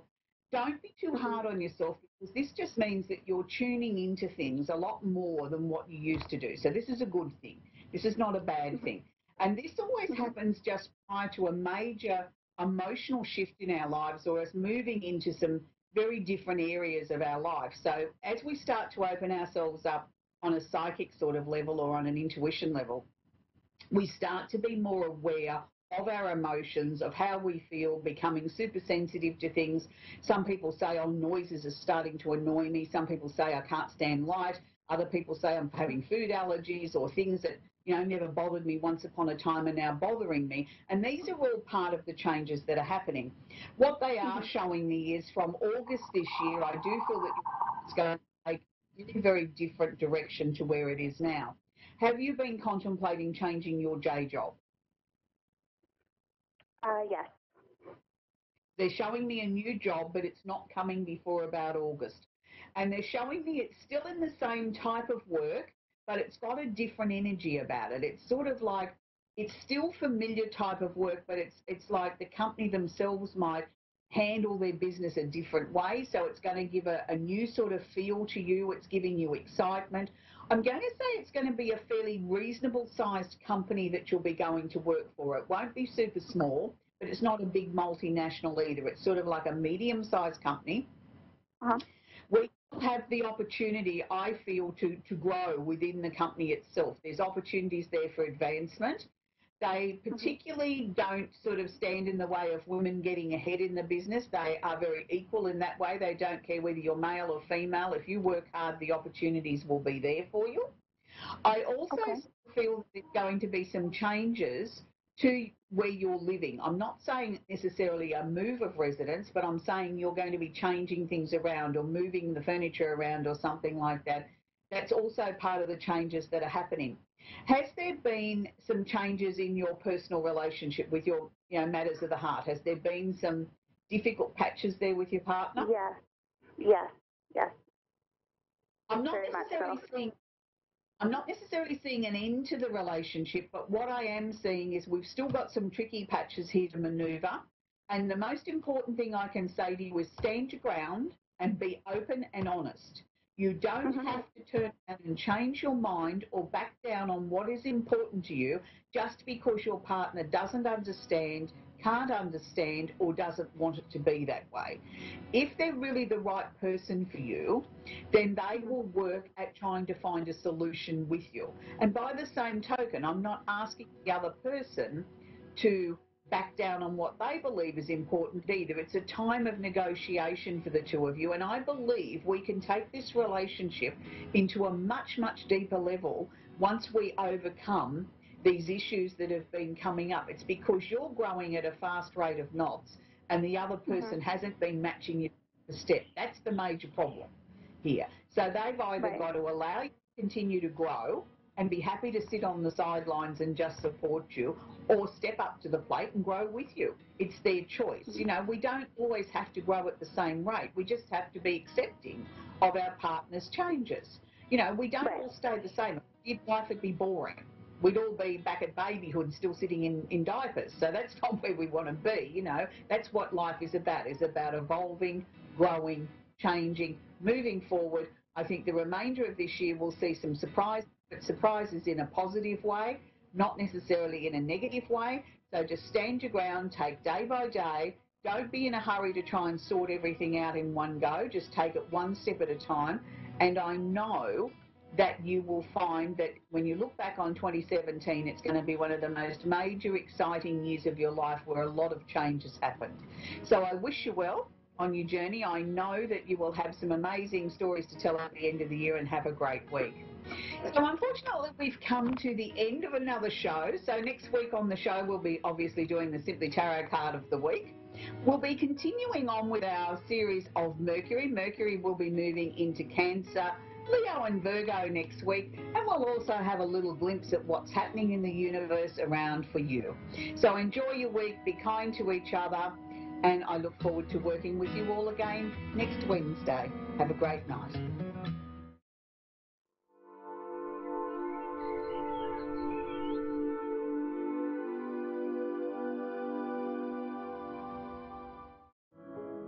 Taking care of a family member can lead to plenty of questions. Fortunately, there's a place to get the answers, for them and for you. Find articles, tips, and tools from experts and others who have been in your place. The Caregiving Resource Center at aarp.org/caregiving.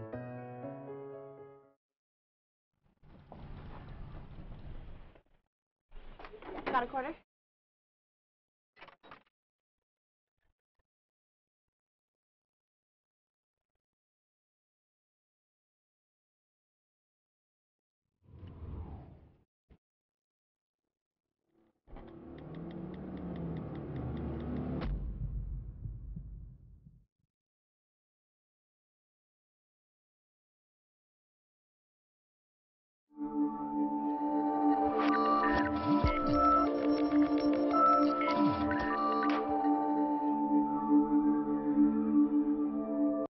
Hi, I'm Jenny, and thanks for watching Moonstruck. And now back to A1R on the air, Psychic Talk Radio now on Moonstruck TV and Lightning Television. Hello and welcome. You are listening to Sensitive Soul Radio with Sheila Kay, and we are on Ask One Radio, the world's #1 psychic radio network, and also not forgetting Moonstruck TV. Now, I am super excited today because I have a guest for you. I have the lovely Anna Pritula, I hope I've said that right, from Canada. And hi, Anna, are you there? Hello, Sheila, I'm here. Hi. You're brilliant. Okay, Anna. So you're a psychic medium. Is that how you would call yourself? Yes. Yeah. Okay. So tell me tell me a little bit about how you work as a psychic. Well, I'm not sure exactly what it is you'd like to know. I do private readings, mostly by telephone. There are readings that I do in person, private sittings, where I will work both on a psychic level and mediumistically, depending, of course, on what it is the client is looking for. Is that what you mean? Yeah. So, when did you first realize that you were psychic? When did it kind of all come in for you? You know, the truth is, I think I've always known. I was raised by, my mother is psychic, clairvoyant as well. So I was raised that this is how everybody does things.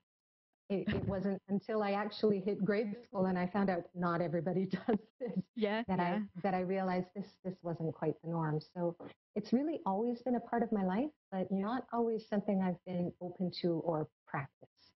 Okay. So what sort of age were you when you decided to kind of go down the route of, professionally being a psychic? What sort of age were you, would you say? I was in my in my 30s, actually. In your 30s, right. Yeah. Okay.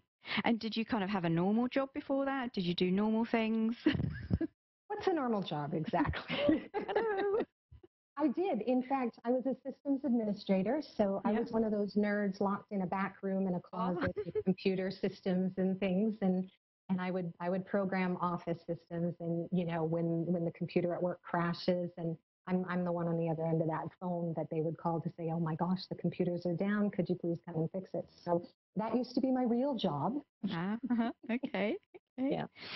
And so how do you work? If you're with someone, what is it that you actually do when you're with them? How do you actually work as a psychic? There's a couple different ways that I'll do things. First off, I can have tools present. I can work either with or without tools. And when I say tools, I'm talking tarot cards or runes or sometimes a pendulum. It really depends on what the client is most comfortable with. But first off, I'll make a connection with them.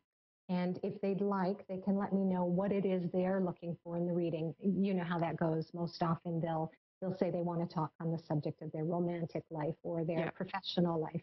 And so from there, I will attune myself and make a connection between my own energy and theirs, and then start to, let's say, decipher the information that comes through. Right. And for myself, a lot of the times I'll experience a knowing. I'll simply know what's going on with that particular aspect of their life that they're wanting me to focus on, and be able to give them some guidance and insight into the situation that they're wanting to talk about. So that's one way that I'll do things. I do remember there was one woman who called me for a reading just through an ad that I placed on a local message board where you can advertise.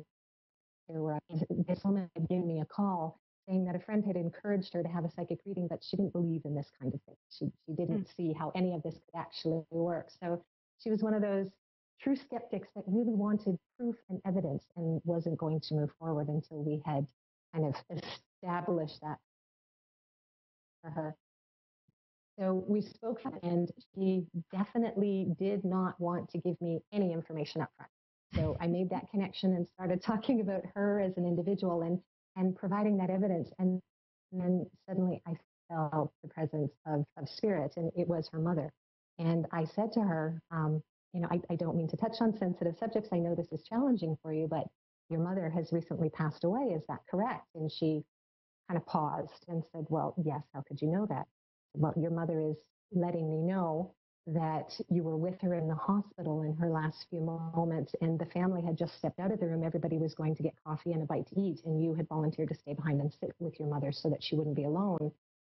You felt that your mother was unconscious, but they had told you, the nurses and doctors had told you, that speaking to her to let her know that there was someone in the room was a good idea. And she was really quite astonished that I knew that had occurred. And that's precisely what had happened when she was there in the hospital.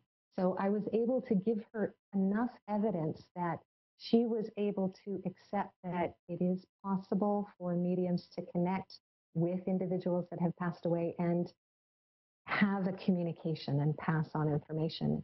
And she didn't believe that that was true. Her belief was simply, when we die, we're gone. That's it. That's all. Yeah.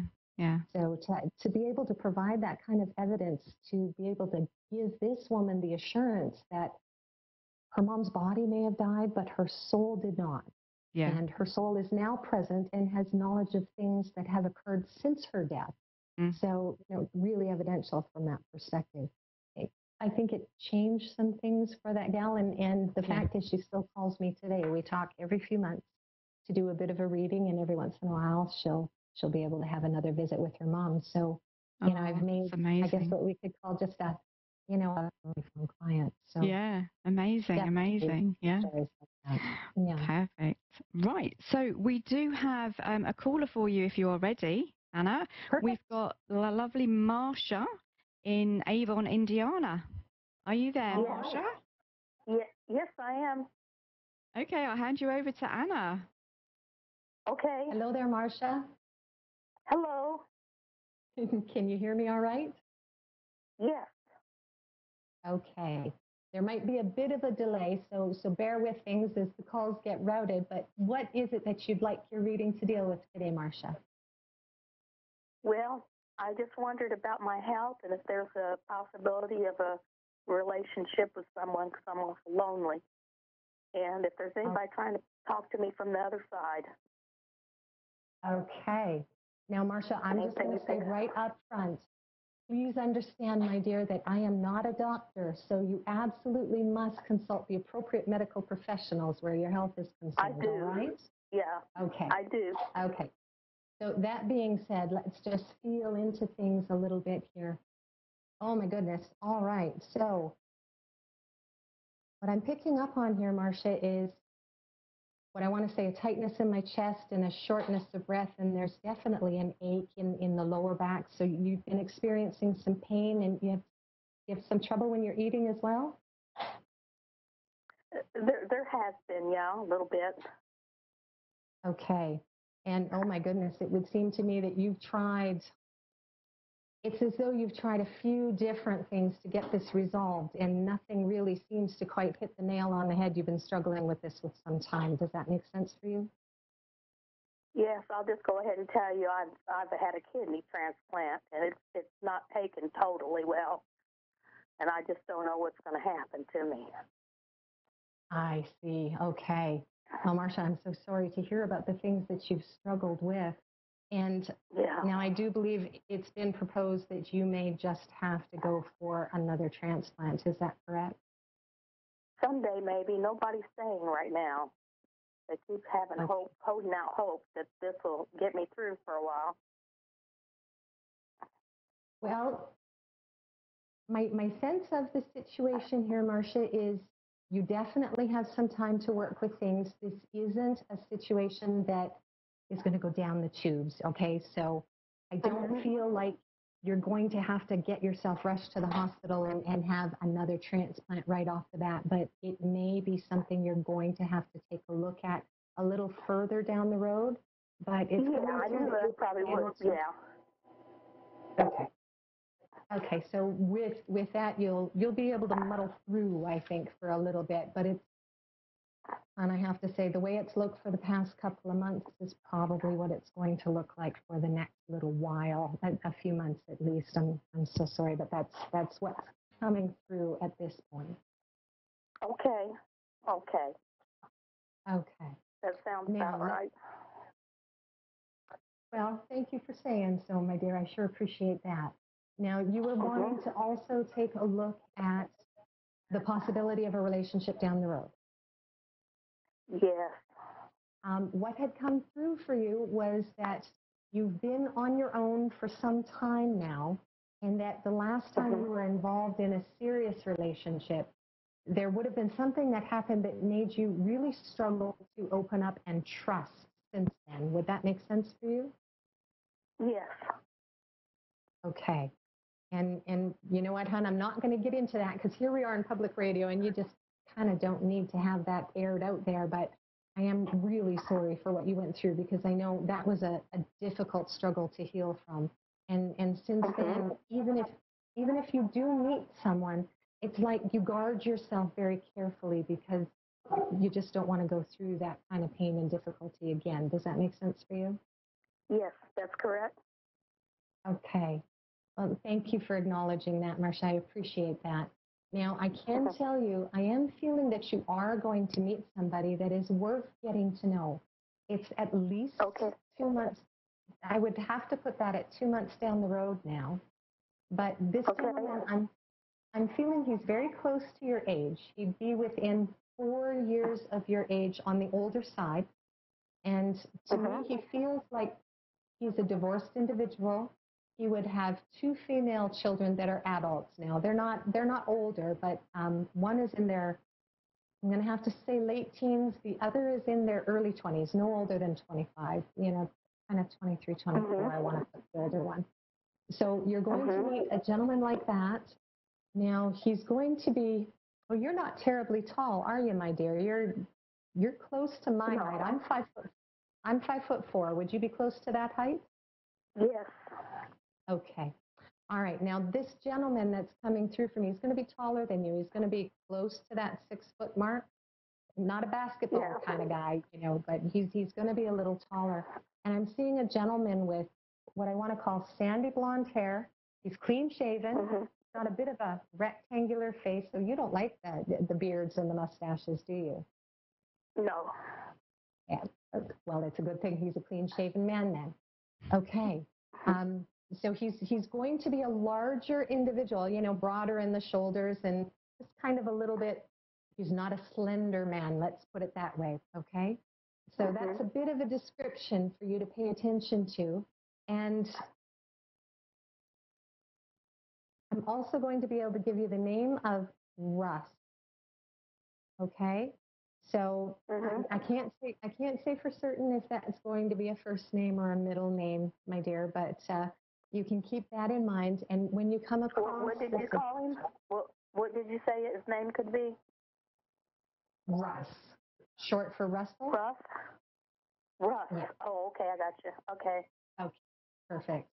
Now, I have to say, you've got quite this wall built up around yourself, and this gentleman, he's going to be a little bit on the shy side. So when you come across this fella, I just want to say, let the guard down just a little bit and let yourself get to know him. You can be as cautious as you need to be, but he's shy enough that he's not going to impose himself. So if he comes over and says hello and you shut him down right away, chances are he's not going to be brave enough to try a second time. So just try your best to smile and say hello and see if you can have a conversation, okay? Okay. Okay. That's what I have for you, Marcia, my dear. Okay. My dog Samantha that died last year, I was told by a medium that she'd be coming back in July, about 15 months ago. So you get anything on that before I hang up? The whole family's watching for her. Okay, so you had a dog that passed away. And yeah, she passed away last year. Okay. And so when you say that somebody told you that they'd be coming back, you're talking in spirit. You're not talking about, reincarnated as a puppy or anything like that, right?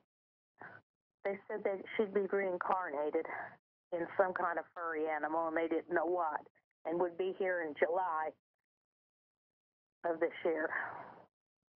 I understand. Okay. Now, I have to say that, now are we talking about, I'm not very good with my smaller breeds of dogs, but this feels like a smaller dog that you could hold in your lap with medium length kind of hair. Would that be right? No, she was just a lab mix. A lab mix. Okay. Well, my dear, I'm afraid I can't confirm for you what the psychic said about the dog being reincarnated. I'm afraid I don't do a lot of work with pets coming back. So that's not an area that I would have a great deal of experience with. Okay. All right. I'm sorry I couldn't do more for you with that. All right, and there's nobody needing to get a message through to me. I've got a cardinal. It's been at my window for 3 years. It will not leave. Before I hang up, there's nobody trying to get a message through. In this moment, Marcia, I'm not feeling somebody from the spirit world connected with you, but they do often say that sometimes when the birds are very present, that it is family members coming to say hello. So it could very well mean that you've got someone from the spirit world who is saying hello to you through the cardinal. But here in this moment, I'm not feeling the presence of someone from the spirit world. I'm so sorry, Marcia, but I have to be honest about that. Well, thank you very, very much. I appreciate the reading. Oh, thank you so much, Marcia. Thank you, Marcia. Brilliant. Thanks, Marcia, for that, for calling in. That was lovely, Anna. Thank you. Thank you now, we do have another caller for you if you're ready. We have the Jill. We have Jill in Dover Plains, New York. Okay. You there, Jill? Hello. Hi, Jill. Hello there, Jill. How are you? I'm doing fine, thanks, Jill. How are you? Good. I'm fine, thank you. Perfect. And you are calling us all the way from New York. I love how this is working because Sheila is all the way in the UK. I'm up in Canada, and here you are on the East Coast. So yes, it's amazing. It kind of is. So what is it that we can do for you today, my dear? I was wondering if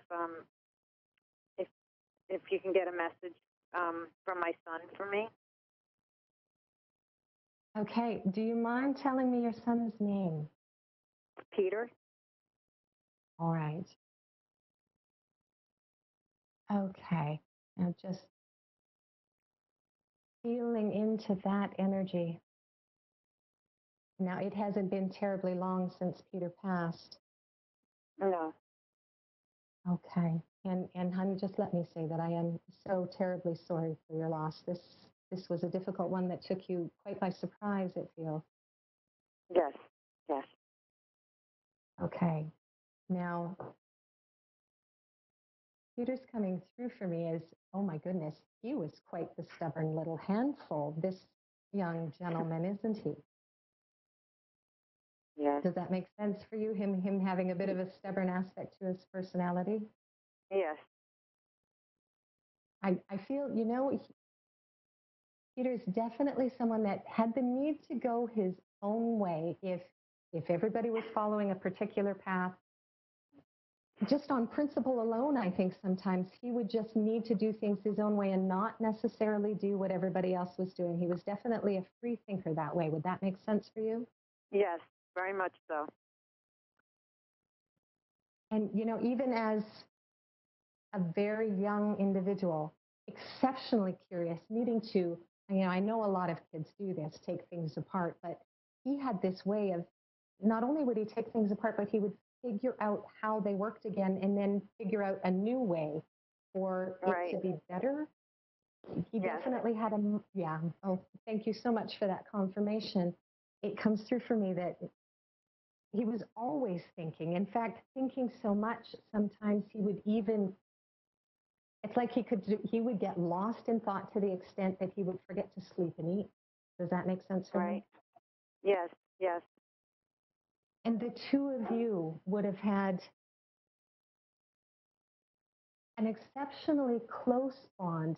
You're definitely his mom, and there was a great deal of respect between the two of you. He respected you as a parent, but I feel that he could talk to you as a friend, although you almost had to pull it out of him. He didn't necessarily volunteer. You'd have to get him talking. You had your way, but you'd have to get him talking before he'd open up. Would that make sense?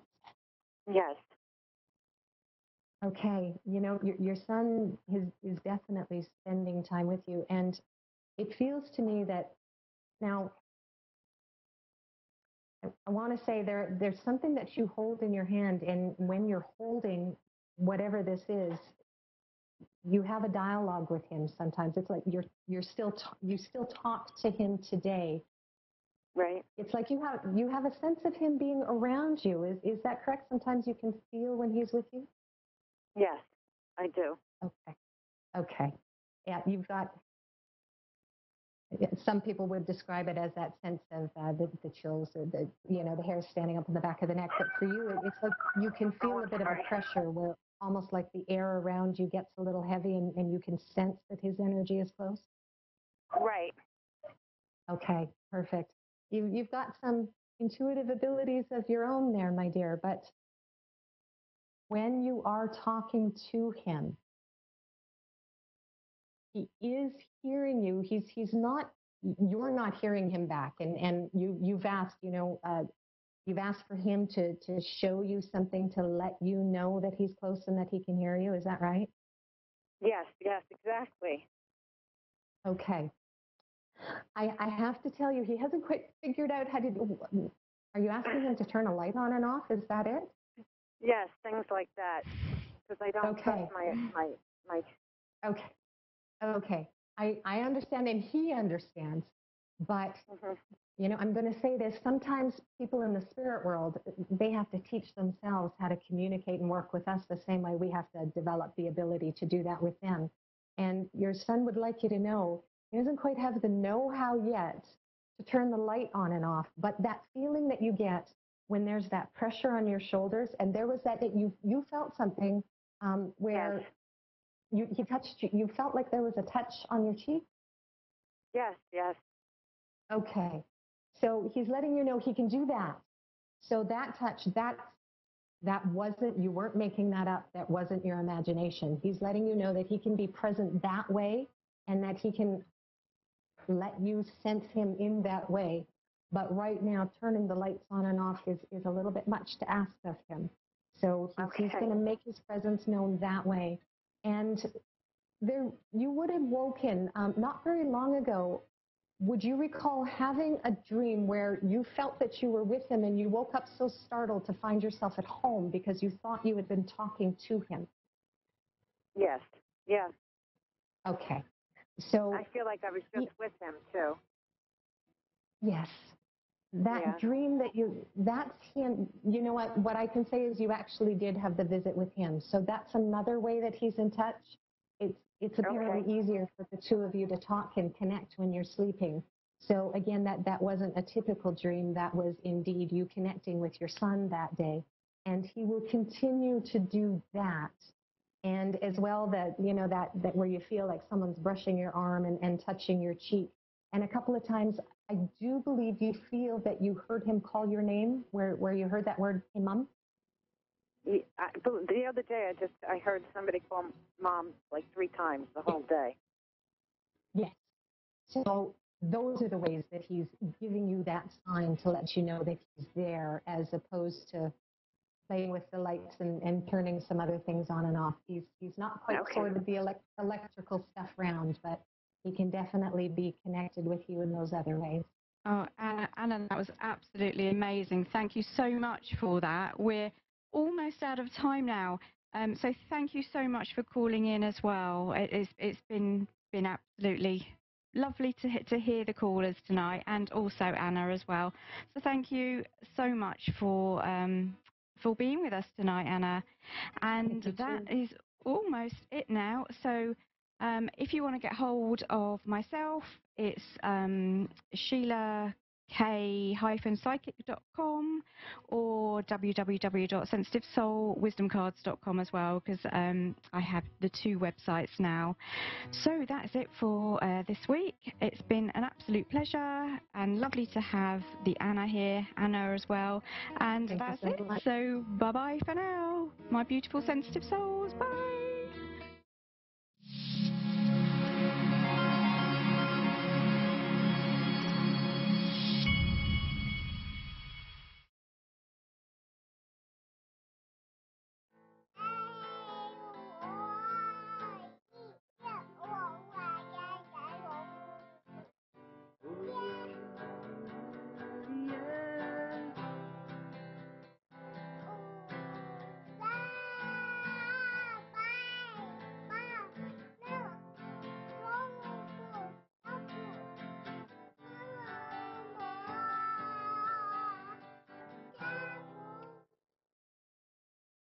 Adventure can be found anywhere, but the best place to start is in the forest. I spied something beginning with S. Snow? No. Snow-covered trees?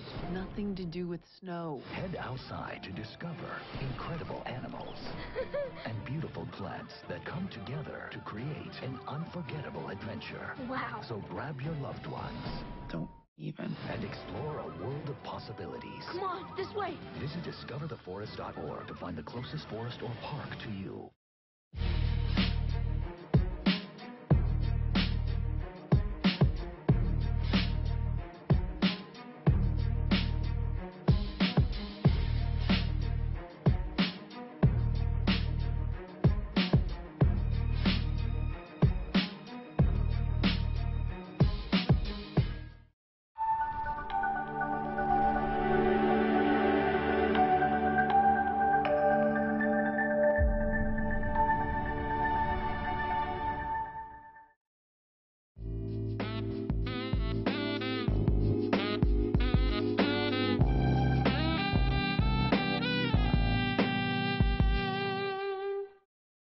I am Amanda Marie, and I'm so thankful and in such deep gratitude to be on this show, to be hosting my own show on this amazing psychic air network that's been around since I think 2006. It's been around a long time, and it's global. So I feel very honored. And just to tell you a little bit about me, everybody, I am a master channeler, a Reiki master, and a Theta healing practitioner.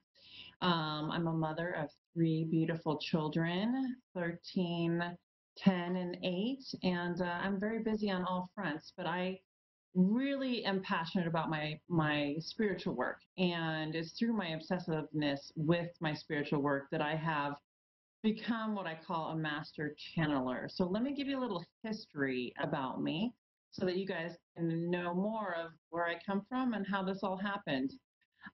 In December 2010, so not too many years ago, well, let's start way back. So starting back when I was a little girl, you know, I always felt the emotions of other people, being like an empathic child. I could feel other people's feelings, and I thought everyone kind of operated that same way. And if people felt sad, I felt it. If they were happy, I felt it. I felt willing to take on other people's issues and problems to help them because I would feel that, which could become somewhat codependent. And I was curious about spirituality. I felt like I connected with spirits and other things. And so I'd read books. So I was curious. I was curious in my younger years. But it wasn't until 2010 when I was rear-ended in a car accident. I was stopped on the freeway and someone hit me at 60 miles an hour. That means that my spinal cord suffered a severe injury. I had pooling of fluid in my spinal cord, or what they call syrinx.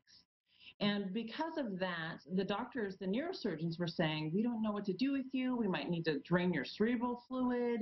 You know, you should either be paralyzed or dead. So this is one of those situations that you would call blessing in disguise. That's for sure. With 3 young children, for the doctors, for the neurosurgeons to say things like you should be paralyzed or dead was not good enough for me. And wanting to drain my cerebral fluid was definitely not good enough for me. I didn't want anyone touching my cerebral fluid. I'm like, I need that stuff. So what ended up happening was I had to turn to alternatives. The doctors, they even sent my medical records to UCLA. They didn't know what to do. Was inconclusive as to how to treat me. So I had to radically change my thought patterns. And I wasn't, at this point in my life, I wasn't hugely into the spiritual stuff, didn't really know too much about it, was more into the day in, day out, 9 to 5 work, lifestyle, and that kind of thing. So this was a radical change for me. And I knew there was other answers. I knew there was alternative medicine and alternative healing out there. And so it was about me finding it. I found a phenomenal holistic chiropractor, Dr. Sherry Smith in Encinitas, California. If you're in the area, she's amazing. She owns Back to Balance Chiropractic. She uses what you call an activator, which was very gentle on my body after having a car accident like that. And she used muscle testing so that I could eat the proper foods so that my body could heal itself. Your body, think about it, you get a cut or you get some sort of injury, somehow your body magically heals itself. We don't even know how it happens, but it's designed for total self-healing. So if you present the optimal environment for that total self-healing, that's in fact what's going to happen. So she helped me with my eating and my diet and, what not to eat during this healing phase. And then I walked into this amazing metaphysical bookstore here called Soulscape. And there was this incredible medium by the name of Lynn Kay, adorable, adorable Lynn Kay, who said she was doing readings that day at Soulscape. And I thought, you know what, I'm going to get a reading. Even though I hadn't really done anything like this before, I didn't really know. I was just called to do it. Let's just say it was a knowing or an inspiration. So I get a reading from Lynn. And right off the bat, she's like, oh, before you were born, you entered into a spiritual contract with your father and your stepdad, and your stepdad wanted to raise you in this life, and your father agreed to be the, shall we say, sperm donor. And I was like, what? You know nothing about me. And that's all true in terms of the dynamics of my family. And she said, your grandfather's passed and is here with you. So it was like I was all in. I was all into believing. And she said, you know what? You're in a fork in your road. You're at a fork in the road in your life. You can choose to, go this direction and have them drain your cerebral fluid, be dependent on, medical technology and medicine and, take that road. Or you can choose to take this higher spiritual road starting now. You're called to do much bigger things in this life. And let's call this like a wake-up call for you, a big blessing.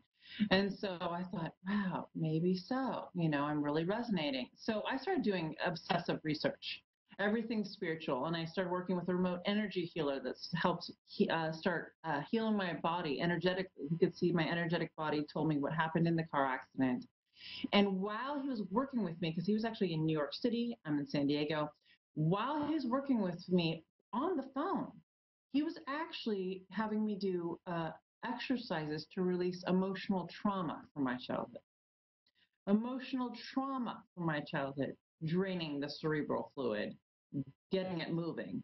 not surgery or anything else, emotional trauma, doing these exercises that I was practicing while he was working on my energy body. I thought, this is just unbelievable. Lo and behold, 6 months later, I go back to the neurosurgeon and, I get the MRIs and all that fun stuff again. They're like, the cerebral fluid is draining. Whatever you're doing, the cerebral fluid's moving. The pockets of fluid that should be moving is smaller. And I told the doctor what I was doing. I'm like, I'm a spiritual freak. I love this stuff. This is amazing. This is changing my life. And he's like, okay, keep doing what you're doing. I believe in you. Go for it. Keep doing it. And sure enough, I'm here today, feeling great. I can run around with my kids and do what I want. So that's really what got me started on the spiritual path. It's one of those massive awakening moments that I would definitely call a blessing in disguise, as it was it was a road to recovery for sure at that point in my life. But here we are. I am, as a Reiki master, I got attuned by one of my best and dearest friends, Miss Chris Hayden. She's an amazing being, angel light being, and I'm a theta healing practitioner. I've taken advanced theta healing and other such modalities involved with theta, and I'm obsessed with theta. Theta is the state of mind between awake and sleep. So when you're in that dream state and you're kind of waking up, you don't know what's going on, that's where your brain is in a theta brainwave state. And there's so many more things that you can connect to in terms of higher frequencies. There's so much more information out there for you in that state. It's also used for hypnosis. So you can use it as a tool for healing and releasing, core beliefs and all these other things. So my theta master, Miss Alexandra Rohr, is a phenomenal being, and she put me on a very special track for learning that was just one-on-one. And so I got a ton of training in theta, and that's kind of what launched me. I started downloading all these different ways of helping cleanse and clear people's chakras, cleanse and clear, balance people's chakras, bring them guided messages, clear their energy field. I got all these ways of doing this, and it was all about connecting the energy from, I like to call it creator space, higher in our higher dimensional self, and the core of Mother Earth, connecting those energies and using our bodies as vehicles of light, using our bodies as bridges of light, really allowing for that balancing and frequency of energy. And so for me, I just started experimenting on my friends. I'm like, can I try this on you? And I can tell you, it's really scary. When you're saying, is your grandma passed? And does she have a white dog? And she's coming through and telling you this, and this. You can feel very vulnerable. It can feel, scary sharing this information. And, but I kept doing it. I kept going at it. In fact, I'm doing this radio show tonight, and it's like, this is my first radio show, and I feel, I'm nervous. I was nervous before the show. I mean, I'll admit to it right now. I was absolutely nervous, and I felt a calling to do it because there's so much information and messages to get out there. So fast forward to the master channeling. Through this healing stuff that I worked on day in and day out and obsessively. I mean, we're talking, if I get messages, I'm writing, I'm doing the automatic writing, I'm paying attention to messages in my environment, I'm listening obsessively, like just practicing how to channel, how, get these inspirations. And for the longest time, it was my voice coming through, right? It was inspiration, whether it could have been other masters or not. It was like I was hearing my voice. Well, I'll tell you, at some point, I started hearing the voices of the people coming through. So if it's Archangel Michael, hearing his voice, or if it's Yogananda, hearing his voice, or if it's Dr. Wayne Dyer coming through, I hear his voice, or Jesus, or the Holy Mother, or whomever is coming through, I now hear their voice. But it's through obsessive practice. It takes practice, people. That's the key. That, and also learning and knowing how to clear and ground your energy consistently. It's very important you drink plenty of fluids. I've got my water here, got lemon in it and everything else. Clearing and grounding your energy when you first get up in the morning. What does that mean? You can even get on YouTube and find a clearing and grounding meditation. 3 deep breaths three deep breaths resets your body. It's like it tricks your body from fight or flight. So if you're anxious throughout the day, you have a meeting or something like me just before this radio show, these three deep breaths trick your body back into homeostasis from a more anxiety-driven fight or flight state. So if anytime you feel nervous or anxious, it's that moment of stepping outside of yourself, stepping outside of that thought pattern to take those three deep breaths all the way deep into the belly. So let's take one in.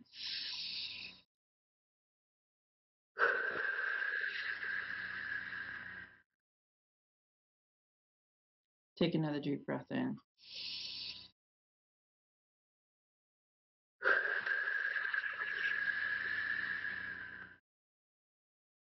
Take another deep breath in.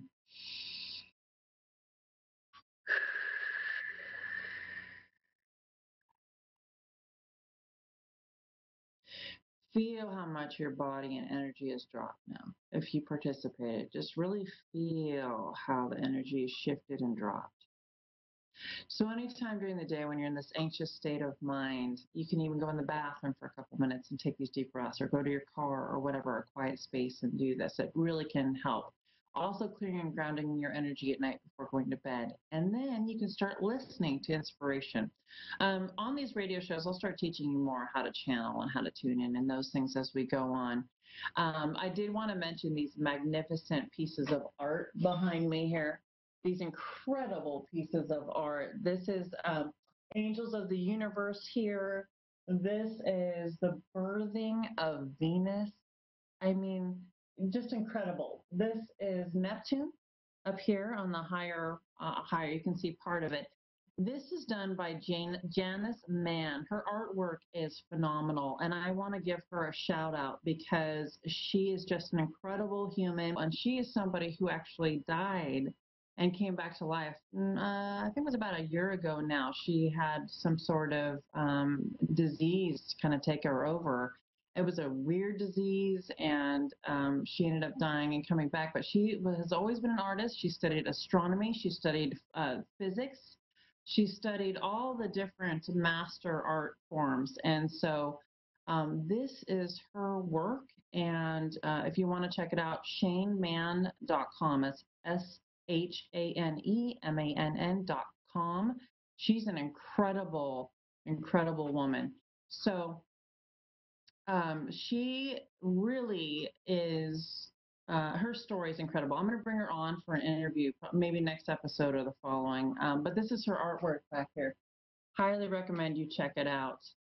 It looks like we have a caller on the line. So what I'm going to do tonight is I'm going to channel for somebody who's called in, and you guys can hear this, how this channeling actually works, which I'm really excited about. So, Michelle in Queensland, Australia. I'm so excited to talk to you. How are you? Yes, good. Can you hear me? I can. I can Hello? hear you very well. Yes. Can you hear me? Yes, I can. Hello, how are you?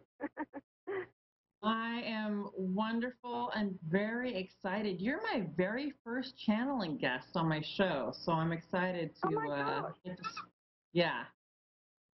Yes. That's great. So, that's so good. Isn't that exciting? We already have a special connection because you're my first guest I'm channeling on my show ever. So That's great. That's really good. I'm really, really happy about that.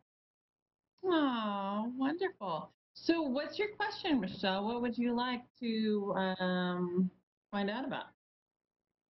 Well, my mum, if there's any messages from my mum. Oh.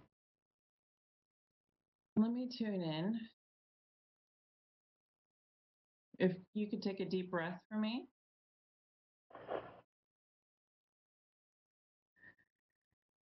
Yeah. Oh boy, I feel her presence. She's a very sweet, very loving being. I know. She misses you dearly. I know, I miss her too. Yeah, she loves you very much, and she's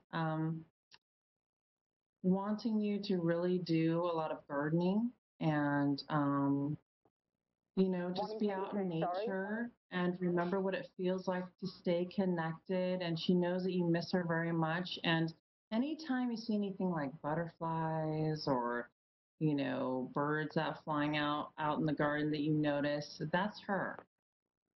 Yes, I know. I know. I so know that. That's so beautiful. Butterflies especially. Yeah. Yes. Yeah. She's showing. So I can see like the beautiful butterfly just kind of drifting across the garden area. And she's telling me that that's her, letting you know that she's there. But you can also connect with her directly. I would highly recommend. Okay, beautiful. So what do you do? Oh, she talks to me all the time. She's with me. I have cups of tea with her. She tells me things and sends me messages all the time. And she's just here. She visits quite often. It's just beautiful. It's amazing. I just love it. And I just feel like she's trying to tell me something else that I can't. That she's led me. She led me to a house the other day. And it was just beautiful, and I'm getting really excited about it.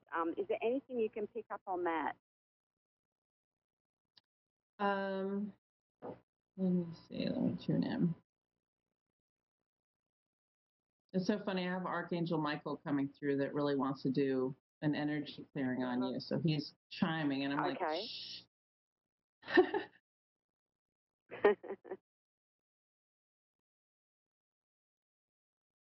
She said this house is very charming. She said this house is very charming and one that would be absolutely wonderful for you, and that the energy is there. Her energy is already there, and she would love for you to step into this home, and she would love for you to check it out and look more into possibly getting into this home. And that the reason why you feel such a connection to it is because her energy is already there, and she is in fact guiding you to that space. You can also have your gardens there, and it would be a very beautiful space for you. And she's really, really excited. She's like jumping up and down with excitement that this conversation is happening, because it's no longer going to be just an inspiration. It's about you taking action at this point. And it's really her being able to work with you much more directly by living in this space. And it's absolutely beautiful, such a charming, charming place. And she's really, really excited about it. And she wants you to understand that she's already there, that her energy is already there, and that by you being in that space, it's going to allow you to even open more to her being in your presence. And, oh my God, that's so true. Experiencing her in your dreams. Being able to go places with her, astral travel with her in the fifth dimension. So when you're sleeping, you will have the ability to astral travel with her and go places. You can even do your gardening in your sleep and stuff like that with her there. So she just feels like this huge opening for you and this huge spiritual expansion and awakening by this place. Yes, yes. I feel like this place is going to. It's like I don't know. It's magical. I took my dad to it, and we both in love with it. And it was just like she was with us, guiding us. I was listening to my guidance all day. I had to get to this place. I picked my father up, and off we went. And it was just, it was a magical day. It was just amazing. Does this place have beautiful little gardening area, like beautiful little garden? Well, the place I'm in here does. You could put a garden in. It's more tropical, this place that I went to. It's very, very tropical. Where I am now is very tropical. It has more of a garden. And when I do my gardening, I'm always thinking of Mum. But, you could put a garden there, definitely. Yeah, that's what I see. She's really wanting you to do your gardening, because that's what really brings you so much joy. That's what really opens your heart. It's what lifts you. Sometimes if you get in a mental cycle of patterning and a mental cycle that's not in your highest and best interest, and you don't feel good, it's all about going out and doing the gardening. And of course, she's out there with you, as you said, and so. And the butterflies, also, of course. The beach, too. This place is near the beach, and she really loves the beach, and I love the beach, too. And when I go there, I felt like we'll be walking on the beach every day together when I moved to this place. Yeah. You guys have had many lives together. She's not only been your mom, you guys have been sisters. I'm sure there's a bit of that sisterly energy there between the two of you.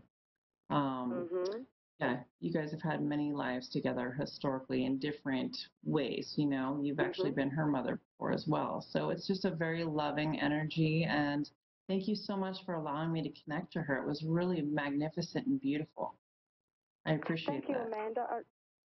Yes, thank you, Amanda. I really appreciate that. I'll really looking forward to going to this place. I feel it's going to happen soon. So it was just lovely for you to connect into that and bring me peace about that because, yeah, I'm looking forward to it. It's beautiful. I love my mum. And, yeah, it's just lovely it's just beautiful. Thank you so much. You're so very welcome, my dear. And real quick, if you want a quick energy clearing from Archangel Michael, he's coming through. He's a very powerful angel. Yeah, okay. Okay, so just take another deep breath for me.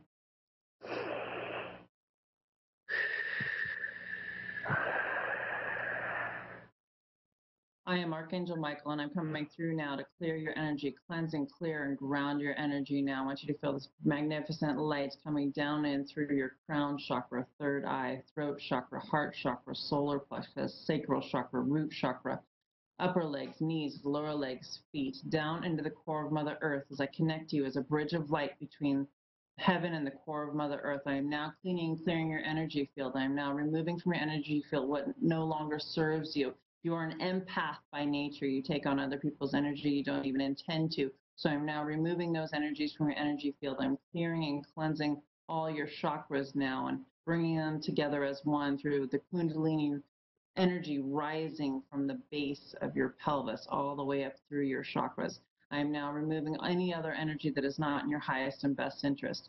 I am now filling your energy tanks, bringing back all the energy that is yours that you've given to so many others. You have such a beautiful, magnificent heart that you've given to so many others. I am now bringing the energy back and filling your energy tanks. I want you to feel the energy fill and fill and fill and fill and allow you to feel the light. Allow you to feel the peace and the harmony with this clearing and grounding now, feeling the magnificence of this energy coming, surging through your body now as you are awakening to a much higher state of consciousness. And your mother is, in fact, a big part of this, and she's here with me now. I am Archangel Michael. Thank you. Thank you. Thank you so much. That's beautiful. It really is beautiful. It's all coming back to me. It really is. I have put a lot out there spiritually. I've done a lot of work, and it's done with much love. So I'm so grateful to get this back in return. I really am, Amanda. Thank you so much. You're welcome. So much love to you. You have such a beautiful, magnificent heart. I'm honored you're the first caller, and so much hugs to you. Thank you so much. You're welcome, my dear. You're welcome. Oh, God bless you, Amanda. Thank you so much. You've made my day. Dear.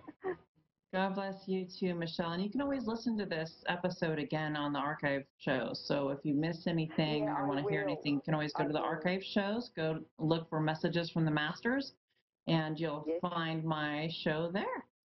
So thank you, my dear. I will, definitely. I will. Thank you so much. You're welcome. Day, a beautiful weekend. You too. You too. Thank you. And if you'd like to connect with me, I'm on Facebook at Divine Living. My business page is Divine Living. You can also reach out to my website. It's www.angel444energy.com. That's www.angel444energy.com.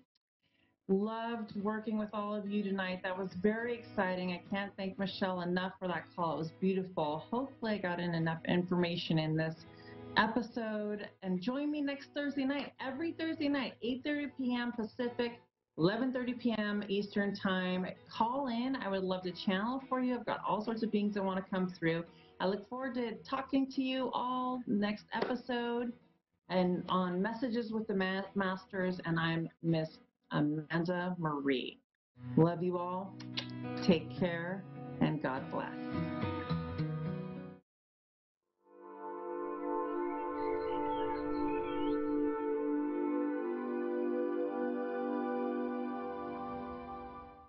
I rescued Toast from a shelter in 2011. I love Toast because she's a lazy diva. Toast does whatever she wants, obviously. She's sleeping right now. She's an epic snuggler. She's so comforting. She's so loving. Toast makes me laugh. When I walked into the shelter, I knew right then that she was special.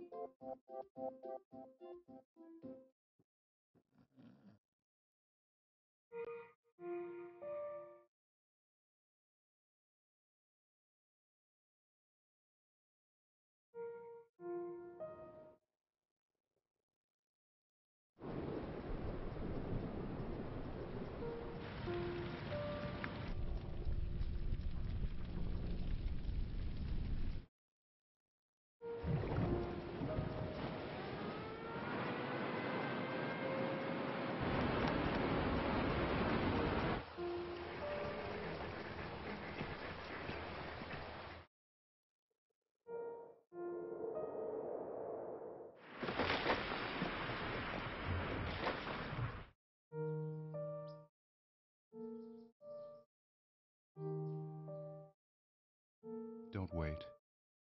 Communicate. Make your emergency plan today.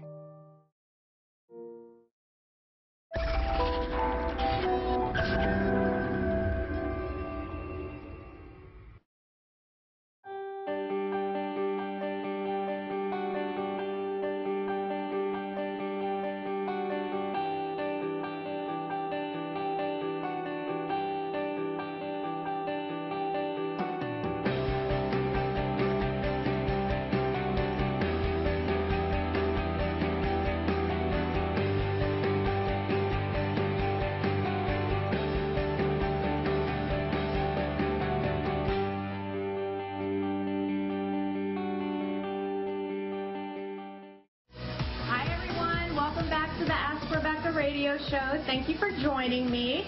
I hope everyone had a great week. I do know some of you were up against a few challenges last week. I trust you handled them with patience, understanding, and awareness.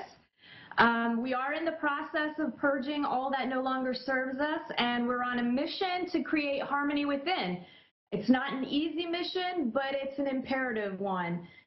Humanity as a whole must shift to a space of neutrality and unhook from the lower, denser energies that only feed the victim mentality and keep us trapped from knowing the truth and who we are individually and collectively. So it's super important to, just try to handle those moments that are challenging, and when we have these emotions that come up that feel super stressful and we feel attacked from all sides. It's just important to try to stay grounded and just bring awareness to the situation versus being emotionally reactive and emotionally explosive. All these challenges, there's a higher purpose to your perceived suffering. It's to help you become aware of yourself. So stay strong and know nothing you're experiencing is in vain. Just allow things to unfold naturally and come up and out. And remember to be conscious of your choices. So really, when you're making choices, make sure that you're aligning with love, compassion, understanding. So pay attention to that. And catch when you're connecting with energies and choices that are aligned based off of fear and hatred and blame. So, it's a very easy gauge. You know what feels good and you know what feels bad. So when you're making choices, try to go with the ones that feel good. For any new viewers and listeners, each week I started doing predictions for the week ahead, which runs from this Thursday to next Thursday. I'll be predicting what you may experience in your day-to-day life. Topics will include what you can expect as a general overall theme for the week, and then specific areas in love, work, finances, health, and spirituality. I'll also be sharing energetically during the moment of Zen if I don't talk too much and go over. But if we miss the moment of Zen, I always ask your guides and my guides to give you a loving blast overnight so that you don't miss out on any energetic work. And I'll also be taking a live caller for a free psychic reading. Not all predictions will apply specifically to you. Obviously, this is a general reading. There's a lot of energies out there. I have to kind of pull things from the ethers and pick and choose what I kind of feel will be going on. So again, not everything will apply to you. Some of it may, all of it may, none of it may. It really is just dependent on your journey and what's going on with you. So overall, though, I do feel like most people will be experiencing at least one or two of the things that are going on. I had some positive feedback last week, and so there were plenty of people that were experiencing those predictions. Tonight is the first night I'm giving messages from crossed over loved ones for listeners and viewers who subscribe to my YouTube channel. It's important that you subscribe to the YouTube channel because I was trying to figure out a way that I could limit what souls are coming to talk to me. You know, when you open yourself up like that, then you get lots and lots of souls that want to hang out, they want to talk to you, or they want to annoy you and harass you as well. So the way that I could limit that was having actual listeners and viewers subscribe to the channel. Then I can be specific when I send out the requests for crossed over loved ones with messages. So I'm going to give that a shot tonight and see if anybody comes through for the people that have subscribed since last week. In honor of upcoming Father's Day next Sunday here in the U.S., I'm offering a 20% discount on all my services through the end of the month. If you'd like to book an appointment with me, you can call or text me at 407-374-3133, or you can email me at askrebeccatoday@gmail.com. And you know, if you just want more information about my services and what I do, feel free to check out my website.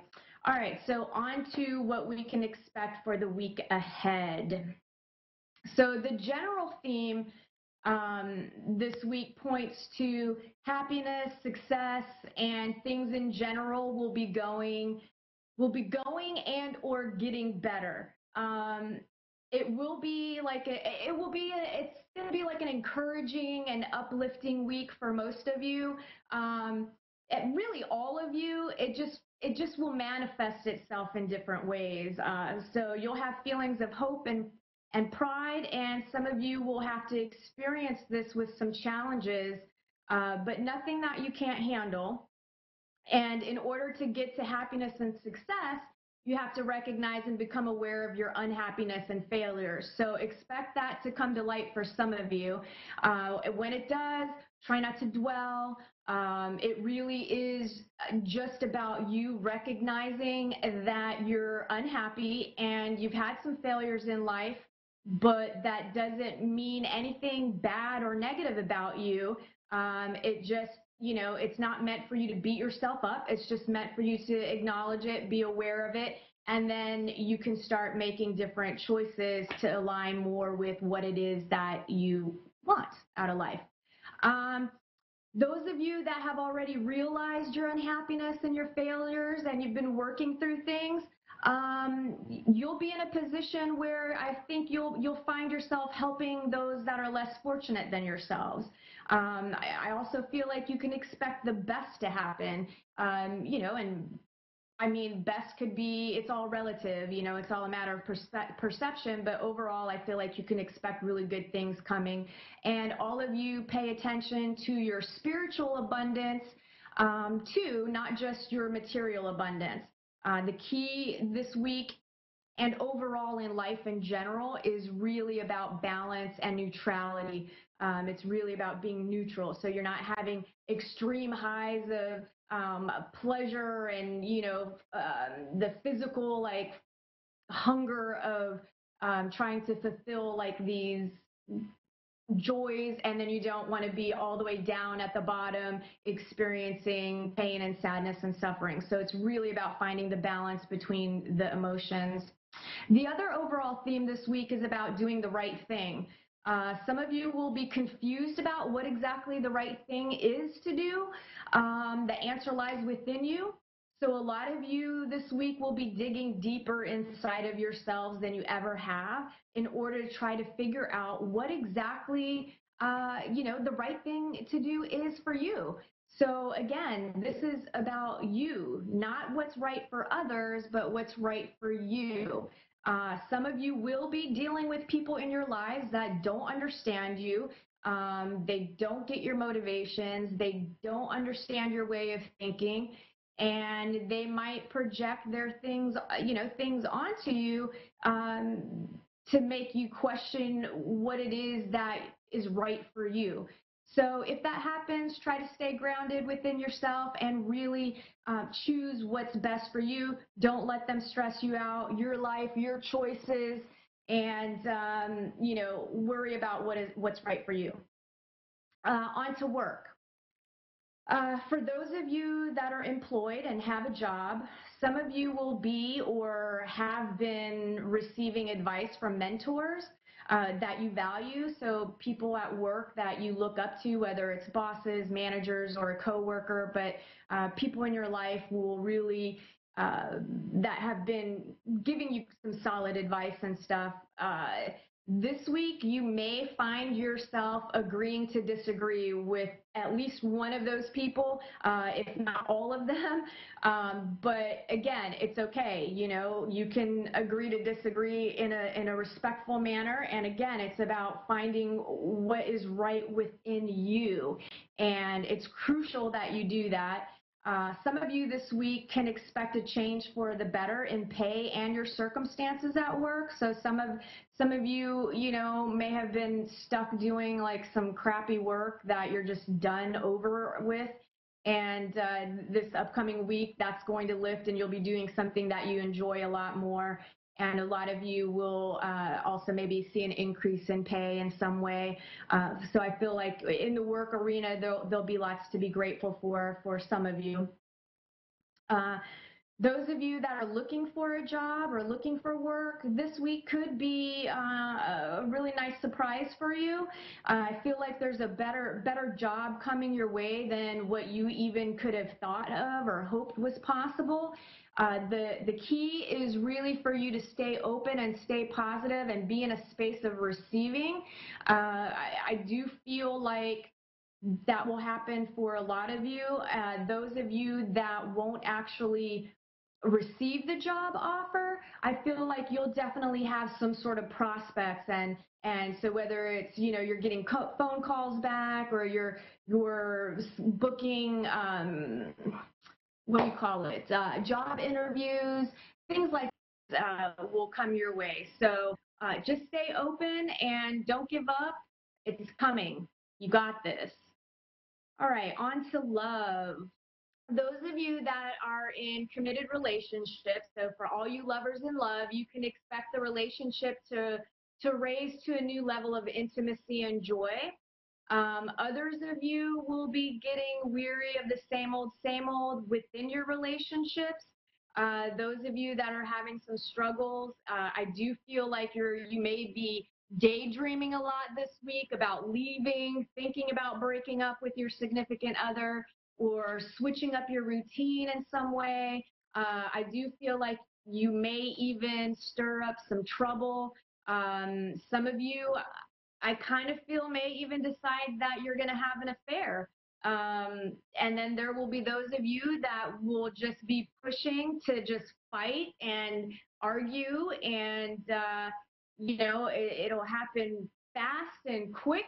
You're going to be in the emotions. You're going to be reactive. So I just want to caution you that before you just, self-sabotage and just go off the deep end with whatever's going on with you internally, I feel like take a deep breath, take a step back, and I want you to actually speak up and express how you feel. Find your voice and let your partner know that you're feeling unhappy and you're feeling bored, but do it without projecting blame. You don't need to say, hey, you make me miserable or you make me unhappy. It takes two to tango. So, just a simple, I'm feeling unhappy. Let's come up with a solution and compromise that works for best of you. So just open up and speak to each other. And I feel like if you can do that, if you can be aware of what's happening with you emotionally, then I definitely feel like there's things that could work work for improvement in your relationship. If you stay in the energy of just kind of losing your cool and freaking out and really just